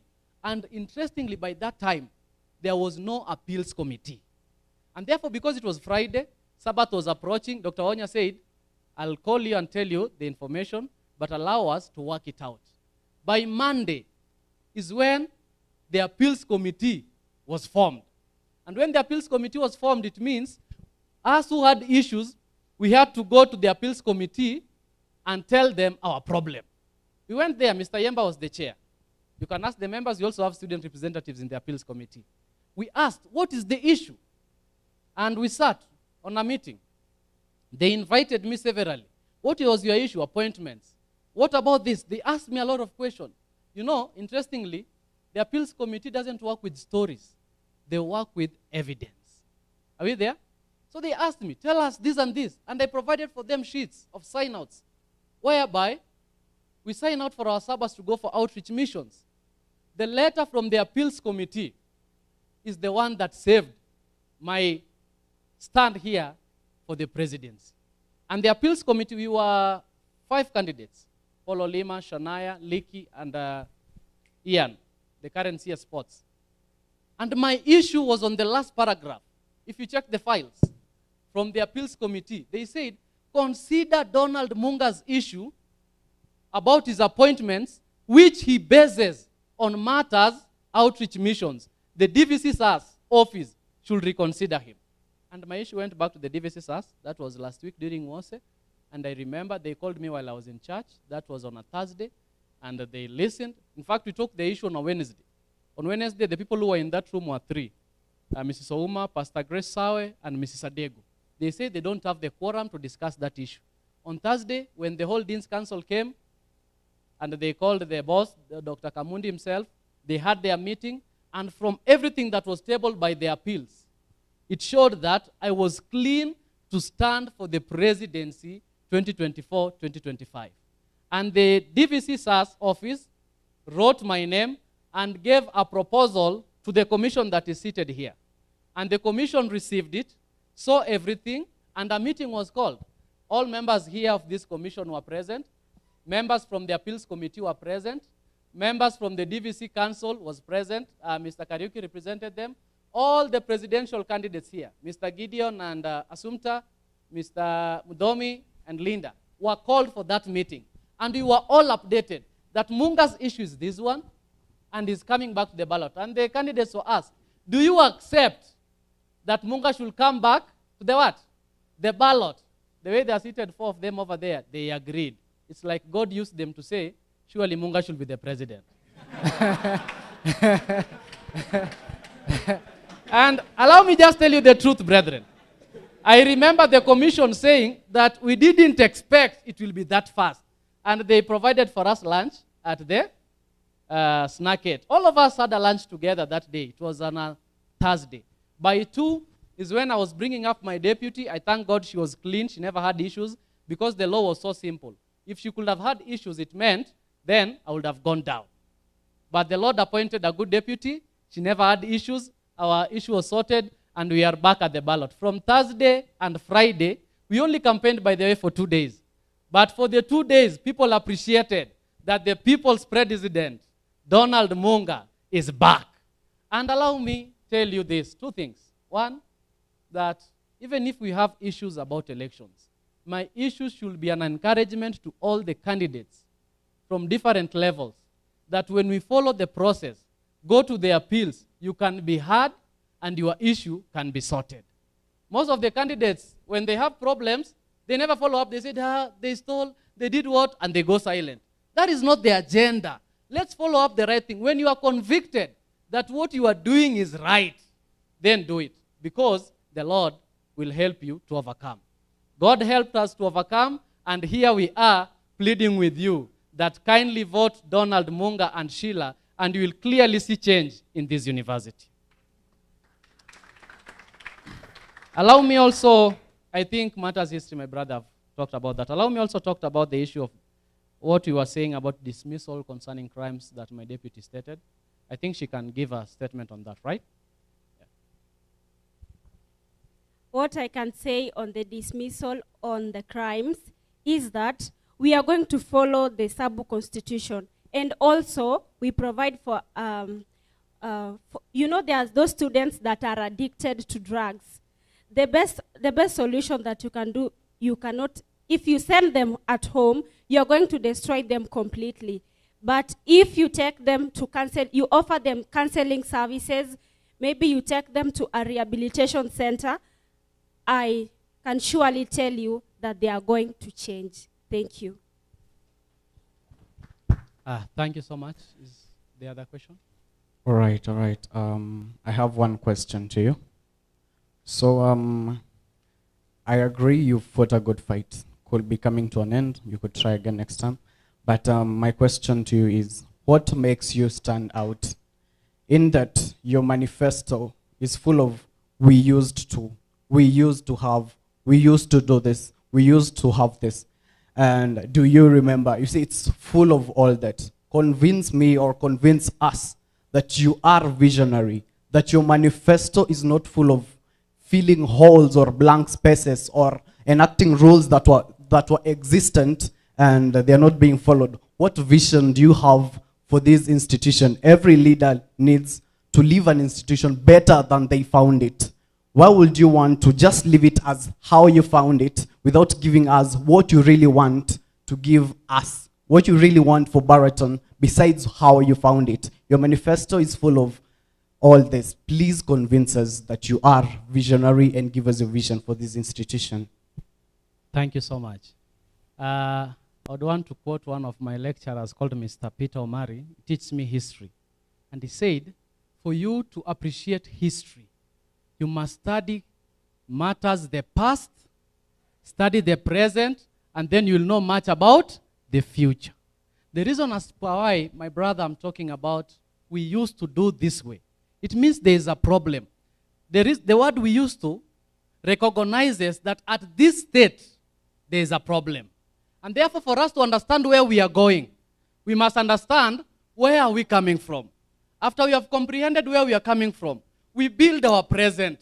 After building our present, we now focus on the future. And we are giving an assurity that on our team, we will ensure that all this is done well to the best of our luck. We surely have a lot of vision for this university and would want to make it to the next step. The mountaintop is almost, and we will get there. Thank you. Thank you very much, Mr. Munga, for the good presentation. So far, so good. Now we want to go to the next stage. We want to start the process of voting. All manifestos presented, you've heard. Now it is time to make a decision. Remember, the decision that you are going to make will affect the entire university, that is, because you are going to change leadership and you are still encouraged to vote wisely. So my secretary will give us the order of which we are going to vote. Thank you. Thank you, Mr. Chair, and thank you for the manifestos that have been presented. We are going to the next crucial exercise for election. The format, I will be calling names. Once I call your name, you stand, you pass through security. They are preparing the booth. You cast your votes, read the boxes clearly. Don't cast, because you, like for example, you cast Secretary General in President's office, it will be spoiled votes. So read carefully once you are casting your vote. Once you are done, pass by my desk here, you sign, then you go sit down. Thank you. A pen will be provided there. Use it and leave it there. Because if you go with it, the next candidate will not be able to mark. And mark clear. I think instructions are there in the ballot. Mark. Put a tick. Don't draw. Don't sign. Those will be spoiled votes. So just a tick. So once you come, pick each sheet. You'll be given 4 sheets from the election officials. I think I'll need some of them here. Pick each sheet. You'll be given 4 papers. Take your time. Vote wisely. Tick. Once you are done, cast your votes. Then come to Secretary's desk. Thank you. We have presidents. We have Secretary General.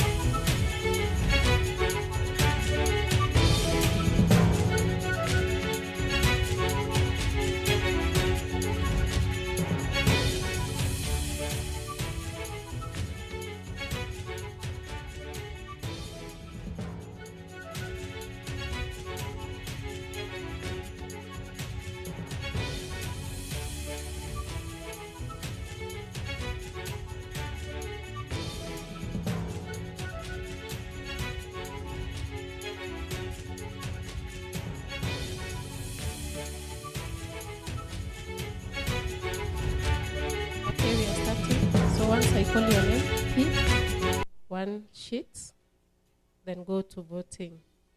What's what, Joel?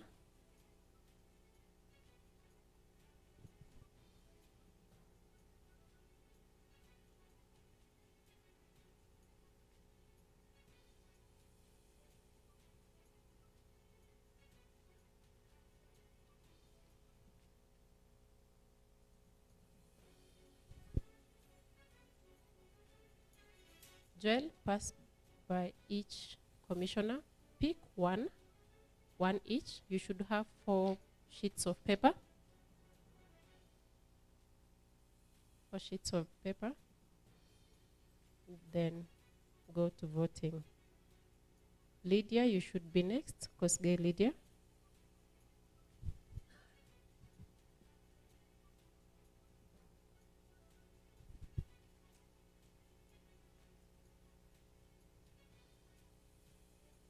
Lydia, start from here.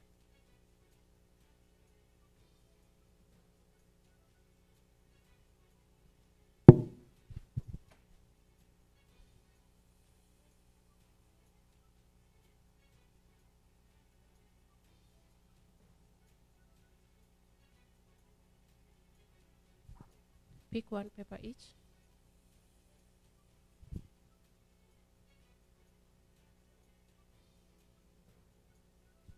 Confirm the box when you are casting your votes.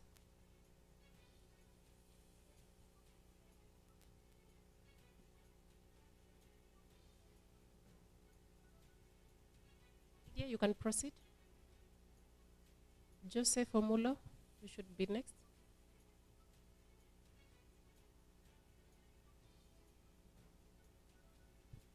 You fold your ballots, cast in the right box.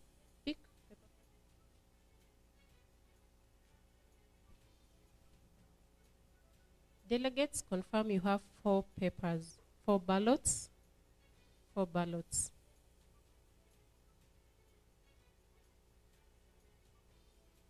Omulo, wait. Lydia is done.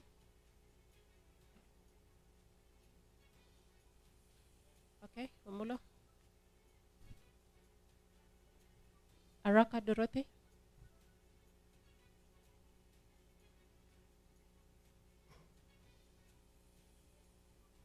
You tick in appropriate box. Don't sign, don't draw images.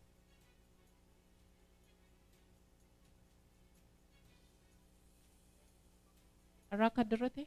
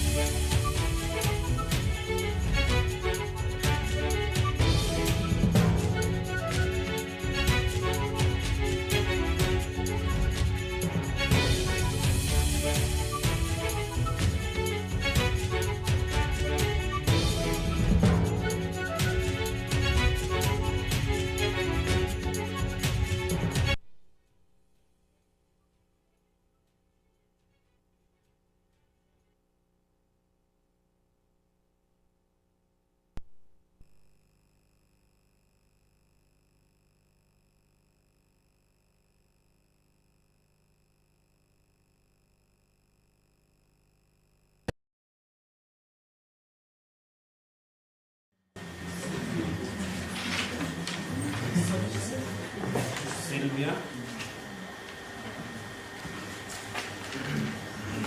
Sylvia.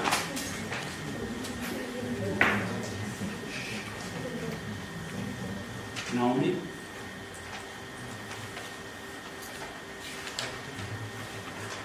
Naomi.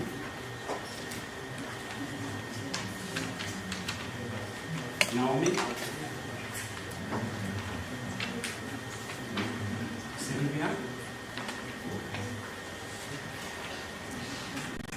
Sylvia.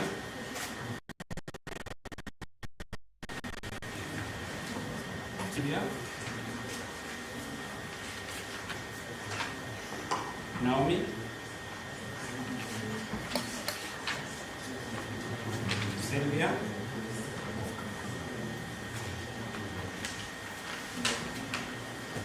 Sylvia.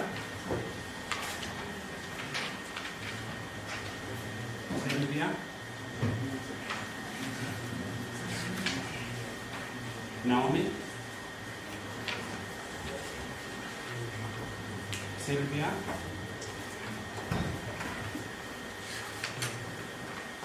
Sylvia.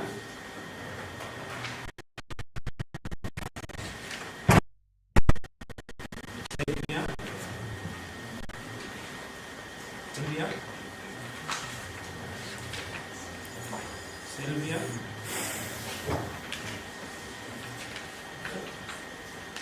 Sylvia.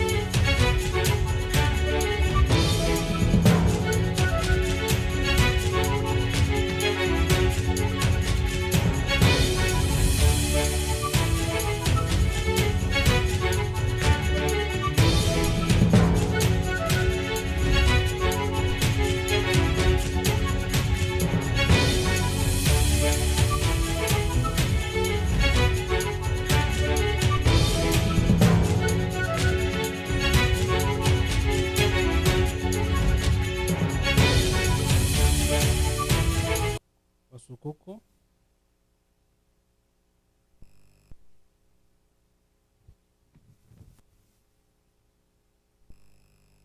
This is Mirasi.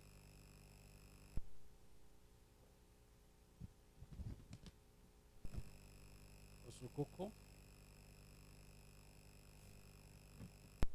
Osukuku.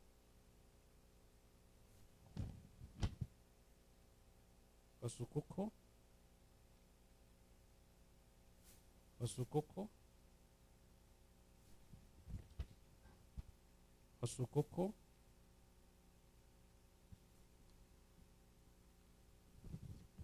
Osukuku.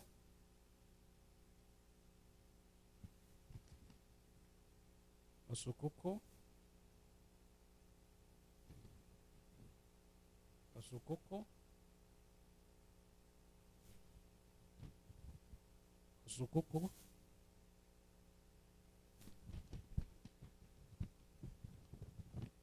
Osukuku.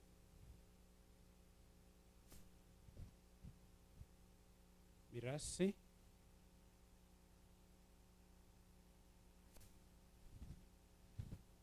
Mirasi.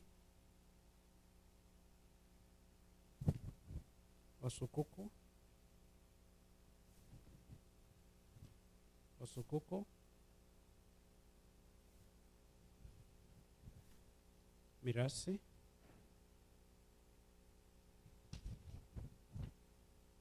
Osukuku.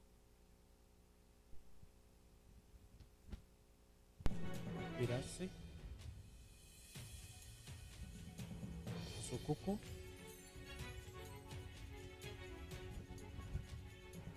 Osukuku.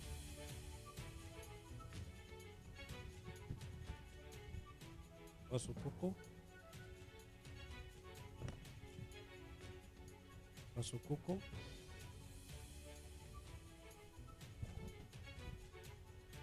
Mirasi. Osukuku. Osukuku. Osukuku. Osukuku.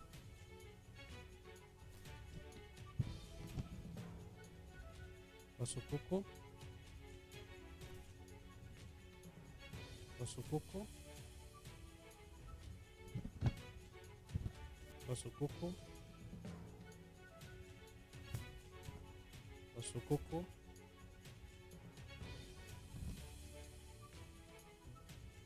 Osukuku. Osukuku. Osukuku. Osukuku. Osukuku. Osukuku.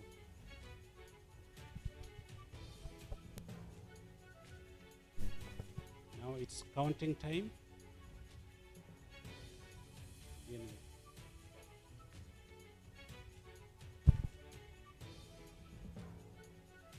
I'm counting votes. This is Mirasi Kevin Cheng. So these are his votes. 1, 2, 3, 4, 5, 6.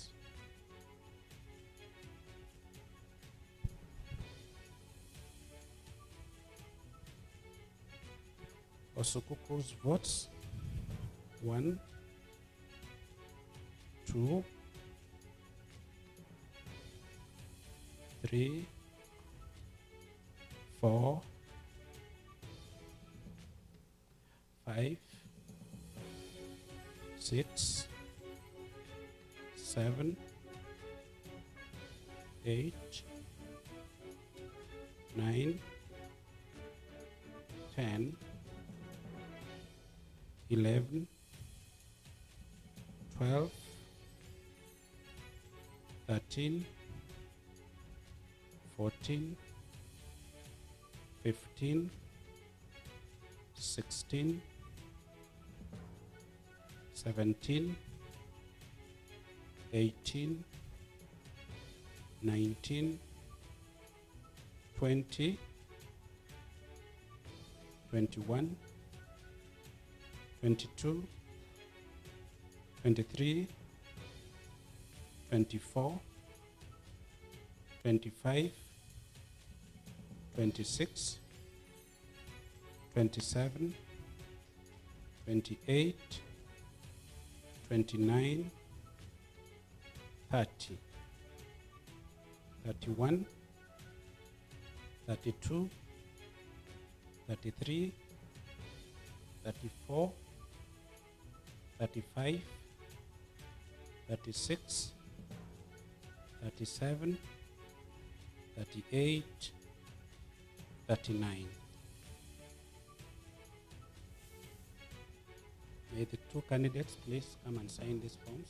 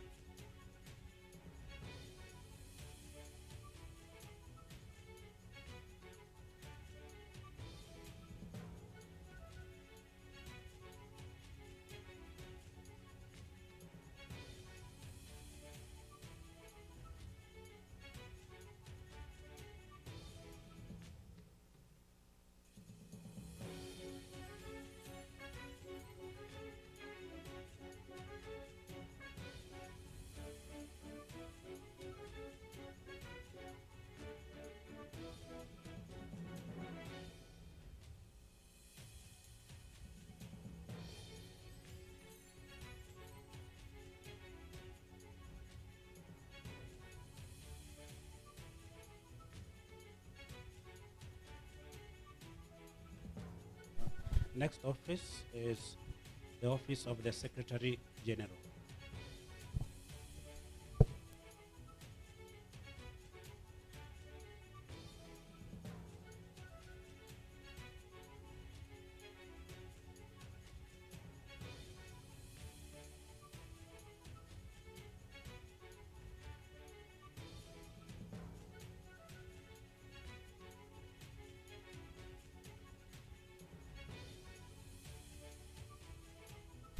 We want to sort. In this position, we had three candidates. So we shall sort and divide by, rather we shall sort the three names.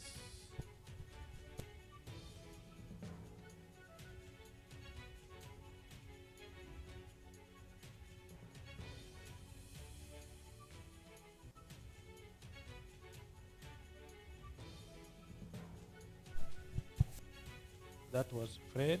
This one is Michelle.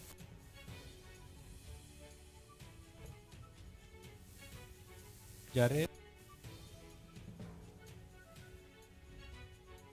Fred, no, Jared. Okay. Please confirm. That's Jared.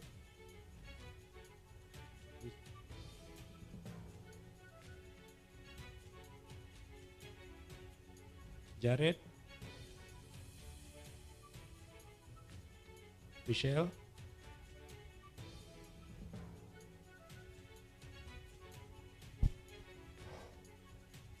Michelle.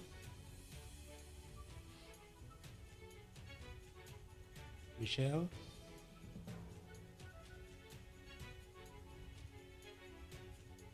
Jared. Michelle. Jared. No, this is Fred. Michelle. Michelle. Jared. Jared. Jared. Michelle. Michelle. Michelle. Jared. Jared. Fred. Fred. Michelle. Michelle. Michelle. Michelle. Fred. Michelle. Michelle. Fred. Jared. Michelle. Michelle. Jared. Michelle. No. There is one spoiled vote.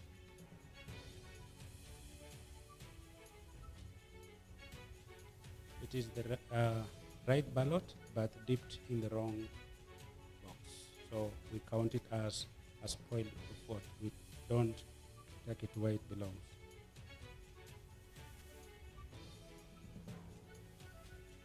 Jared. Michelle. Michelle. Michelle. Michelle. Jared. Michelle. Jared.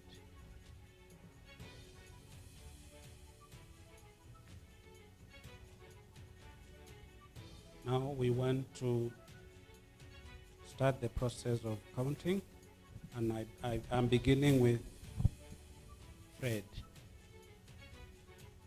1, 2, 3, 4, 5, 6. Next is Michelle. 1, 2, 3, 4, 5, 6, 7, 8,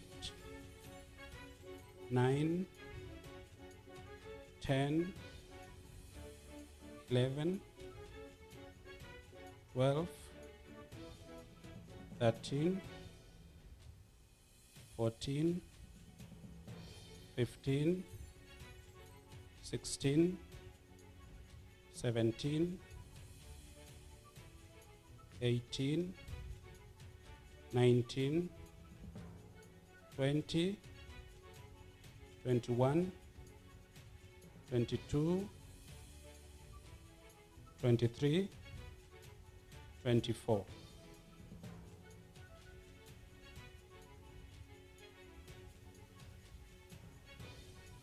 Jared.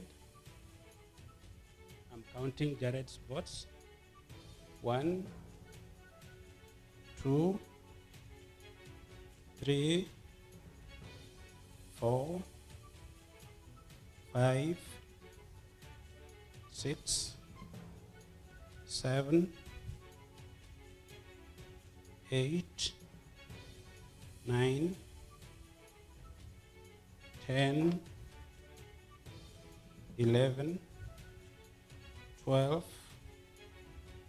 13, 14.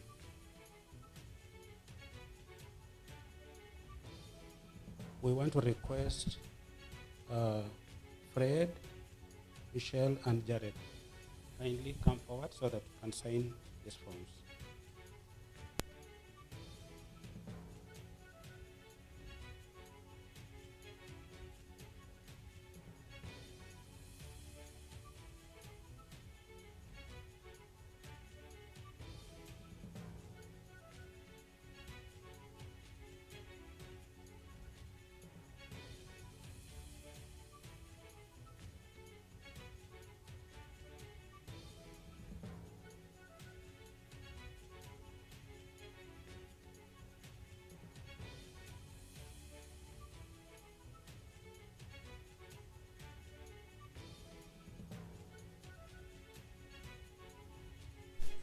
There was one spoiled ballot.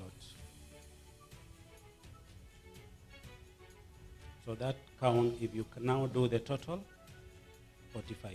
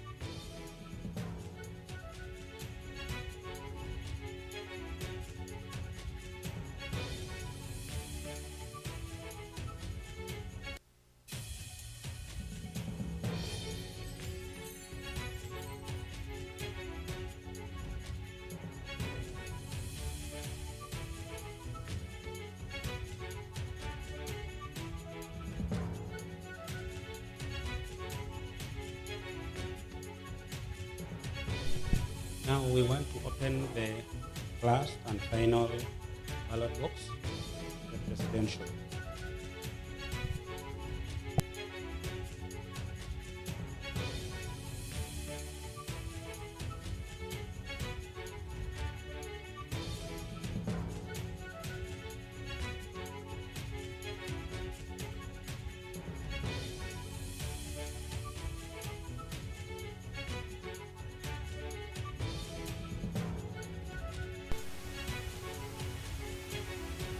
That we have 3 candidates, so we will sort according to their names.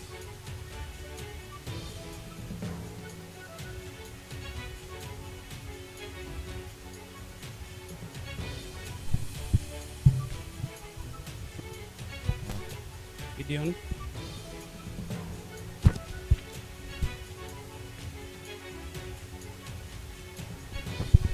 Alberit. I'll be reading one name. Kiprop.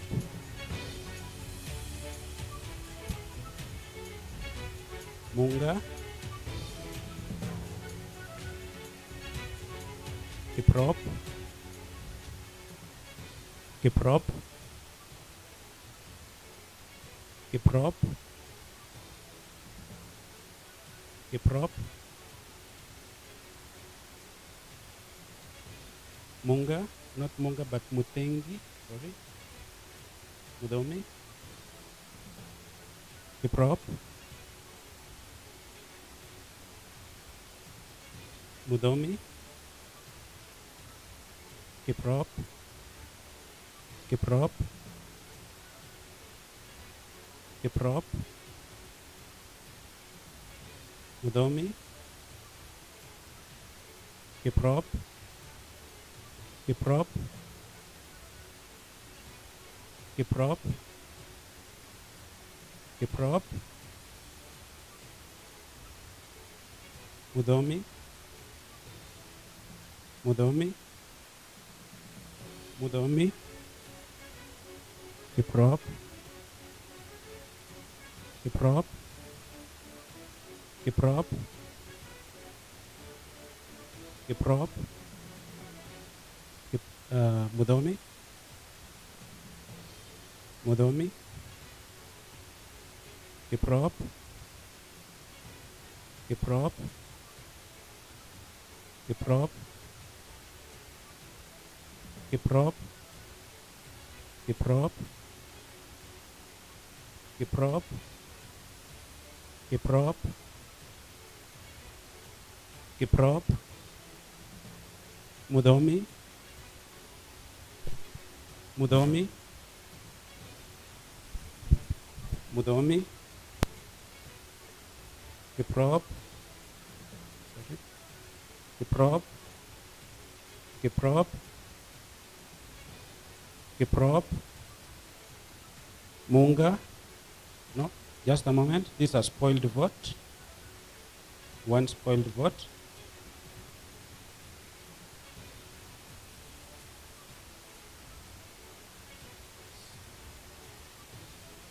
Kiprop,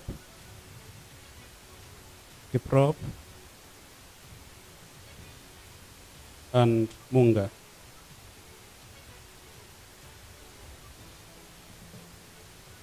We want to count, and we begin from the first name going down. 1, 2, 3, 4, 5, 6, 7, 8, 9, 10, 11, 12, 13, 14, 15, 16, 17, 18, 19, 20, 21, 22, 23, 24, 25, 26, 27, 28, 29, 30, 31.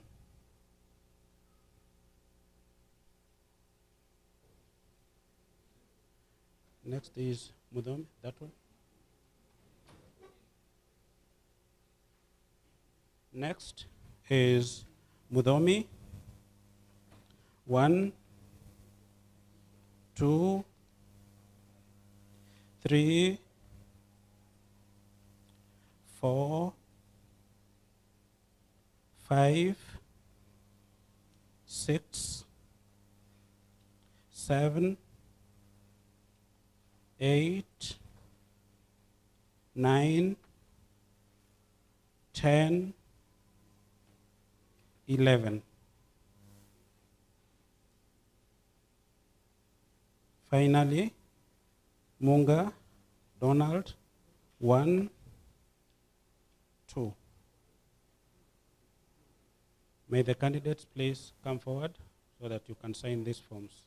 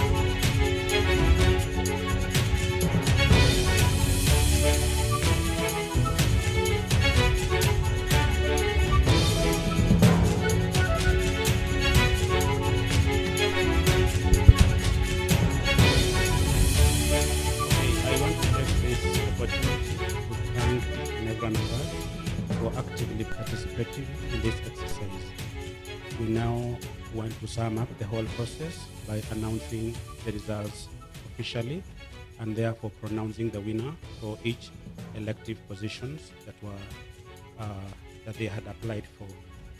Gender and special interest candidates Sylvia Chemurgor and Naomi Chepkemoi. Naomi garnered 9 votes. Sylvia got 36 votes. We therefore pronounce Sylvia Chemurgor as an elected, officially elected member of the electoral of the commission. That is, he is now going to be the senator to represent gender and special interests in the CS gender and special interests in the Sabu Parliament. Thank you very much and congratulations. We want to call upon them to come and pick the results officially. Please come forward together with Chepkemoi.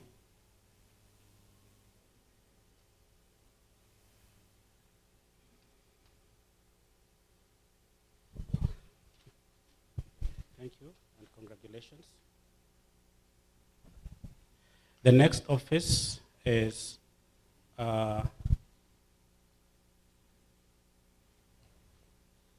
Academic Affairs and Foreign Affairs Secretary.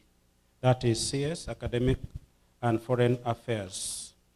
We had 2 candidates, that is Mirasi Ochieng and Osukuku Olaboro Gideon. Mirasi Kevin garnered 6 votes, while Osokuku Olaboro Gideon got 39 votes. Therefore, Osokuku Olaboro Gideon is the elected, is the CS, Academic and Foreign Affairs. Kindly come forward, Osokuku and Mirasi. Congratulations.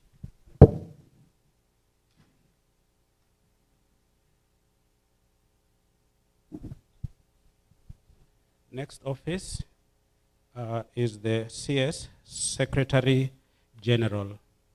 We had 3 candidates, Fred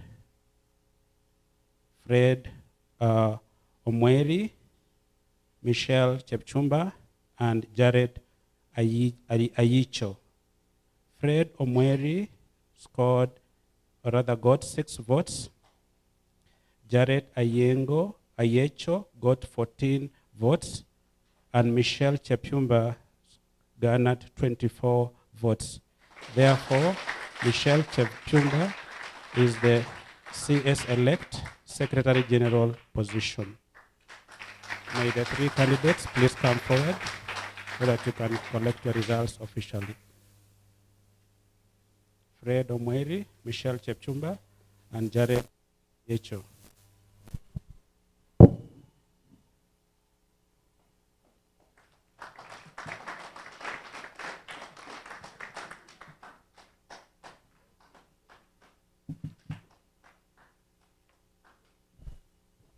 Finally, the presidential results. 3 aspirants, that was Kiprop Gideon, together with Ondieki Harriet Assumpta, Mudhengi Duncan Mudomi, together with Onyengo Linda Kemunto, and Munga Donald Okoth, together with Ombori Sheila Bosipori. Munga Donald Okoth and Ombori Sheila Bosipori garnered 2 votes. Mudhengi Duncan Mudomi, together with Onyengo Linda Kemunto, had 11 votes. Kiprop Gideon Ondiek and Ondiek Harriet Assumpta got 31 votes. Therefore, Kiprop Gideon and Ondieki Harriet Assumpta are the elected president for the year 2024-2025. Thank you. May the candidate please come forward so that we can pick your results.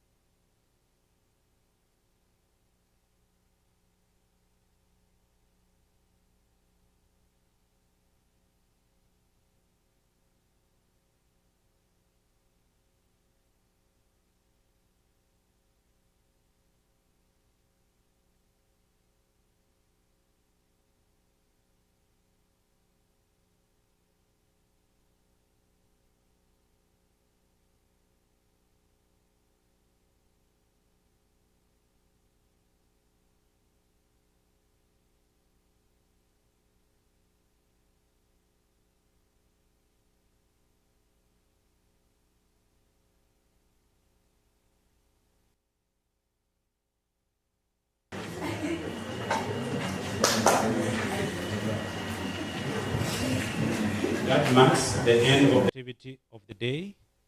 Now we would wish to give some 5 minutes to the candidates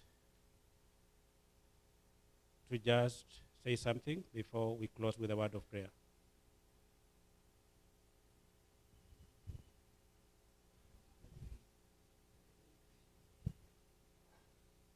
The presidential, let me see, we want to ask, normally after an election, there has to be a speech, isn't it? Yes, so I don't know whether our candidates here are ready to give maybe a winning or, remember? There are these two things, yes. Yes, so we have winning and conceding speech. So in that case, I just want to believe that the president-elect is the one that let him come and say something, please, the prop.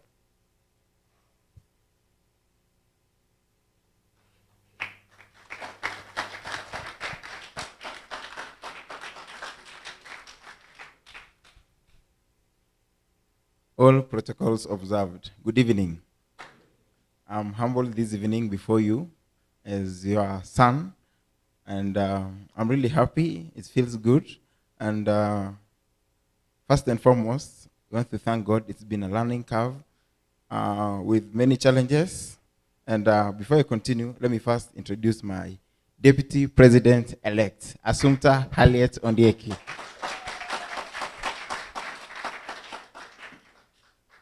I stand before you with a heart filled with gratitude. The journey has never been easy, but the God we serve delivered it for us. Thank you so much. Yeah, so we really thank each and every one of you. Thank you for those who voted Team GA as the presidential elect. And what I can say is that God chooses leaders. And it may not be our own will, but God chooses leaders. I want to tell my fellow competitors, I call them brothers and sisters, that we will work together. They had some ideas which maybe I didn't have, and that's why they got the votes they got. So as we had meetings with the commissioners, each and every time they called us, they told us that we should create something for the person who never makes it. And I can promise my fellow competitors and my fellow brothers who didn't make it that we will work together. We will work together in this journey and we'll actualize the ideas you had in mind. So to the delegates, asanteni sana. I love you the most, and God love you the most. To the IEC, thank you for the transparent elections. We must recognize that. The free, credible, and transparent election. This is an election I've never seen in my life. It was very transparent and credible. To the security team, thank you so much for giving us and making sure that we are secure. And to everyone, thank you, thank you, thank you. Asanteni sana. Thank you very much. Thank you very much, President-elect, for the short speech.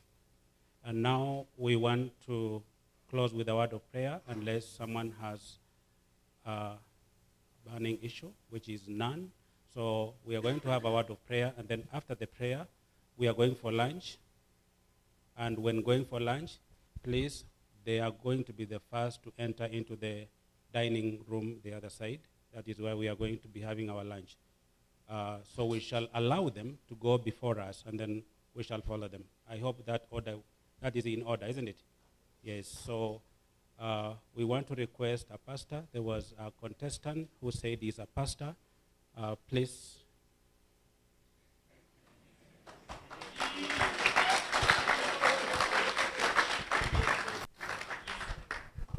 Shall we rise?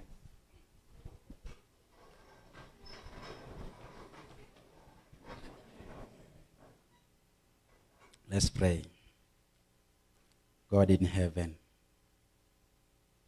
you lived, you are living, and you shall live forever. Thank you for this exercise, and thank you for allowing us to be the witnesses of this day for the great and the marvelous things that you do to your loved ones. Bless each and everyone who made it to a success today. Remember our past, remember our present, and remember too our future. In one way or the other, we might wrong you. On behalf of this congregation and on behalf of the online viewers, we ask for forgiveness. Prepare all our souls for your soon return. This is my humbled prayer. In Jesus' name, amen. The meeting now is officially dissolved. We are done with elections. We go for lunch, and then we disperse to our normal duties. Thank you.